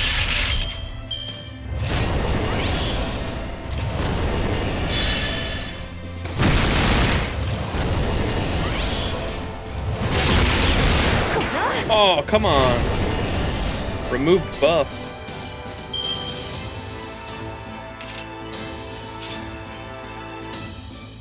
演説の時、この星を。演説の時来たわね。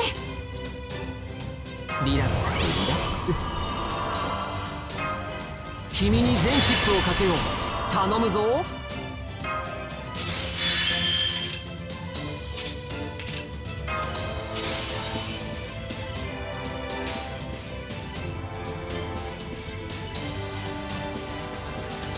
ああもうあの辺りね。ああもうはははは。動かないで。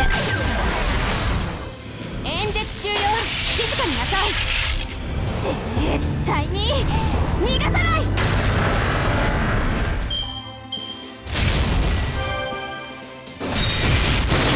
この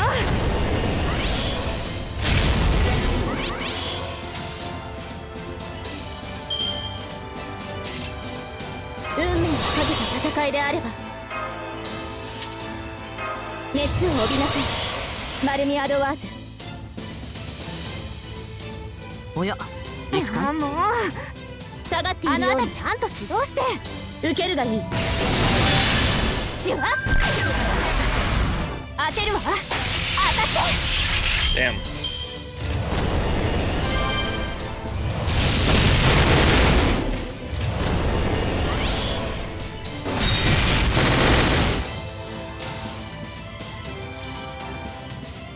この星を滑るものである。楽園の端にようこそ。対粛清ボール始め。星の宇宙に物見の楽園の端から君に聞かせよう。罪なき者のみ通るがいいガーデン・オブ・アバロン。最果ての島、罪の都、最後の竜は我がの念。集う円卓の守護者たち、ラウンド・オブ・アバロン。じゃあ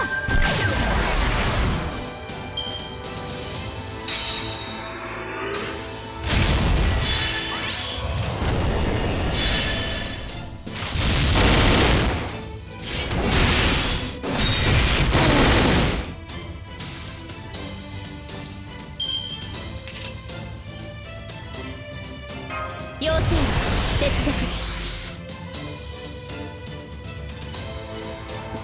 誇りにかけて。ああもうそこです。切り込む。キラッキラにしてあげる。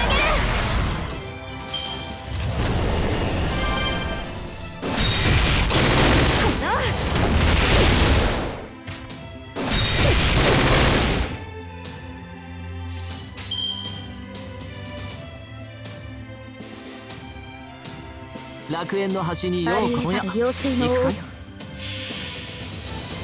星の宇宙に物見の楽園の端から君に聞かせよう。罪なき者のみ通るがいいガーデン・オブ・アバロン。最果ての島、罪の都、最後の竜は我がの念。集う円卓の守護者たち、ラウンド・オブ・アバロン。切り込む。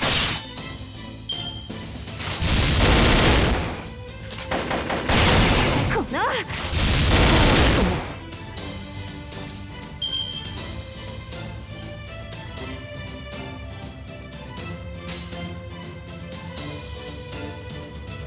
誇りにかけて。ああもうイーグル動かないで。演説中よ、静かになさい。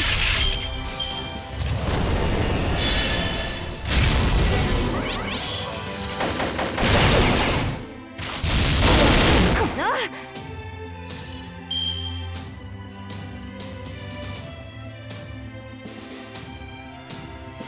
リラックスリラックス。演説の時来たわね。言うことがあるでしょ。ちゃんと指導して。ああもうあのあたりね。ははははは。キラッキラにしてあげる。身の程を知れ。ウルトラバースト。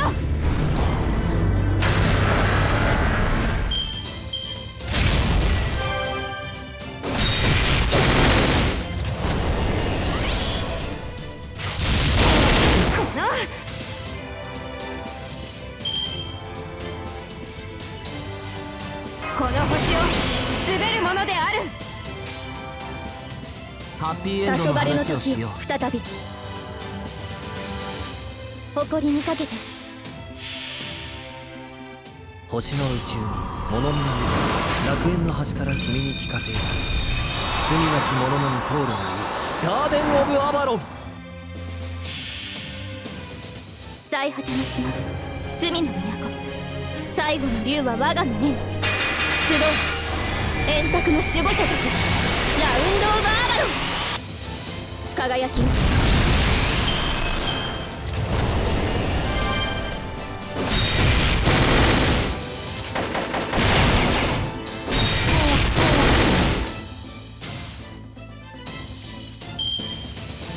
運命をかけた戦いであれば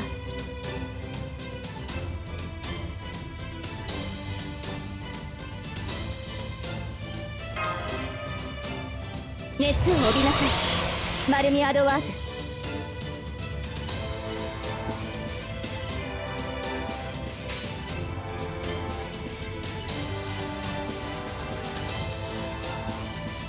もうちゃんともう動かないで。ギャラクシーじゃウルトラバースト。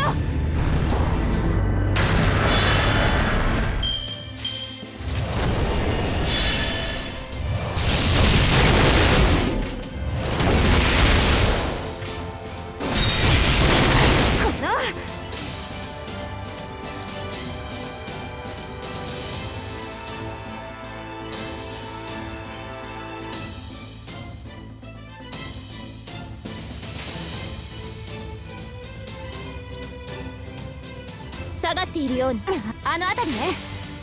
イーグル動かないで。演説中よ、静かになさい。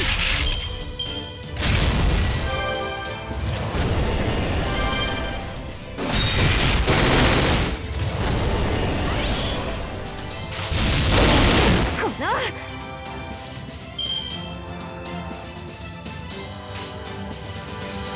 ハッピーエンドの話をしよう。誇りにかけて。星の宇宙物見の海、楽園の端から君に聞かせよう。罪なき者のみ通るのガーデン・オブ・アバロン。最果ての島、罪の都、最後の竜は我が胸に。集う円卓の守護者たち、ラウンド・オブ・アバロン。そこです。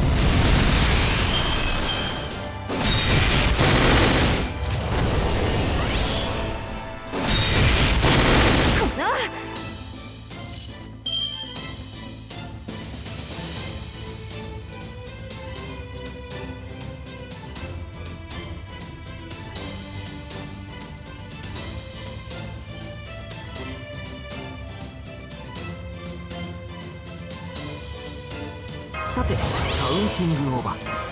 要請接続。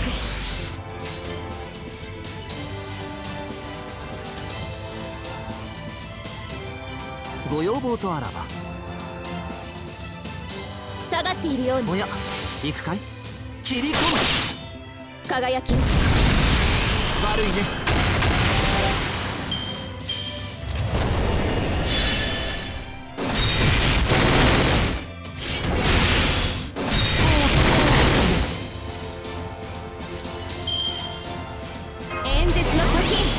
この星を滑る者。演説の時来たわね。ああもう。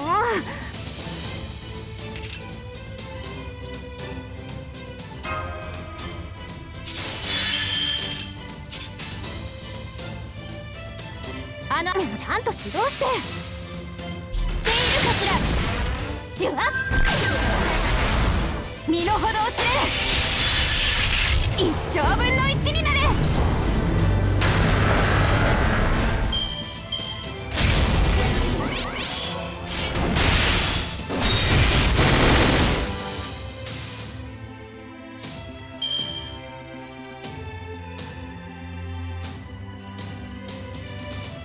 リラックスリラックス。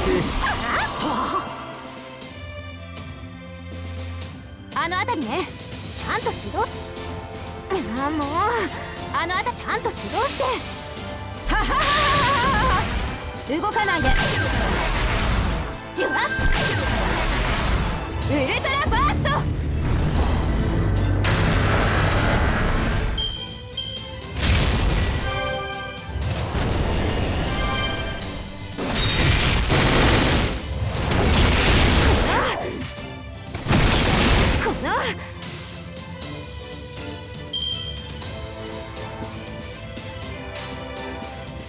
ハッピーエンドの話をしよう。黄昏の時圧倒します。そこは壁もなく城もなく見せない始まりの空。魂の在りかを見せようか。ガーデン・オブ・アバロン。最果ての島、罪の都、最後の竜は我が胸に。集う円卓の守護者たち、ラウンド・オブ・アバロン。受けるがいい。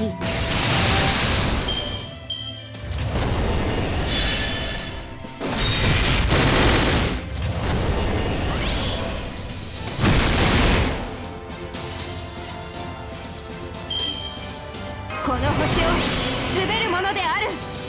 要請接続。君に全チップをかけよう。頼むぞ。早炊きですカルウェオーケー。ラ。あの辺りちゃんと指導して。悪いね。キラッキラにしてあげる。身の程を知れ。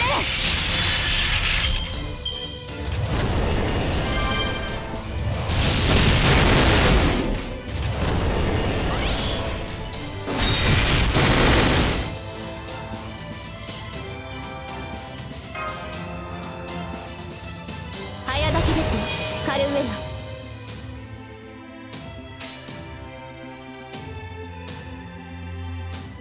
ラ。もうあの辺りちゃんと指導して。ギャラクシーデュワッ。身の程を知れ。1兆分の1になれ。Bro, I'm falling asleep.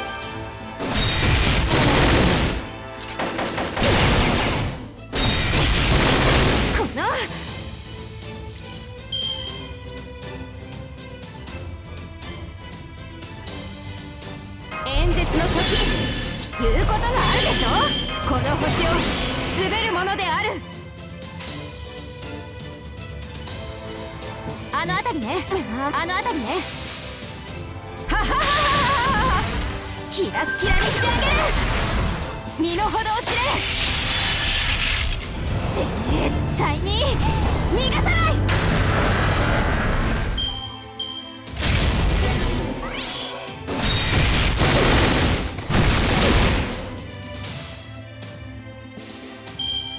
リラックスリラックス。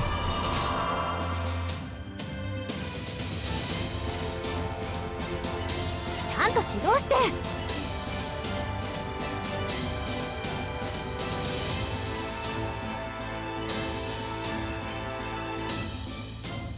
ハッピーエンドの話をしよう。再び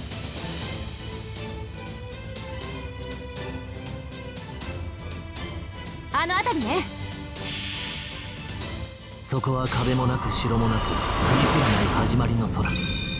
魂のありかを見せようか。ガーデン・オブ・アバロン。違法の国、時の終わり。なれど剣は彼の手。霊殿より勝利を刻め。ラウンド・オブ・アバロン。ギャラクシー。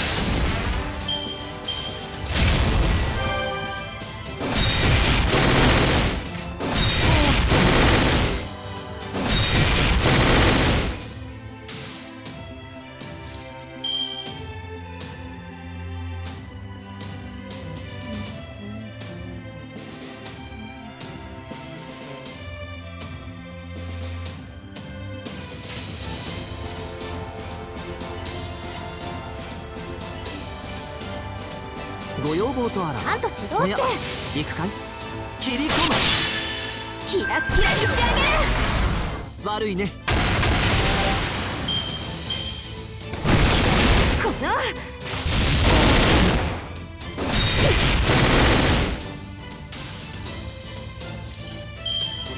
リラックスリラックス。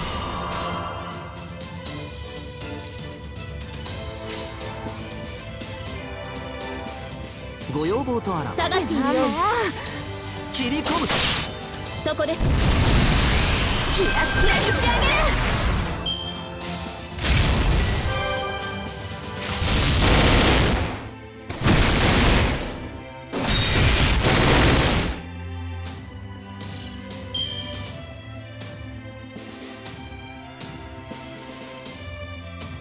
言うことがある。この星を滑るも言うことがあるでしょ。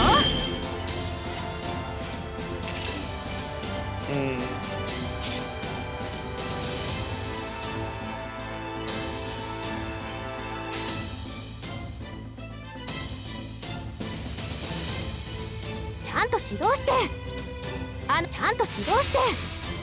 知っているかしら。動かないで。当てるわ。当たって。絶対に逃がさない。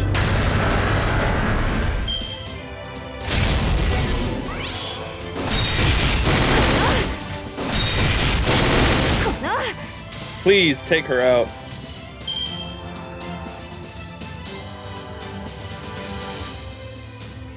熱を帯びなさい、マルミアドワーズ。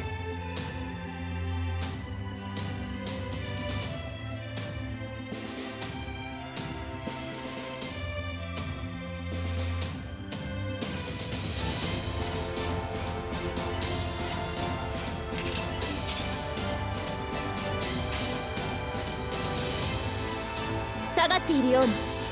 あの辺りね。イーグル。動かないで。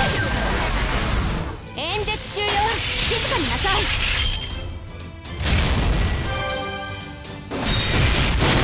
この演説中断。これだから野蛮な原生動物。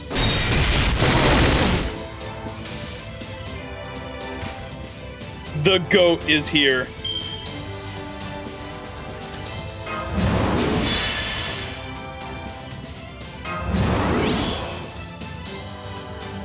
Relax. 楽園の端にようこそ。対粛清防御始め。星の宇宙に物見の楽園の端から君に聞かせよう。罪なき者のに通るのにガーデン・オブ・アバロン。最果ての島、罪の都。最後の竜は我が胸に。集う円卓の守護者たち。ラウンド・オブ・アバロン。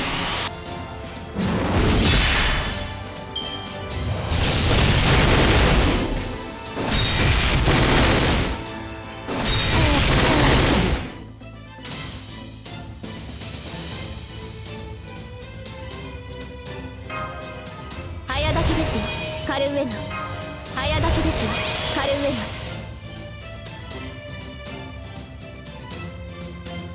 I'm just gonna put hero creation on her. My bro is not gonna land a crit. Fuck it, we'll throw that on too. Just in case one of these do hit. Watch the Buster hit at crit or at 20%. Oh!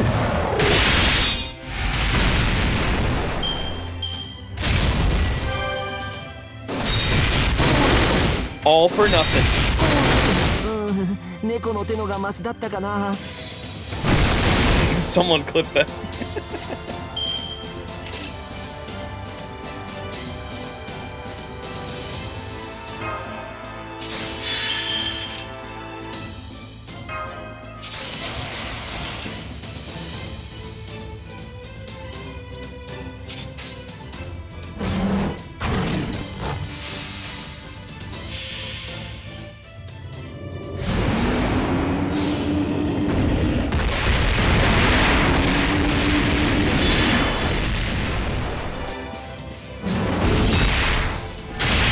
When in doubt, perk it out. When in doubt, perk it out. When in doubt, perk it out.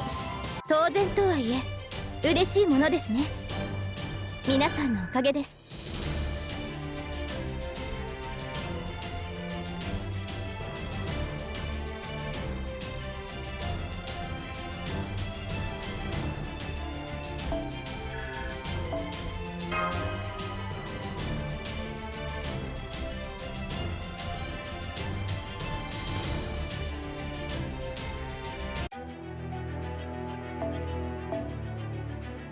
What was happening? I forgot.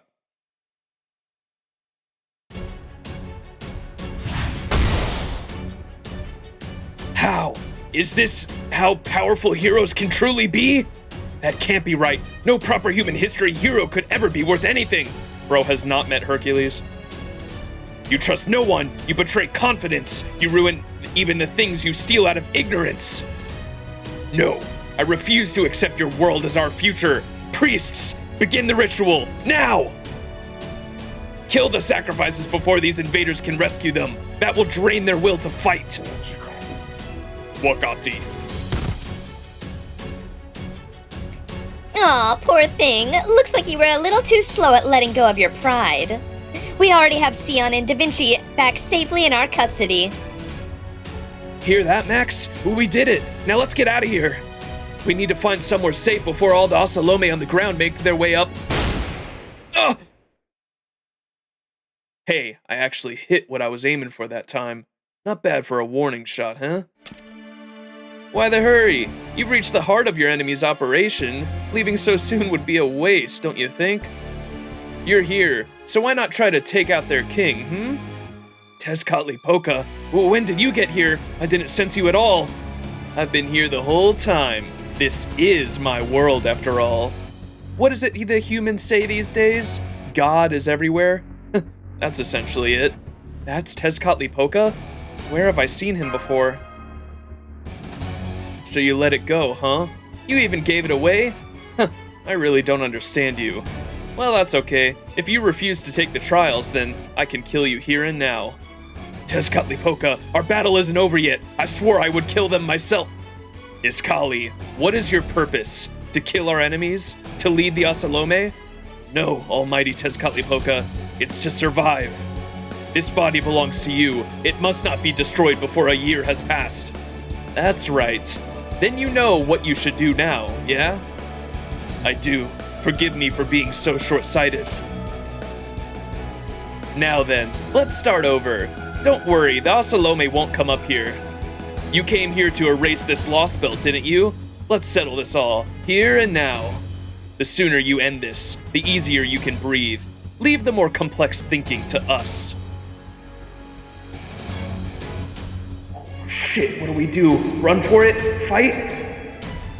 We may not know what Tezcatlipoca is capable of, but he's still just a servant. Beating him shouldn't be impossible, and we might not get another chance to fight him while he's on his own.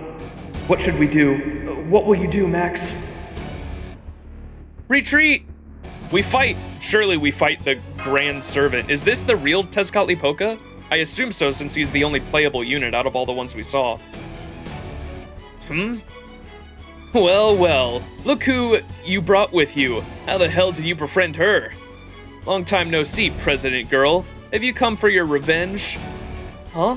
What are you talking about? I've never seen you before in my... I gotta say, I'm amazed you survived that. Guess you're right to call yourself a god. A god? Now what are you... No, more importantly, you...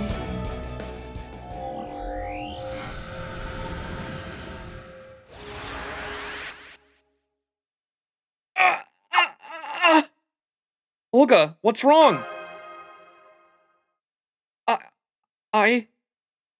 No, never mind that now. I just remembered that guy killed me! Get him, Max! Me? You hear that, Talilok? I can handle the mage from proper human history on my own, but that girl's more than I can handle. Take over for me. You have my permission to soak the altar.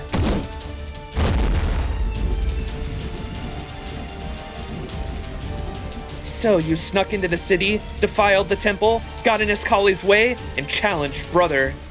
I think you just set a new record for sins committed in a single day. So will you pay for your sins by leaping off the altar to your deaths, or by having me wash you away? I'll give you a moment to choose. Damn it, looks like we don't have a choice but to fight now. Summon a servant, Max. You've got a strategy for her, right? Of course, I'm counting on you, Nemo. Yep, floating servants. I just need floating servants. Really? I'm not sure what your plan is, but I trust your decision, Master. I never fought you before, but I guess it doesn't matter. You're about to die anyway. Don't worry, I'll knock you out first so you don't suffer too much.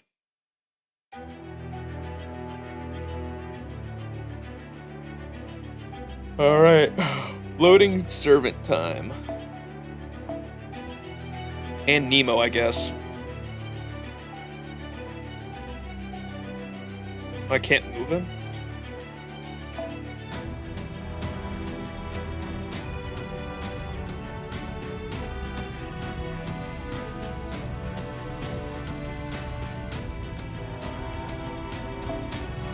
Oh, it's a ruler?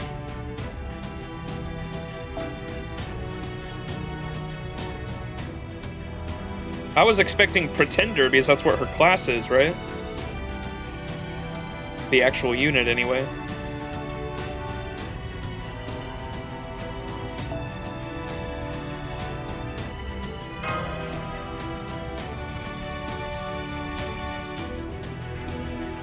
Is Castoria in the third form floating? I think she is. She appears to be floating, so I assume so. We don't want Herc on the back line.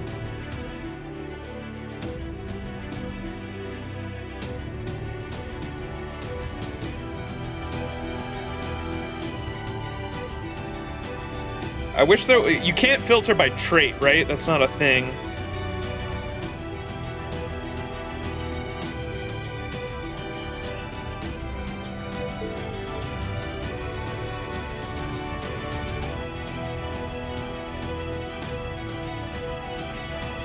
Here's all the floating servants. Thank you.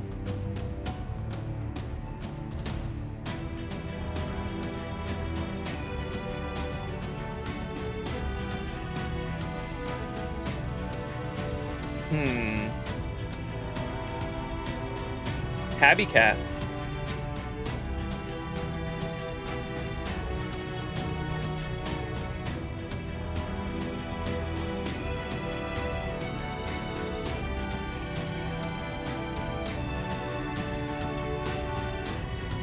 Summer Kama isn't?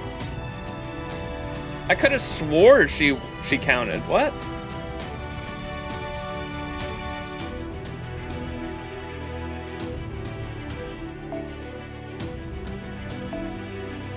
That's not levitating? This is a stupid trait.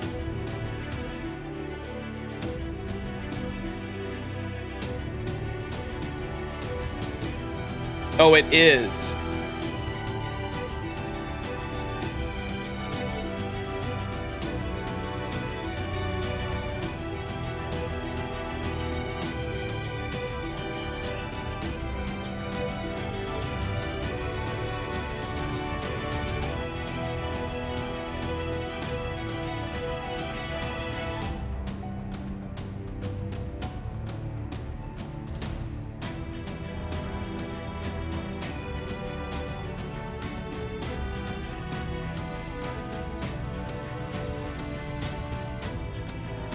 Ay. God, I fucking hate FGO gameplay, man.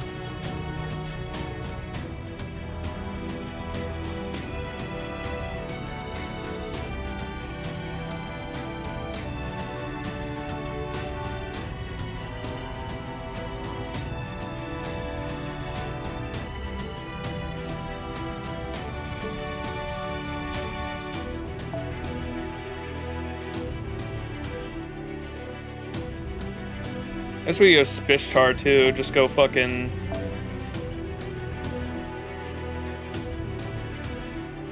all the loopers. AoE Noble Phantasms against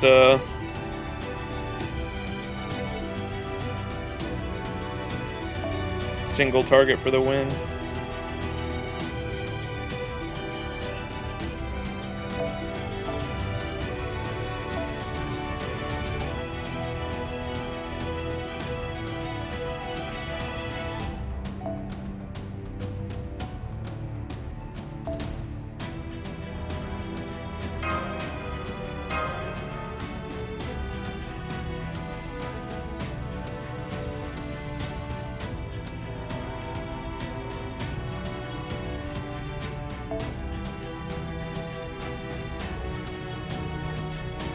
Surely I don't need a backline, right?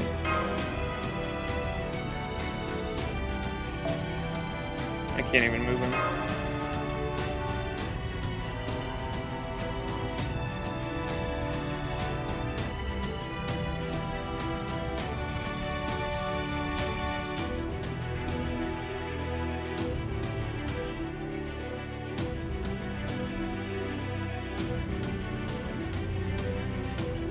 We can put Habby Cat.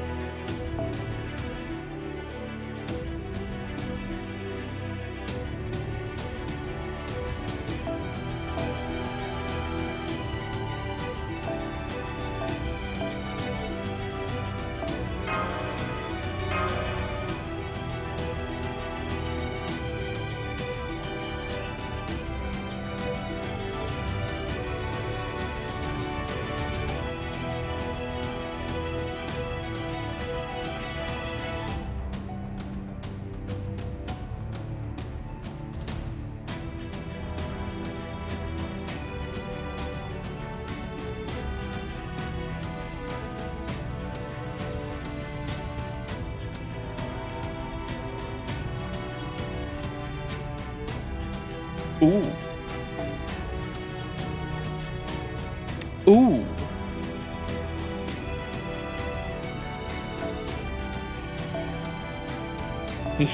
Yeah. Whoa.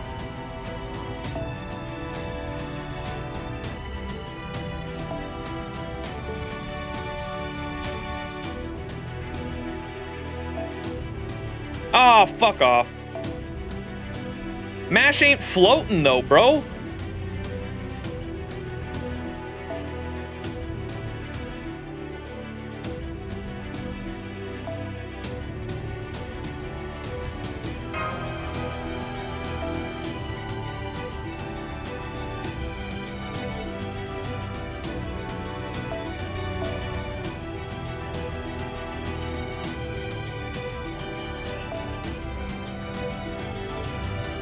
Or didn't we give her the grizzly? The Halloween, the naked men. Where are the sexy? Where are the sexy men? Right there. This one, right?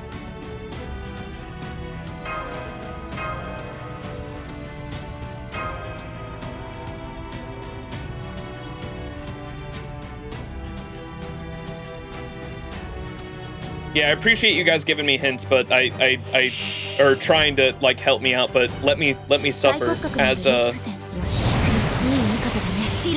seen by many gameplays before. Whoa! I'll be careful. Yeah, I'd rather sit here for 2 hours in a battle than have people give away story or gameplay hints.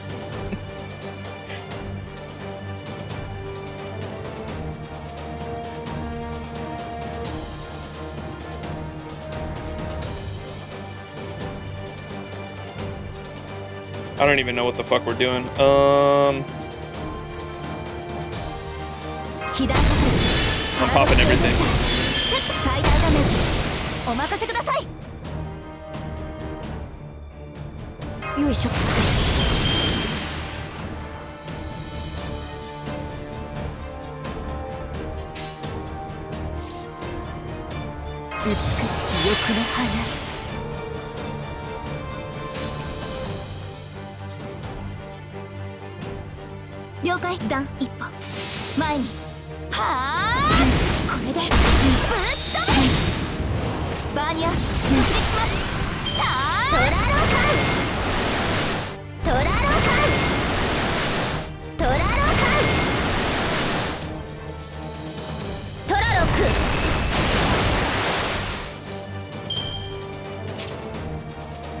Fertile harvest rain.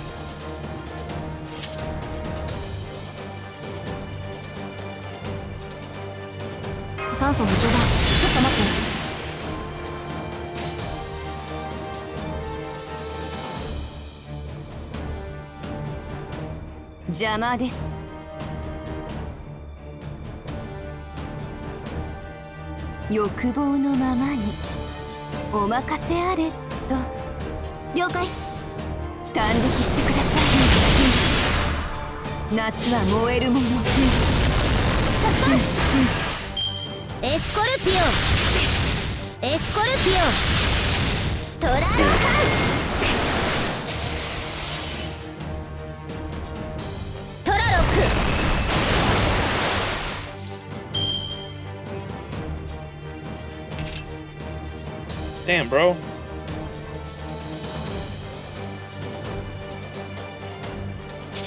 Gonna have to use this.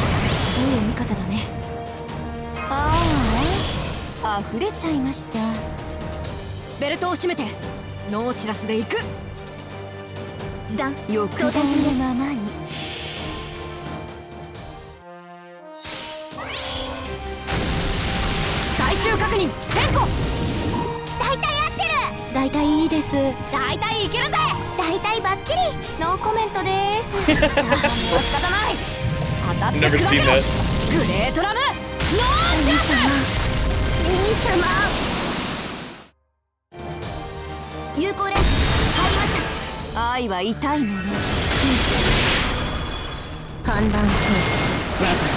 僕の帽子は R.I.P. Nemo.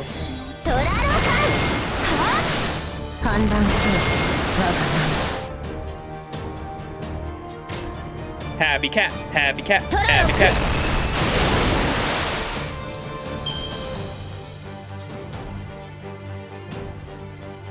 急の仕事任せて。ああ溢れちゃいました。よお任せあれ。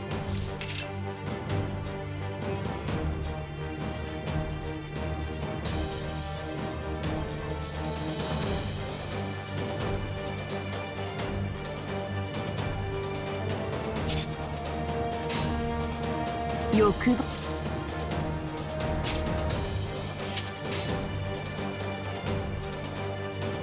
はよ邪魔です。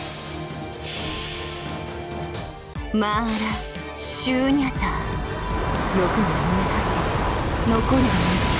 お兄様聖ガンダ感激してください。触れ合いのアビルーパのいざない。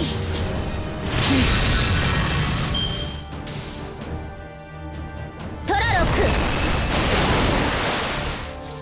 Kalalaku.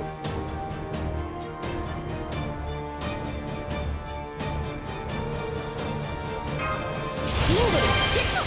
まさに機体が飛び立つ前にニャーニャーニャニャニャーニャニャニャニャニャー。お任せあれと。これは君に待つ夢の生産。どれほど辛い別れでも輝くものはきっとある。神様顔を上げて。兄様多すぎても愛は痛いもの。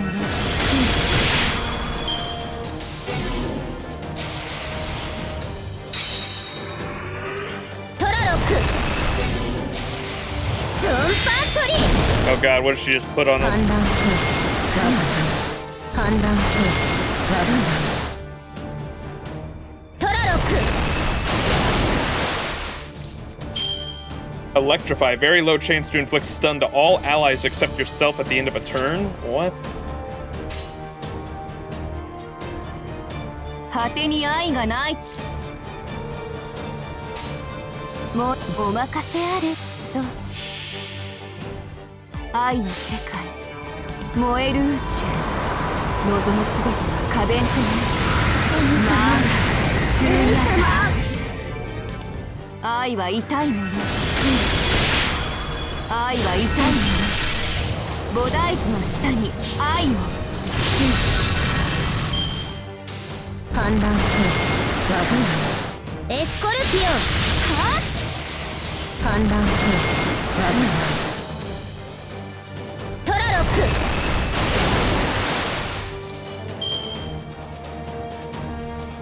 美しき欲の花。甘露でも味わいましょ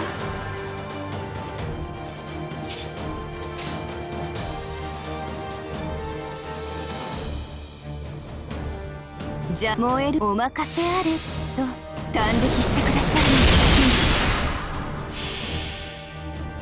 い。愛の世界燃える宇宙望むすべては可弁となる。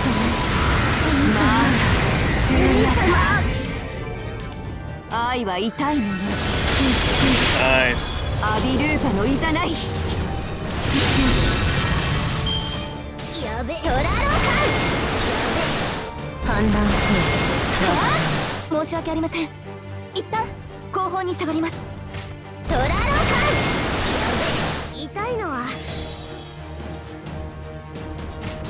Oh shit. トラロック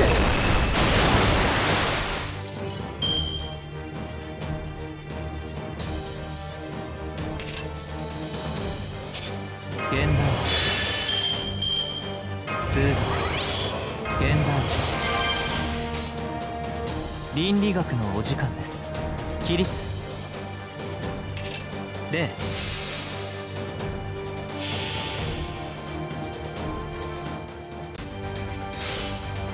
世界は学びに満ちている。ならば今こそ人は学ぶ時。 I love this noble phantasm 知 so 識こ much. そが悪を断つ。マハプララヤ。 It's so pretty. お兄様兄様。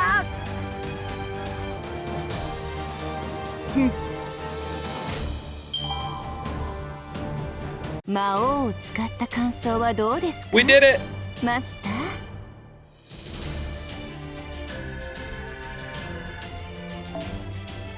What a weird battle.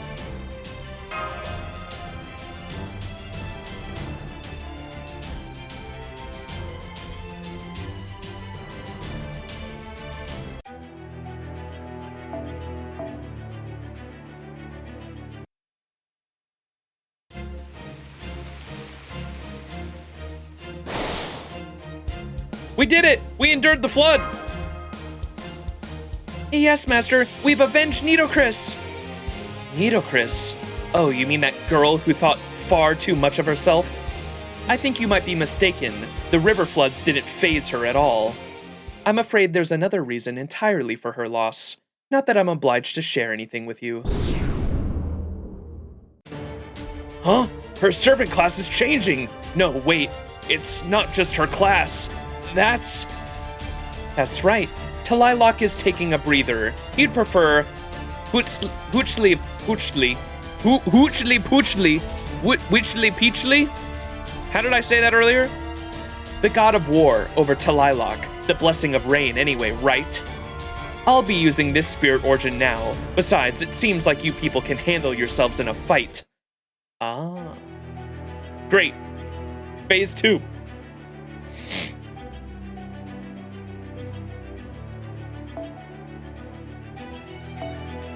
Which servant changed class and it'll be yeah, I know she's a pretender just because I've been spoiled by that by the banner, but Hootsili Poach Tilly? And the Hoot was pronounced with like a W, or at least the pronunciation earlier did.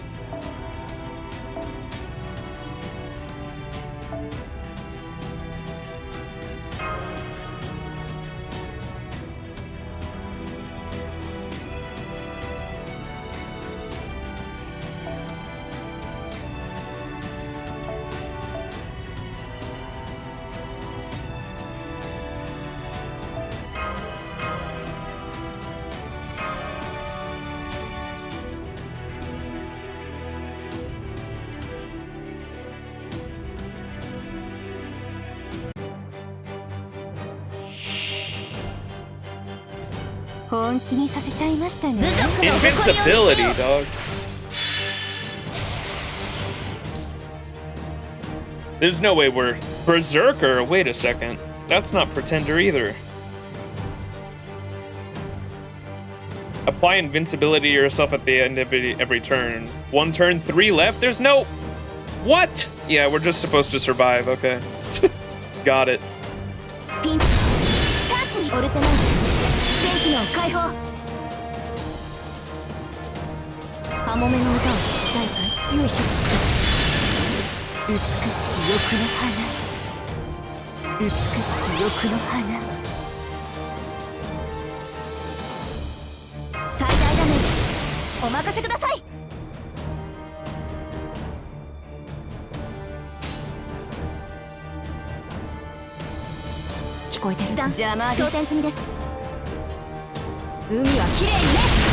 Let's tell him slow. Whoops.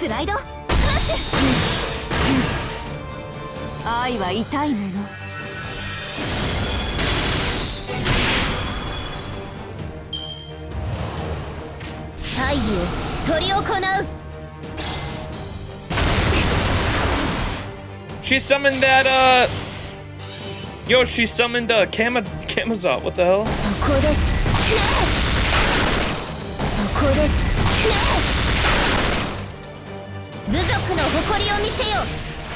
Get this slow-mo shit off my screen, dog.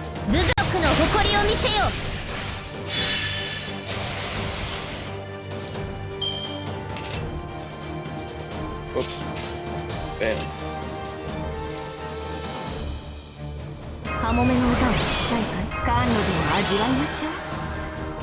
Unaffected.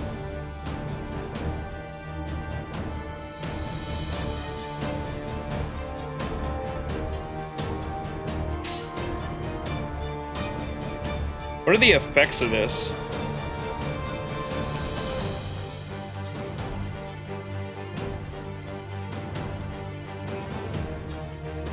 Nothing. Okay, never mind. I guess we just don't use that then.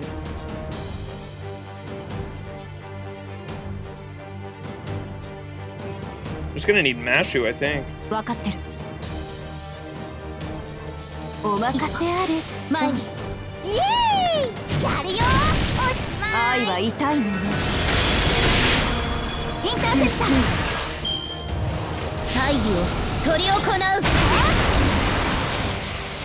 Yo, get my goat in there. そこです。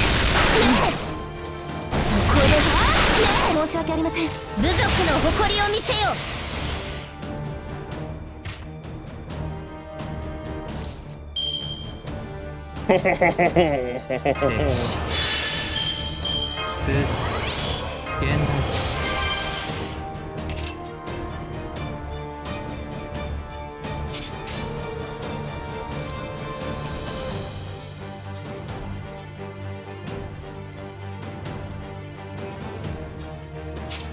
Does he have...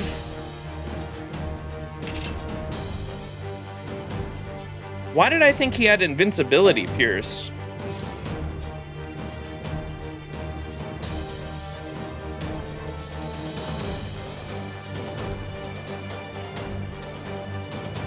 Weird.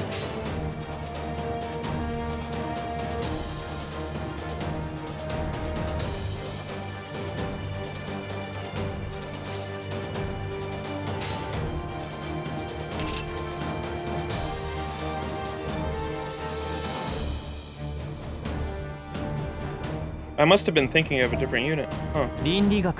Well, let's do nothing. The LB4 boss had it?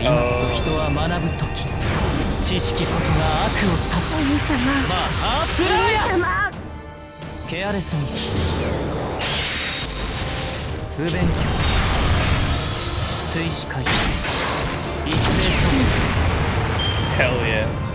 そこです。エスコルピオ。エスコルピオ。魔王、帰ります。部族の誇りを見せよ。部族の誇りを見せよ。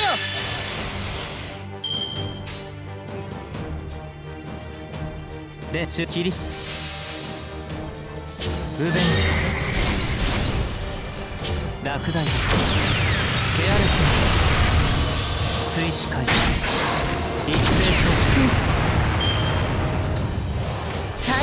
Or maybe it's another Morgan situation. Am I supposed to force lose? I'm just gonna let it end and see what happens. Chat, I think I gotta back out and try this one again.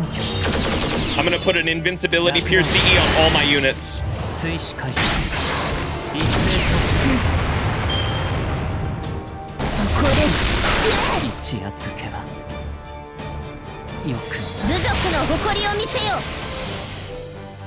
Damn! Okay, we'll try the invincibility Pierce then.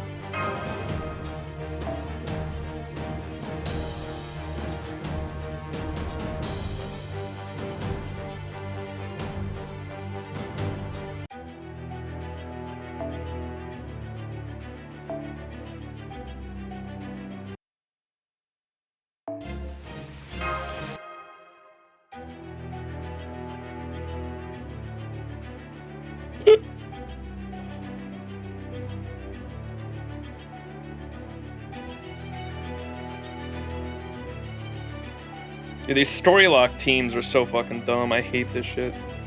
I have to have Nemo and Mash, huh? I don't think I can take off either of them.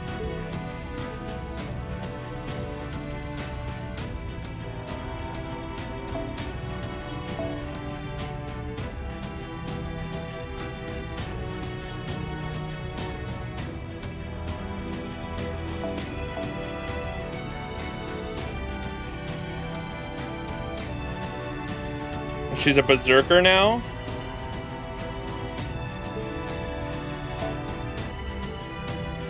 She's a berserker now, so...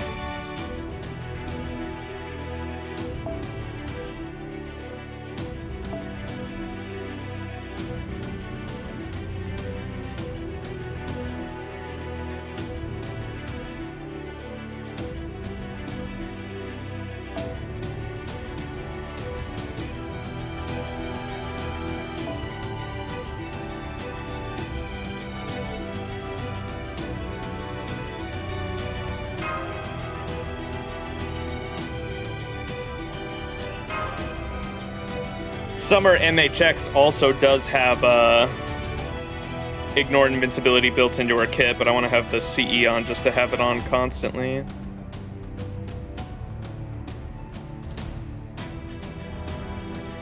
No, Olga, you're right.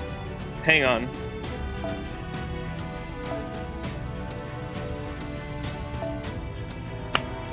This is the team.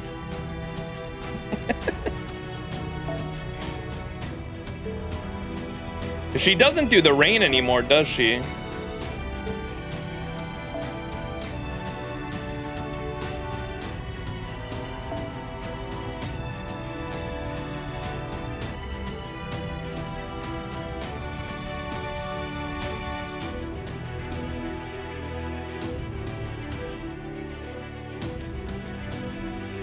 Oh, wait. Can I use... Oh, can I use anyone?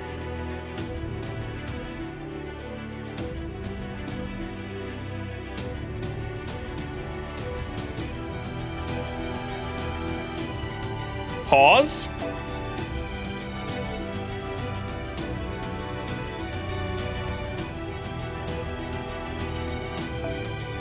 But I have to have MASH, I think, right?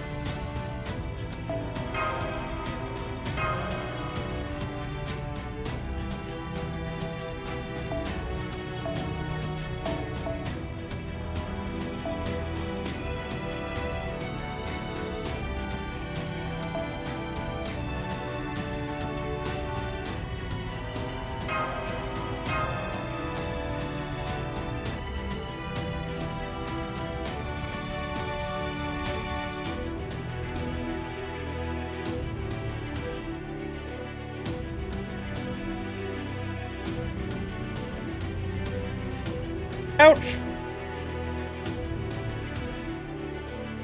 Yeah, the Merlin's just a heal. Plus, I mean, no, MHX's fucking busters can still hit hard because she has a... Doesn't she buff crit damage? I think she's like an arts crits unit, but... Threat to humanity, increase attack.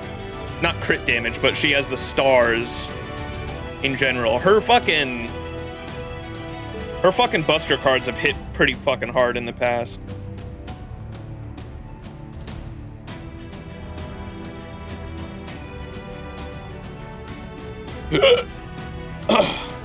Okay. I think this is alright. We'll try it out.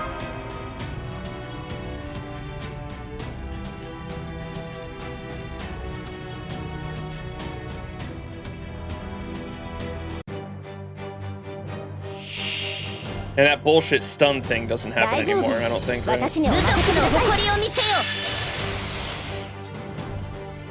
の辺りいじった方がいいんじゃない？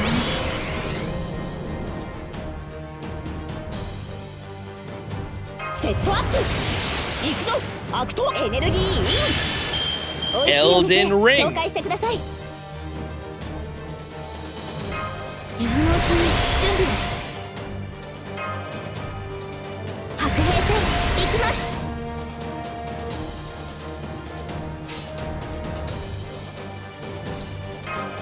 君の道行きを信じよう。さあ、行きなさい。セットアップ。行くぞ。アクトワン。エーテル宇宙のキンフォーリナー。早期銀河すなわちコスモス。エーテル宇宙しかるの秩序。行くぞ。ツインミニアド。いざったー。兄様。はあ。Alright. 来いアバロン。祭儀を執り行う。 Oh my! 退散退散。あとは任せるよ。眠いな。助かれ。エスコルピオン。部族の誇りを見せよ。Wait, pause. Let her cook, actually.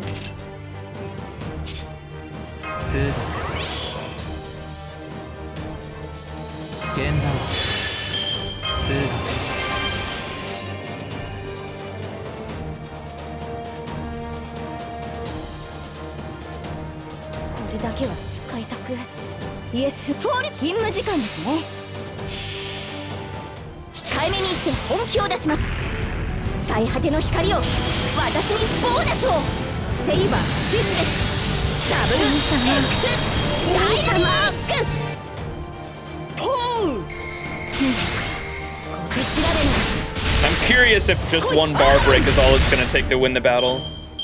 I'm not sure. I just wanted to test it out. Oh, it was. Okay, cool. Let her cook. That's why I was like, I was about to withdraw, but then I was like, wait. She looped.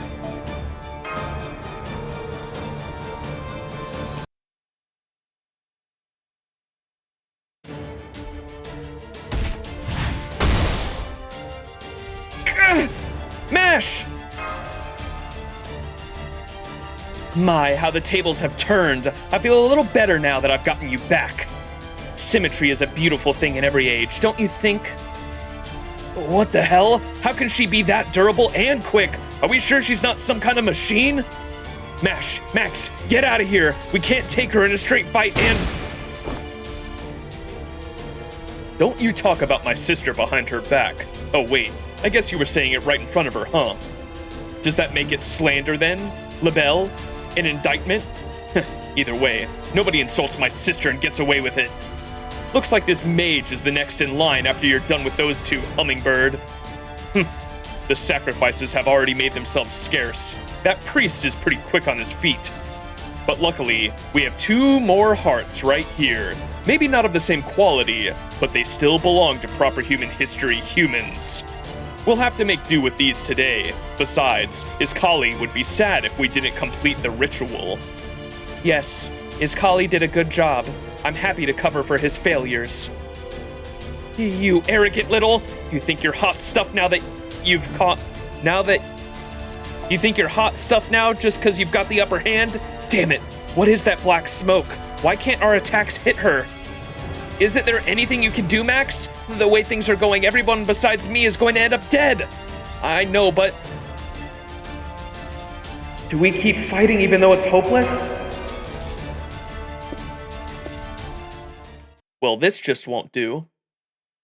I've been trying to stay out of these battles between fellow visitors from proper human history. But since I've been keeping an eye on that boy there, I think I'll help him out a bit. Hup! Oh, cuckoo. You pierced my brother's smoke?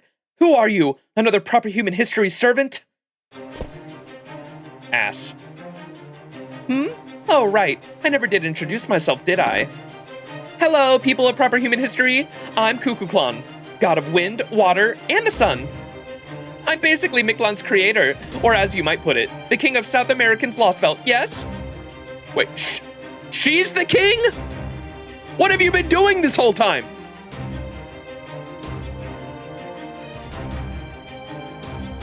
What? What? I knew it, she definitely reminded me of someone, yes? Quits.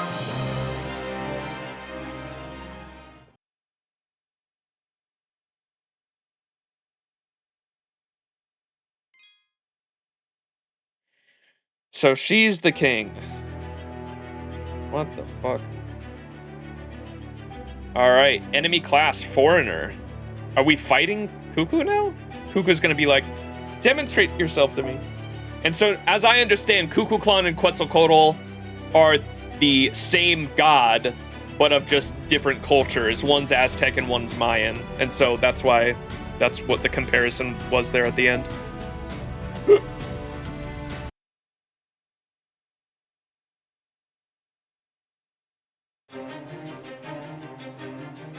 Mictlān, as in the Mayan Mictlān? There shouldn't be any Mayan divine spirits here in Mictlān. Then again, this warm breeze does remind me of Quetzalcoatl.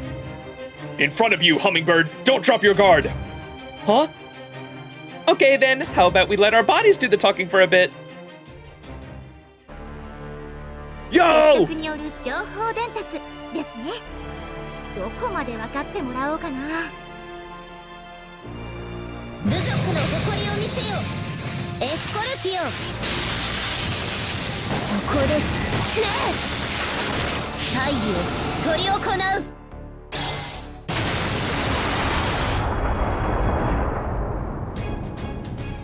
全力出してしまいますね。マヤパンサ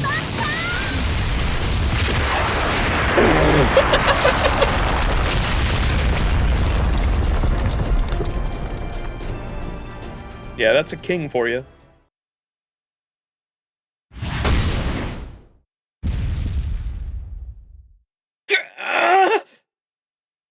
Sorry, not trying to break you, just sleep for a little bit, okay? Thanks for the help you gave me back at the shop. No need to tell me who you are, I'll get right to the point. Can you Chaldeans still fight? If you can, get behind me. If not, please head down to the ground. If you see, I need to give that bastard with the sunglasses the ass-kicking he so richly deserves. I won't be holding back, so I can't really guarantee your safety if you stay up here. By bastard in the sunglasses, do you mean Tezcatlipoca? If you're the king of this Lostbelt, why would you oppose him? That's what you're surprised about? Quetzalcoatl and Tezcatlipoca were always rivals in proper human history, right? Who am I to break with tradition? I can't wait to smash his stupid face in for mythologically valid reasons, yes? Of course, the real reason is that this is what Mala wants. If I don't obliterate that human now, he'll end up destroying all of Mictlān. Human? Don't you mean servant? Hang on, he's not a servant? Huh? Did I get that wrong? The structure of his body is the same as yours, so... Well, yeah, of course. You can't summon Tezcatlipoca as is. I'm a pseudo-servant who created my own human vessel to possess. My soul is a divine spirit, but my body is all human, so I don't need a master's power to live as a human here and now. Summoning a divine spirit isn't easy, you know. So I used a few tricks to make sure David's summoning worked out. And of course, I designed this body to be ideal for a Tezcatlipoca suited to this day and age. My body may be human, but I'm very much the real Tezcatlipoca. You can trust me on that. So he's like the avatars of the machine gods of Olympus used, but even so... If his real body is only human, then there's no way he can fight against a servant. And Huitzilopochtli's unconscious after being knocked all the way back to the temple. Now's our chance, Max. Let's get him. I don't know what this Tezcatlipoca's after, but I do know that he has his eye on the storm border. Either way, he's a divine spirit and he's dangerous as hell. If we can defeat him now, we absolutely should. Oh, did you guys want to handle this? I see. That's kind of a shame, but okay. I can let you guys take him now if you want. I swear, is that all you've taken away from proper human history as a Lostbelt god? I thought you'd at least be better than the original Kukulkan, but I guess you winged gods are all the same. You never give things the proper weight. Huh? I don't weigh enough. Actually, I weigh quite a bit, but that's sweet of you to say. I was talking about that bird brain head of yours. Go ahead, David. Do it!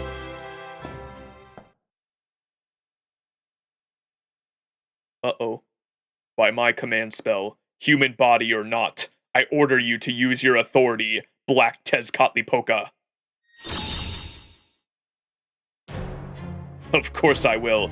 Don't mind me giving up a couple of organs to summon a solar eclipse. A golden age where a single species flourishes forever? Talk about a nightmare. Life fades, worlds die, planets burn. I will show you what true extinction looks like. It's time to make way for a new guard, magnificent warriors. Uh-oh. Oh crap. We have to stop him before he uses his noble phantasm.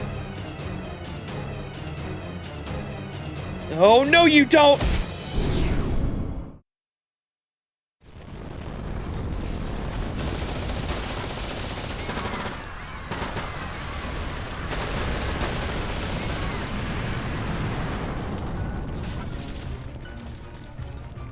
Huh? What's happening?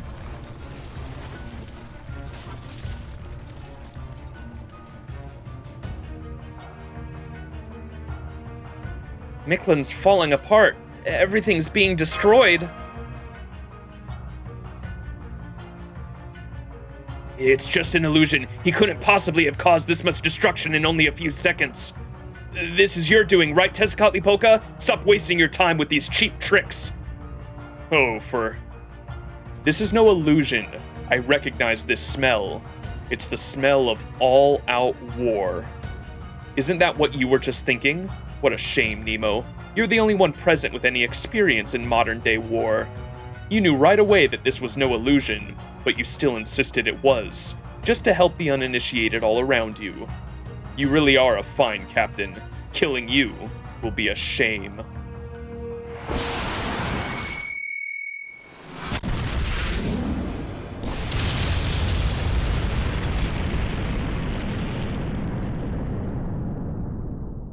It's the final shape!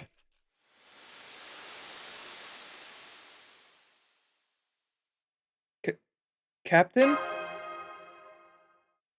This is no time to worry about anyone else. Look around. This is reality.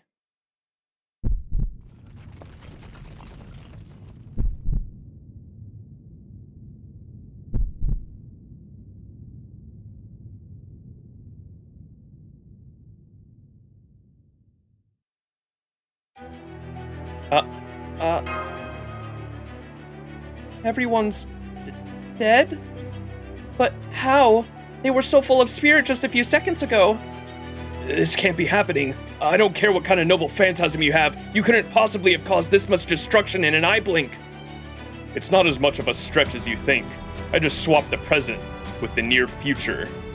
Black Tezcatlipoca is an omnipotent god with control over all things, but that's not to say he has the authority to create anything and everything. It's the authority to freely pull in things that could potentially happen within a set of rules. If something can happen in the future, I can change the order of events so that it happens now. What you're seeing now is what Mictlān will look like in a few days. You're all from the 21st century, right? You must have played a video game or two. Consider this a free trial of extinction. You'll face it eventually, but you may as well enjoy it early. So this is the future? It's what Mictlān will look like in a few days? That's right. The Ocelome will all die, the dinos will go extinct, and the world will keep on turning as though nothing happened. Nothing out of the ordinary about any of it. Isn't that right, Cucuzclán? To gods like us, a reset like this is a piece of cake. That said, I'm getting sick and tired of the same damn thing. I feel like a hearty dinner for once. Luckily, I now have a chance to do that, and it would be a waste to enjoy it just for myself.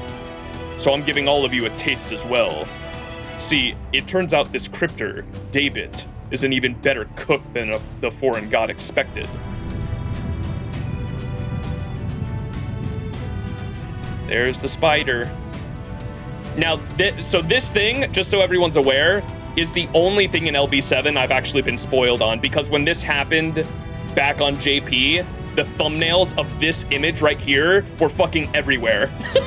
So now that this has been revealed, I don't know shit about the rest of the Lostbelt.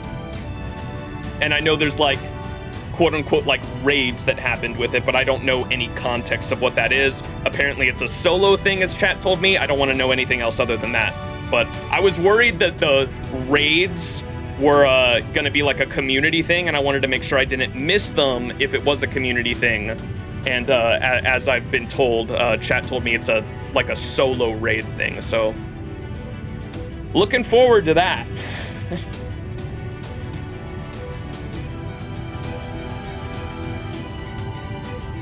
So what's going on? David cooked?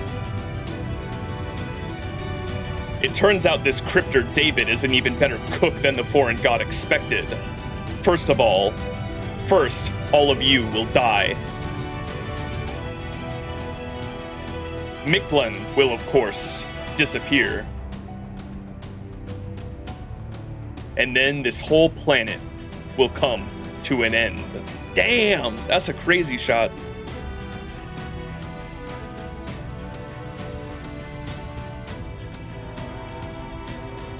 Wait, but why? Or I guess this isn't the foreign god's plan.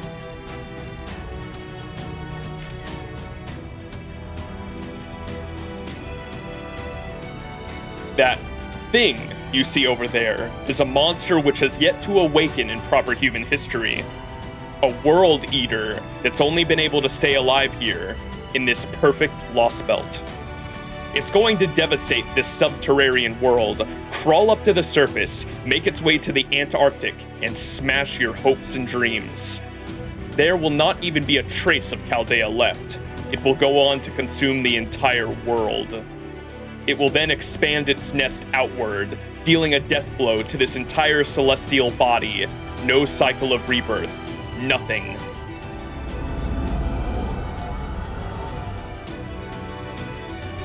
That is the future, and right now, it's guaranteed to happen. That's right. Ort is going to end this planet. Daybit, so that's Ort. I always thought you were a little nuts, but I had no idea you were going this far, Daybit. So all three of you are still alive. What an odd quirk of fate that we're all here together at the moment the world ends. The moment the world ends. Even if it's more of a preview. Is this really what you want, Daybit? Kishtaria rebelled against the foreign god's machinations. He tried to use the Tree of Emptiness to evolve all of humankind. But you're trying to eradicate us completely? That's no different from the foreign god's efforts to erase human history.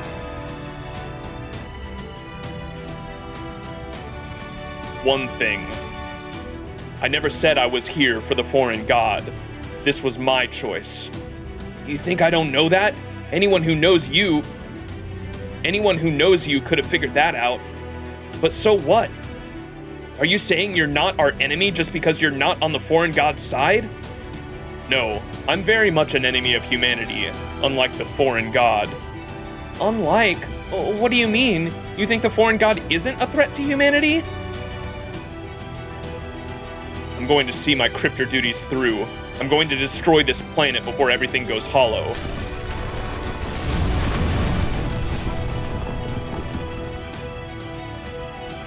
Damn it, he's fallen down below. What an infuriating way to get the last word in. Huh? Sheba's detecting a threat of the highest order. A fatal force of destiny is heading this way. It's already so close. There's no way we can escape. It's here. Ort is here.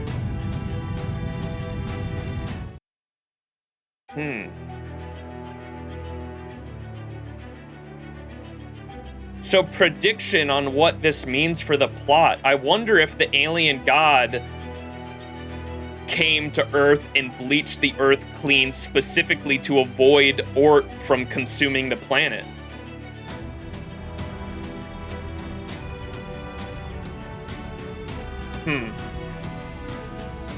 No one answer the question, I'm just theorizing.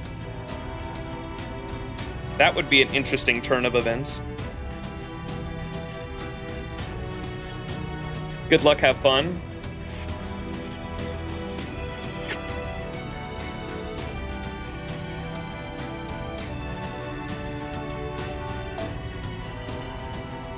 When I saw Foreigner going into this, I thought it was going to be a Cuckoo. I thought we were fighting Cuckoo, but I guess we're fighting Ort early. We get a test preview.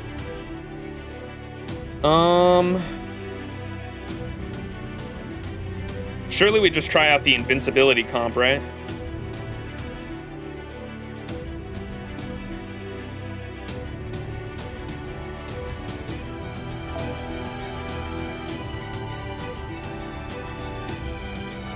Do I have to have someone on the front line? Because I've got all the units for it.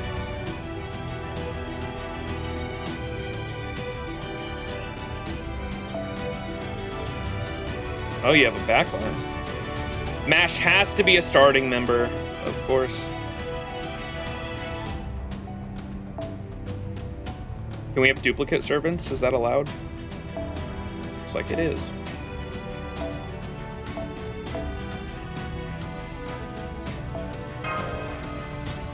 All right, remember, chat, no hints. Let me suffer.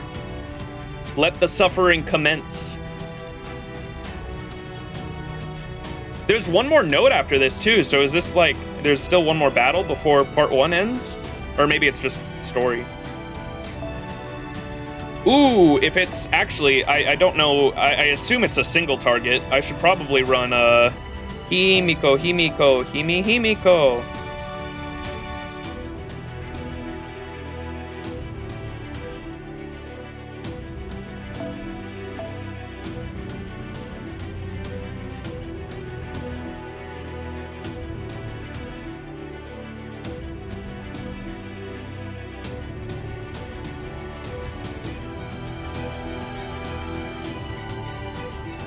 They described Ort as a spider at some point earlier in the story too, didn't they? Someone did, I can't remember who. The itsy bitsy spider cried up the water spout. Down came the rain. Where's the Himiko CE? There it is.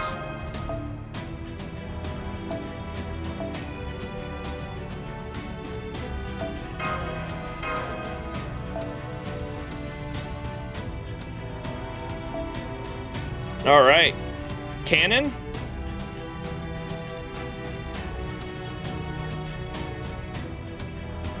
Let's try this out.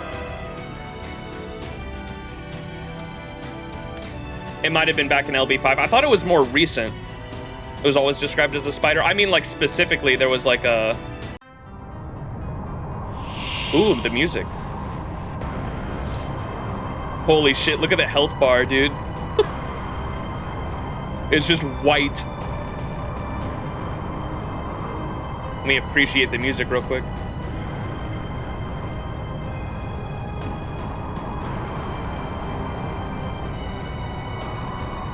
Look at the level, yeah, the background and shit. I'm not a huge fan of the 3D sprites. It looks a little weird, but that's just me.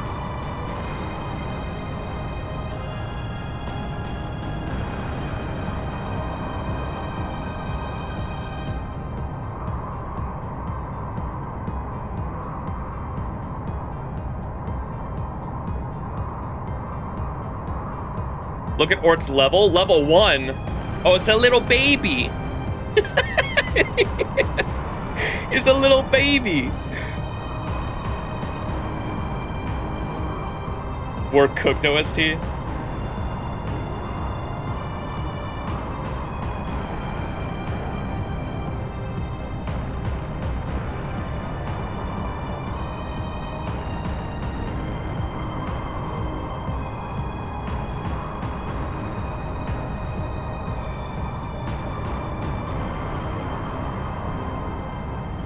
Very digital.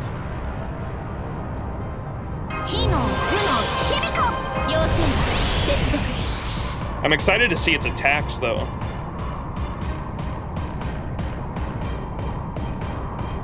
What is that above its fucking head?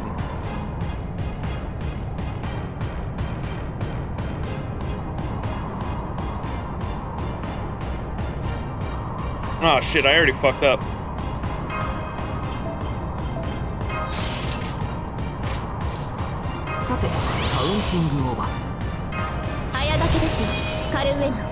Might already be cooked, chat.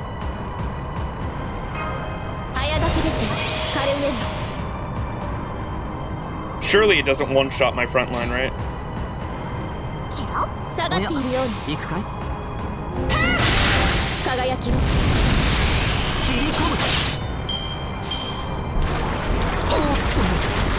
Whoa.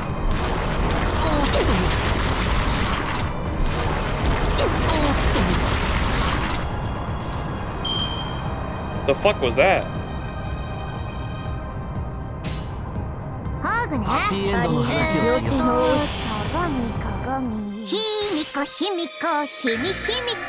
Can I get some Himiko highs in chat?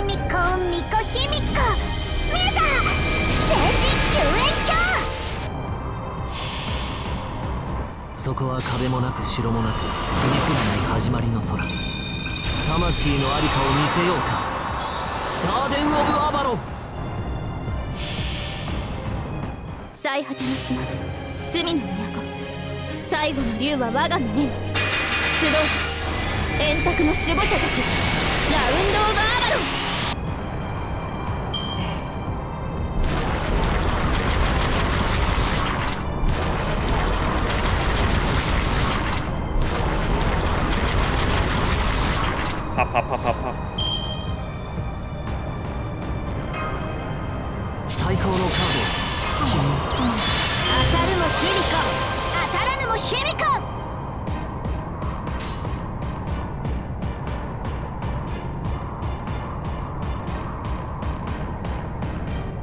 Ooh, that's a jam.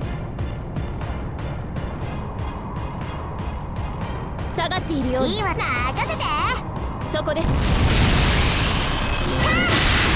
らえ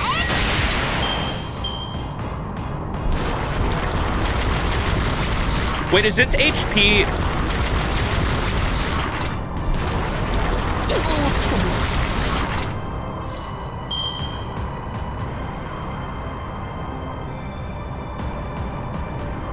There's like a yellow bar under it, or like a bronze bar under it. I guess we'll do this again.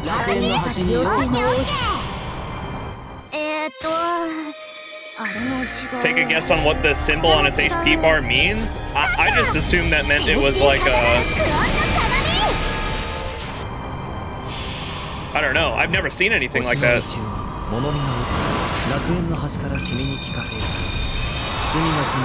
I assumed it was like gonna be a break bar and maybe it breaks and reveals like a fucking 10 bajillion HP or some shit.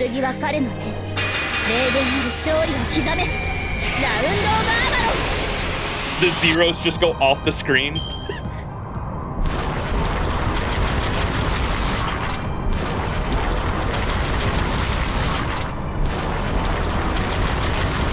SFX is crazy.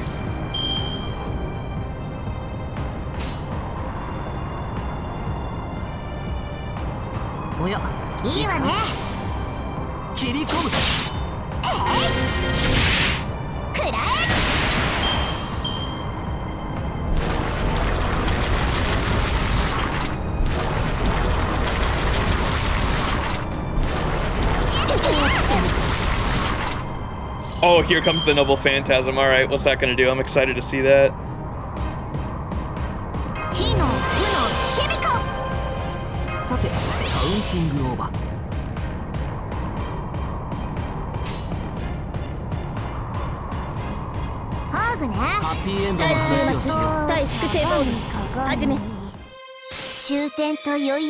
How bad could it be, the Noble Phantasm? Not even one. I thought about doing one-time speed, but I didn't want to go slow-mo through all these Noble Phantasms.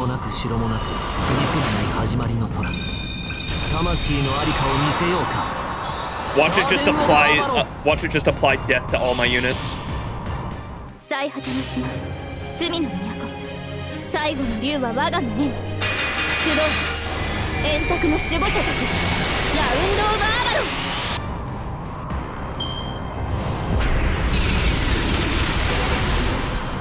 Oh, removed all their buffs. Oh, it's still going!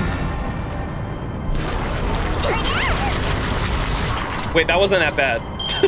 I thought it was gonna be way worse than that. It did NP down, though. For 5 turns.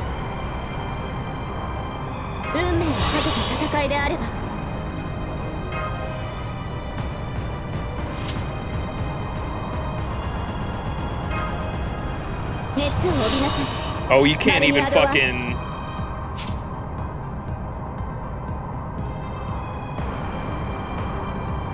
Wait, it consumed it on her. Wait, what?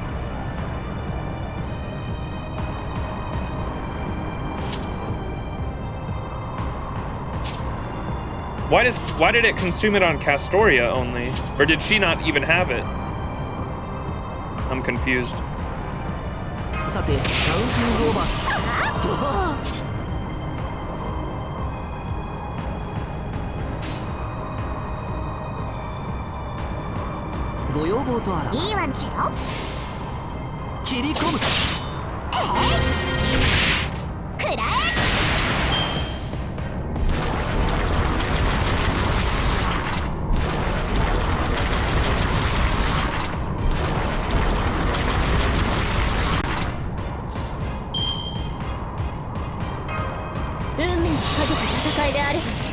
And we're gonna die for sure.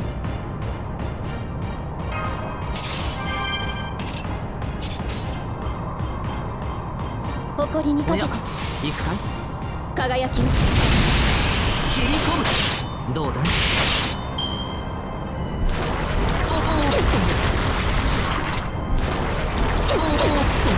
Oh, Merlin's dead. Good thing I have another one at... Whoa! What was that? That was like what happened to Nemo. Did it just like consume his spirit origin?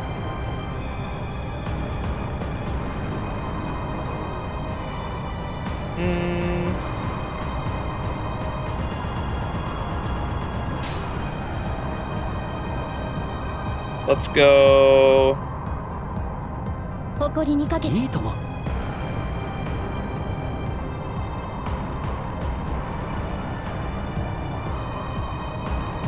対終末対粛清防御下がっているように最果ての島罪の都最後の竜は我が胸に集え円卓の守護者たちラウンド・オブ・アバロンそこです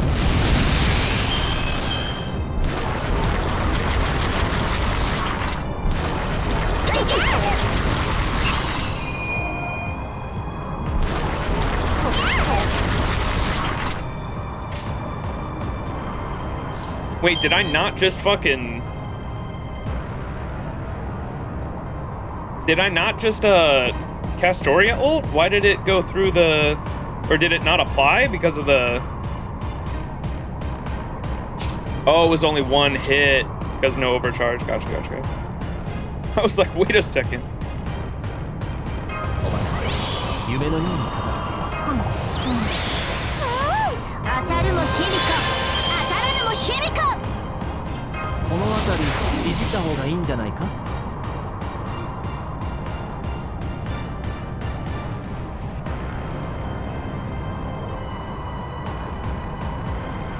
火と月と星々いいわね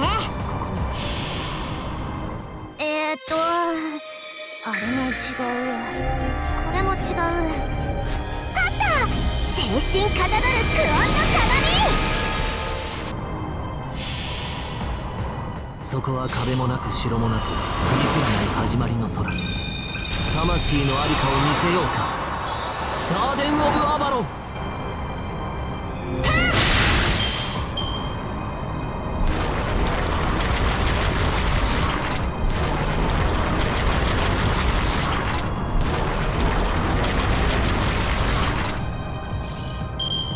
Might have to restart this one.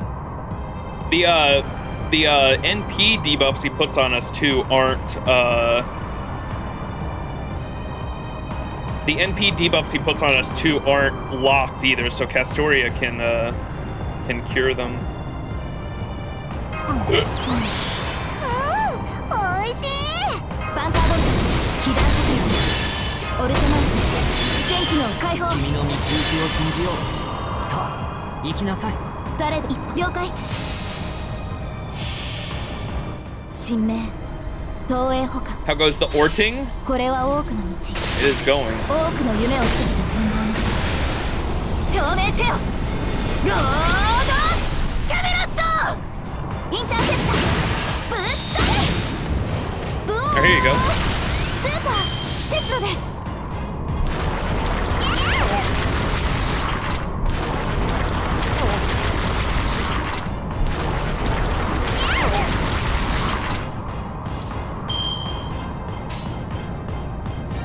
いいわねどりゃスライドどりゃ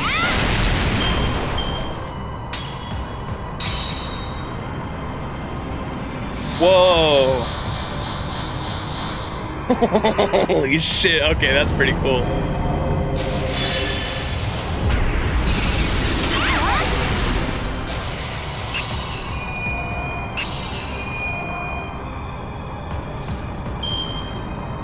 Not MASH? I was expecting it to be like a... I was expecting it to be like a break bar that breaks and then like its HP just extends across the screen. That's what I was expecting. But to see like that many fucking break bars, that's pretty cool too. Holy shit.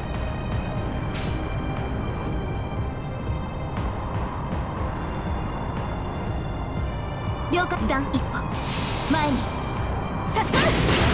これでぶっ飛べ。ブオースーパーですので。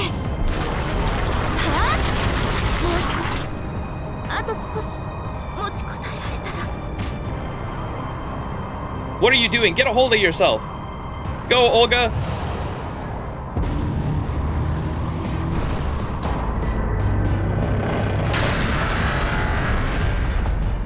That didn't do much.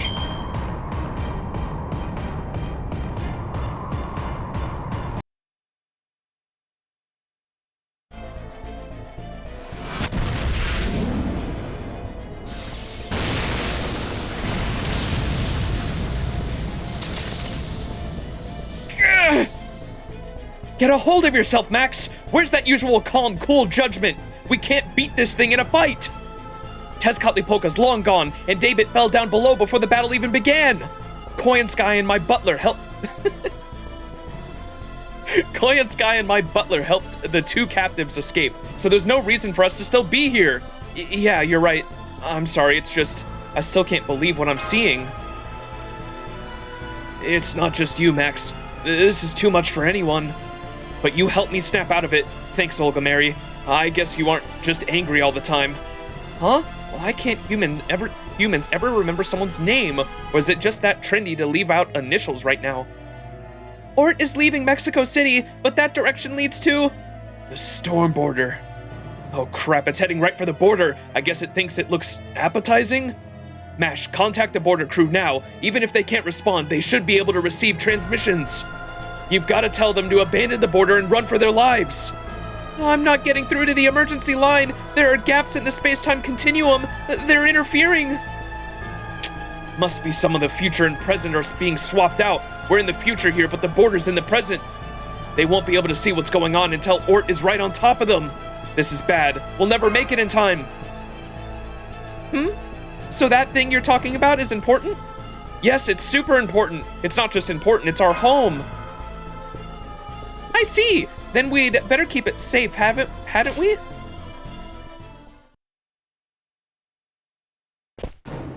So this is the flying boulder. Awesome. It looks like a fusion of foreign machine civilization technology and proper human history engineering. Oh, you there. Would you tell the crew to go inside and fasten their seatbelts? I can't believe I'm saying this, but thanks to Koi and Sky's surprise appearance, I think I'm actually getting used to strange, beautiful women showing up out of nowhere. So, with that out of the way, let me ask you, what the hell are you talking about? Huh? Is that you, Lady Kukulkan? Sup? Is something wrong? You look kind of panicked. Oh yeah, something's definitely wrong. I'm going to... So can you help everyone get inside the border? Damn, seriously? Okay, well, I wouldn't put it past you, Lady Kukulkan. Right, I'm on it.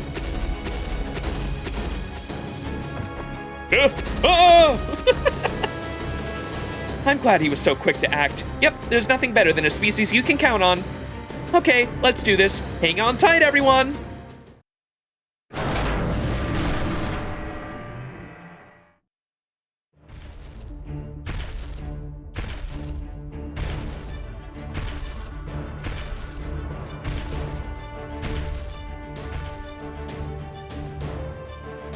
Everyone's mouth is agape. Senpai, the storm border is, hopping through the jungle like an enormous rabbit. Whoa, Kukulkan is actually carrying the whole damn border by herself? Hey, I could do that too if I was at full strength. She's carrying the border towards the jungle southwest of Chichen Itza. Oh, she just put it down.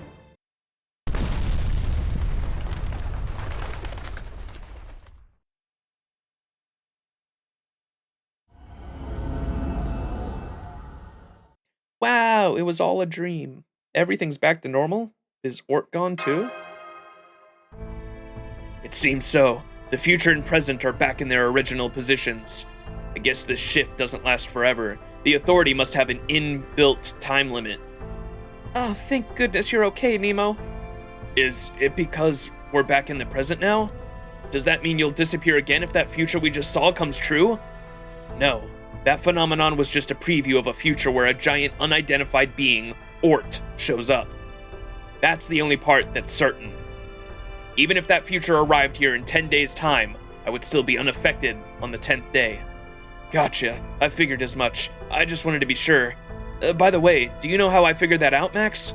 Because the city's back to normal? Is the Osalome on the ground or looking our way? Oh gosh, you're right! All the Osalome gathered on the street are now pointing up at us, arming themselves. They're definitely about to... From their perspective, we just picked a fight with the Iskali and Tezcatlipoca. This temple might be a holy ground for them, but they'd look angry enough to ignore that and come after us. And the Osalome don't take prisoners. If they catch us, they'll tear us limb from limb and gouge out our hearts. Let's get out of here, and fast. We're even further from the storm border now.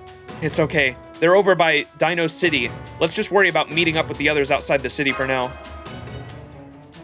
Understood, Master. The rope ladder Koyanskaya left for us is right over there. Director, is something wrong? No, I was just savoring our victory. You're heading back to the ship, right? I won't stop you. I had to put aside my reservations about her since it was an emergency, but she was nothing but helpful. It seems like she's trustworthy in a fight, maybe even as an ally. No, it's too soon to say. Understood. Mash, you lead the way, followed by Master Max. Kadok will go next, and I'll bring up the rear. Madam President, since it looks like you don't need to use the ladder, would you give us some aerial cover? Of course, I was planning to do that anyway. Good decision, Captain. I like your style. She's regained her memories, hasn't she? Seemed like it.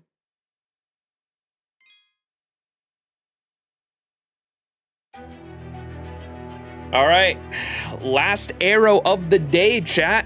We're gonna finish section 10 and with it, LB7 part 1.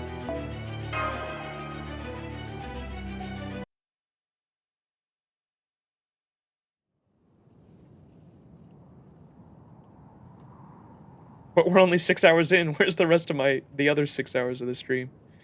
We don't do 12 hours for FGO because the story's a lot better paced. There's a lot. The pacing is good enough to where I can find like good places to stop. Where HSR isn't really paced that way. Anyway. The city is back to normal. Not one of its citizens was lost. But that's only for the present. In the future, Tezcatlipoca showed us everything was... Ah, that was fun. Sure, the ritual was ruined, but hey, sometimes your customers just make off with the goods.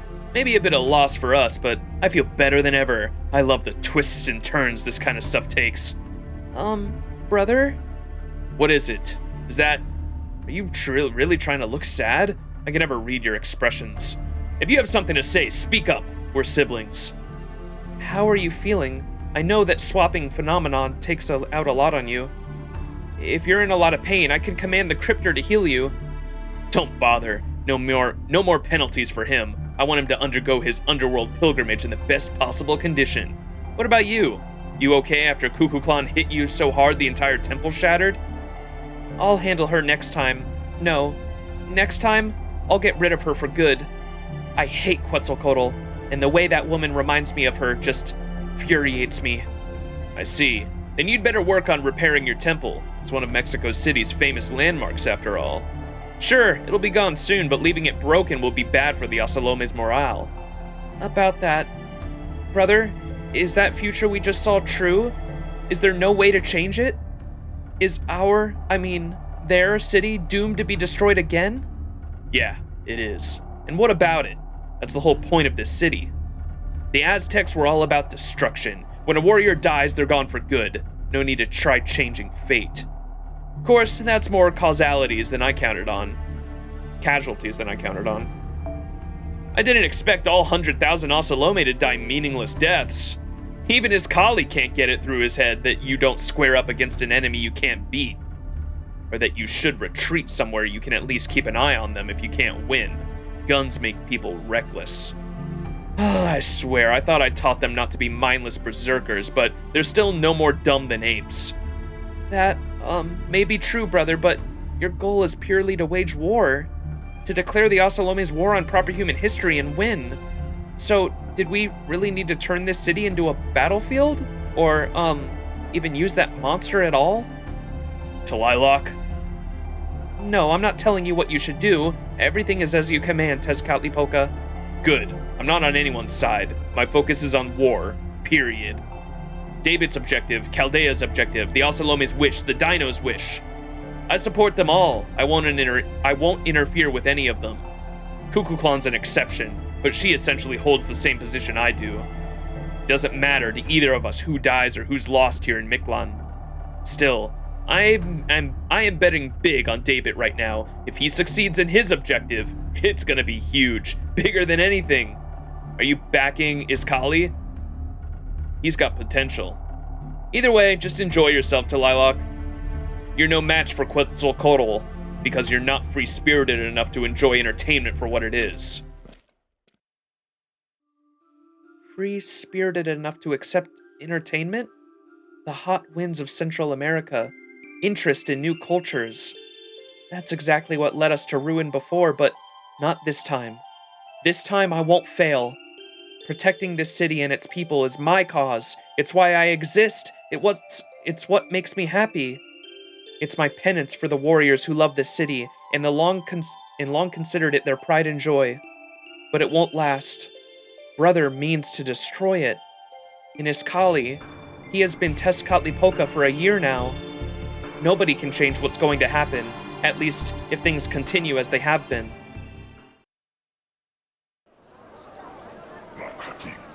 Wakati.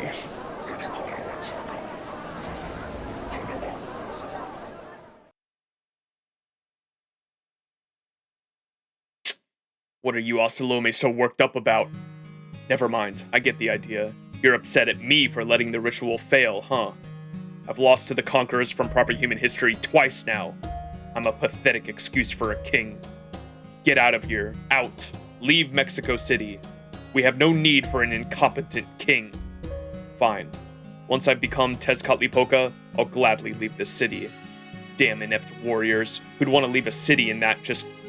Who'd want to live in a city that just copies proper human history's civilization anyway? I'm going to make an entirely new kind of city. A city where humans, gods, and the sun all support one another. I'm going to make an underworld that doesn't need sacrifices, that doesn't produce weaklings or wealthy men, where meaningless wars are never fought. The kind of underworld paradise where Tezcatlipoca himself lives.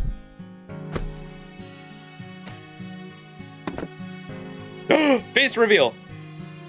Ugh, my wound is aching. It has been ever since Chaldea showed up. Conquerors from proper human history, those humans who came to Mictlān to excise it.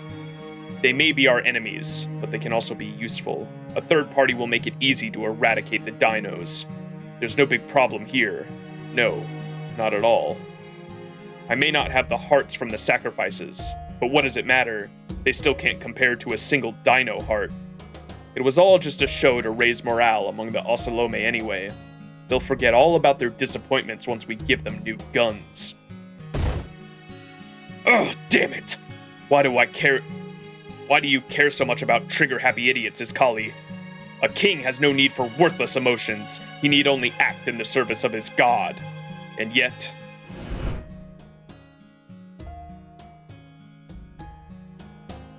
Damn it. Why am I letting that sight get to me?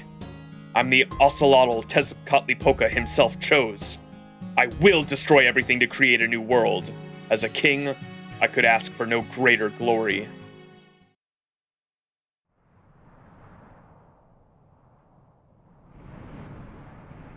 Where the fuck is this? Oh! So he's planning to use Ort to eradicate everything? Now I get it. Now it makes sense. I see what you're doing, Tezcatlipoca. You're absolutely merciless! True, a blank slate doesn't go far enough. Neither does bleaching. You can't call it a real extinction as long as there's so much as a foundation left to build on. So you're going to shred the very scroll on which proper human history is written, even if you must destroy all of Mictlān to do it. That's hilarious! Truly hilarious! I take this as your confession that you don't have what it takes to save the world, even if you cared to. Well, not me. I want to protect human history. A scroll's still a scroll, even if it's completely blank.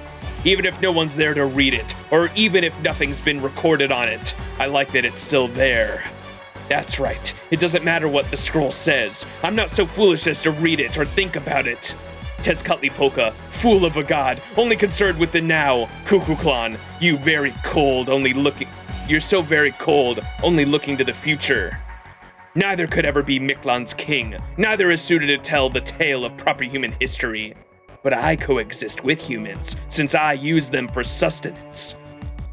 That makes me the best choice to be king of the Mictlan underworld. Still, with Ort on the table, even the mighty Camazot can't help but shrink back in fear. Are they really going to repeat the mistakes of 6 million years ago? Ignorance only excuses so much. Maybe it's that neither the Cryptor nor Tezcatlipoca have ever experienced how truly bizarre that creature is. So what are you going to do, Camazot? Should you help Chaldea, or let them fight it out and take the spoils for yourself? I know. Why don't I start by saying hello? Yes, that's the ticket. In fact, now that I think of it, I still haven't gotten his name. I've already tasted Chaldea's heroic spirit summoning. To thank them, I'll show them my dead spirit summoning in return.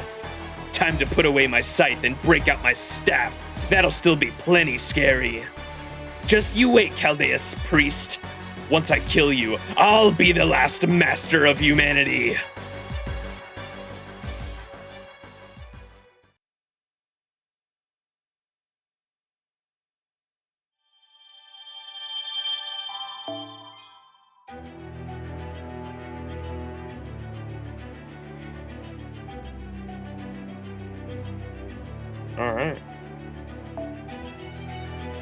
All right, section 11 with plenty of arrows. That will be the start of next stream.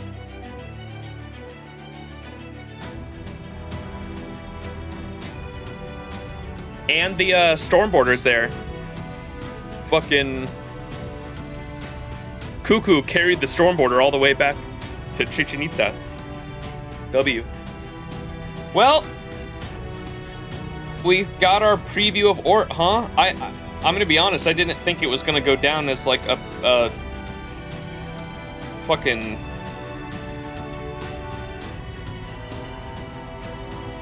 whatever the fuck.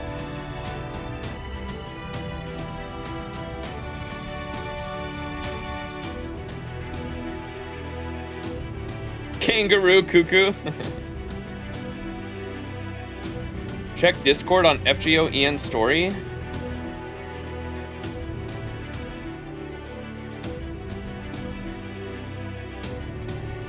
Oh, someone beat the preview Ort? That's crazy.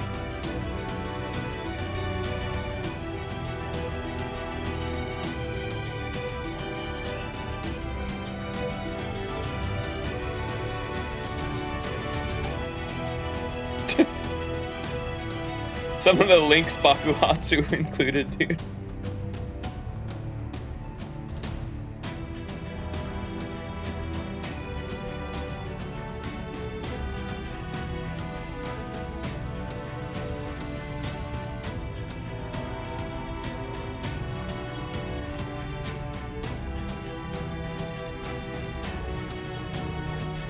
From the Koyanskaya moment, bro.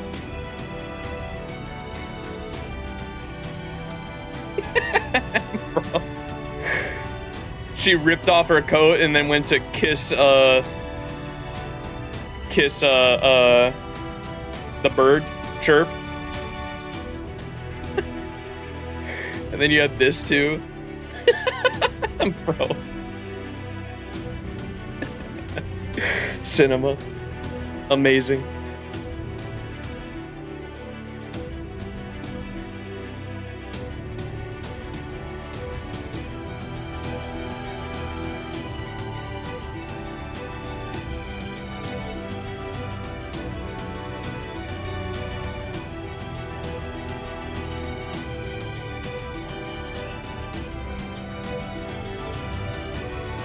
All right.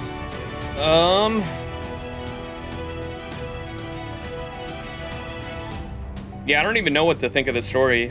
so far. I've still got so many fucking questions on what the fuck is going on in this Lostbelt.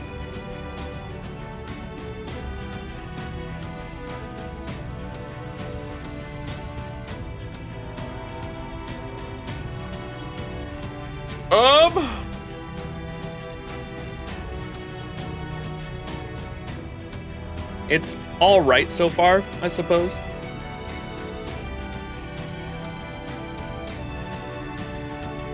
Boot Hill stream when? I don't know. Sometime in the next week, because his banner goes live in like 3 days. I don't know if I'll be streaming the Boot Hill rolls the second the banner goes live or not. But hopefully sometime in the next week. Holy wubbaboo.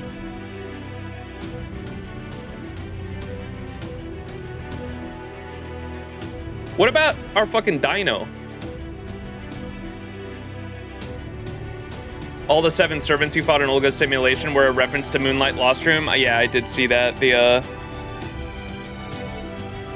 Well, they're also all Moonlight Lostrum. They're also all servants from the Extraverse too, right?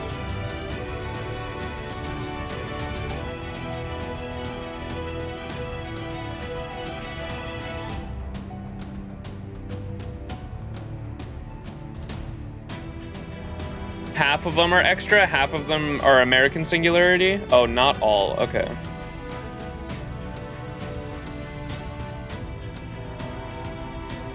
Gotcha. Yeah, here's the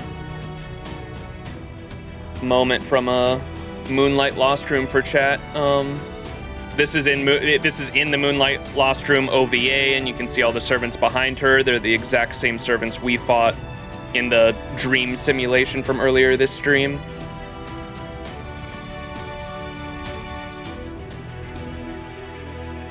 Interesting detail.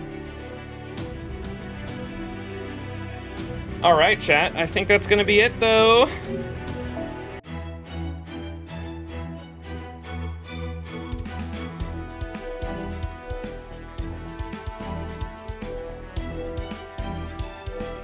Yeah, I think at the moment my overall opinion of the Lostbelt is really gonna hinge on its ending.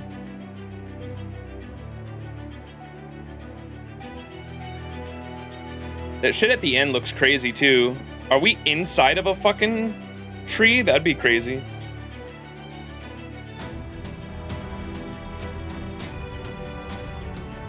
I still don't know what the fuck the trees even are either. Like the fucking trees of emptiness, when they said there's a galaxy inside of them and every galaxy is like an actual galaxy named out there in the cosmos, like how do you even begin to comprehend what the fuck that means? You are in Mala's hole. What does that mean? It kind of, like at the end there, with the way it swirls, it does kind of look like it could be like inside of a tree itself, you know what I mean? What if we're inside the tree? And that's why it's a fucking cylinder. I don't know. I'm speaking out my ass right now. Better than Kiara's hole.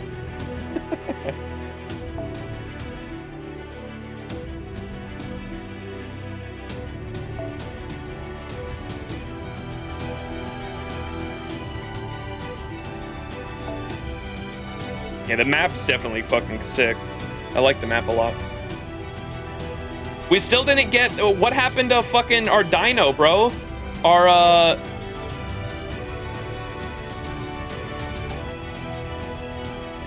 Tepu. What happened to Tepu?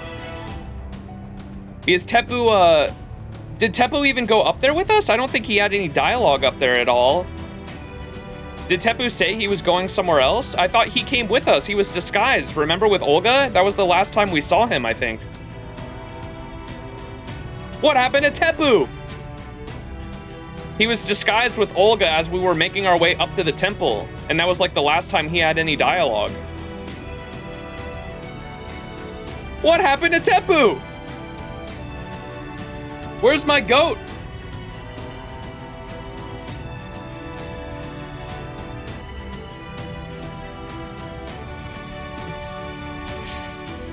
Tepu disappeared and Cuckoo appeared? Sus.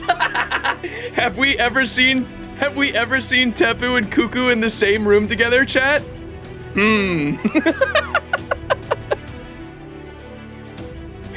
That's mad funny. Hey, yo. Have we ever seen them in the same room together?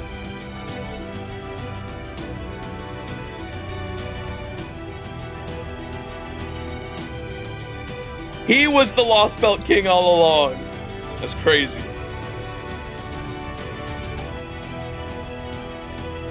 They did say Quetzalcoatl and Cuckoo-Clan were always interested in other cultures. What is Tepu interested in? Chat. I think Cuckoo-Clan is just Tepu wearing a skin suit. Shapeshifter, motherfucker. Those glasses are all a disguise to fool us.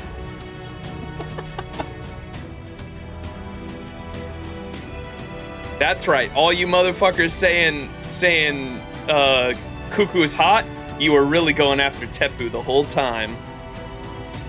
Got your asses. Fake booba. Scalies confirmed. Don't expose me like that. Anyways, without further ado, chat, I think that's gonna have to do it for the stream. Thanks for watching. If you're watching on YouTube, if you're watching the YouTube VOD, leave a thumbs up, leave a comment down below. Stuff helps the video get out there in the algorithm and all that. And let me know what y'all thought of it so far. Interesting story so far.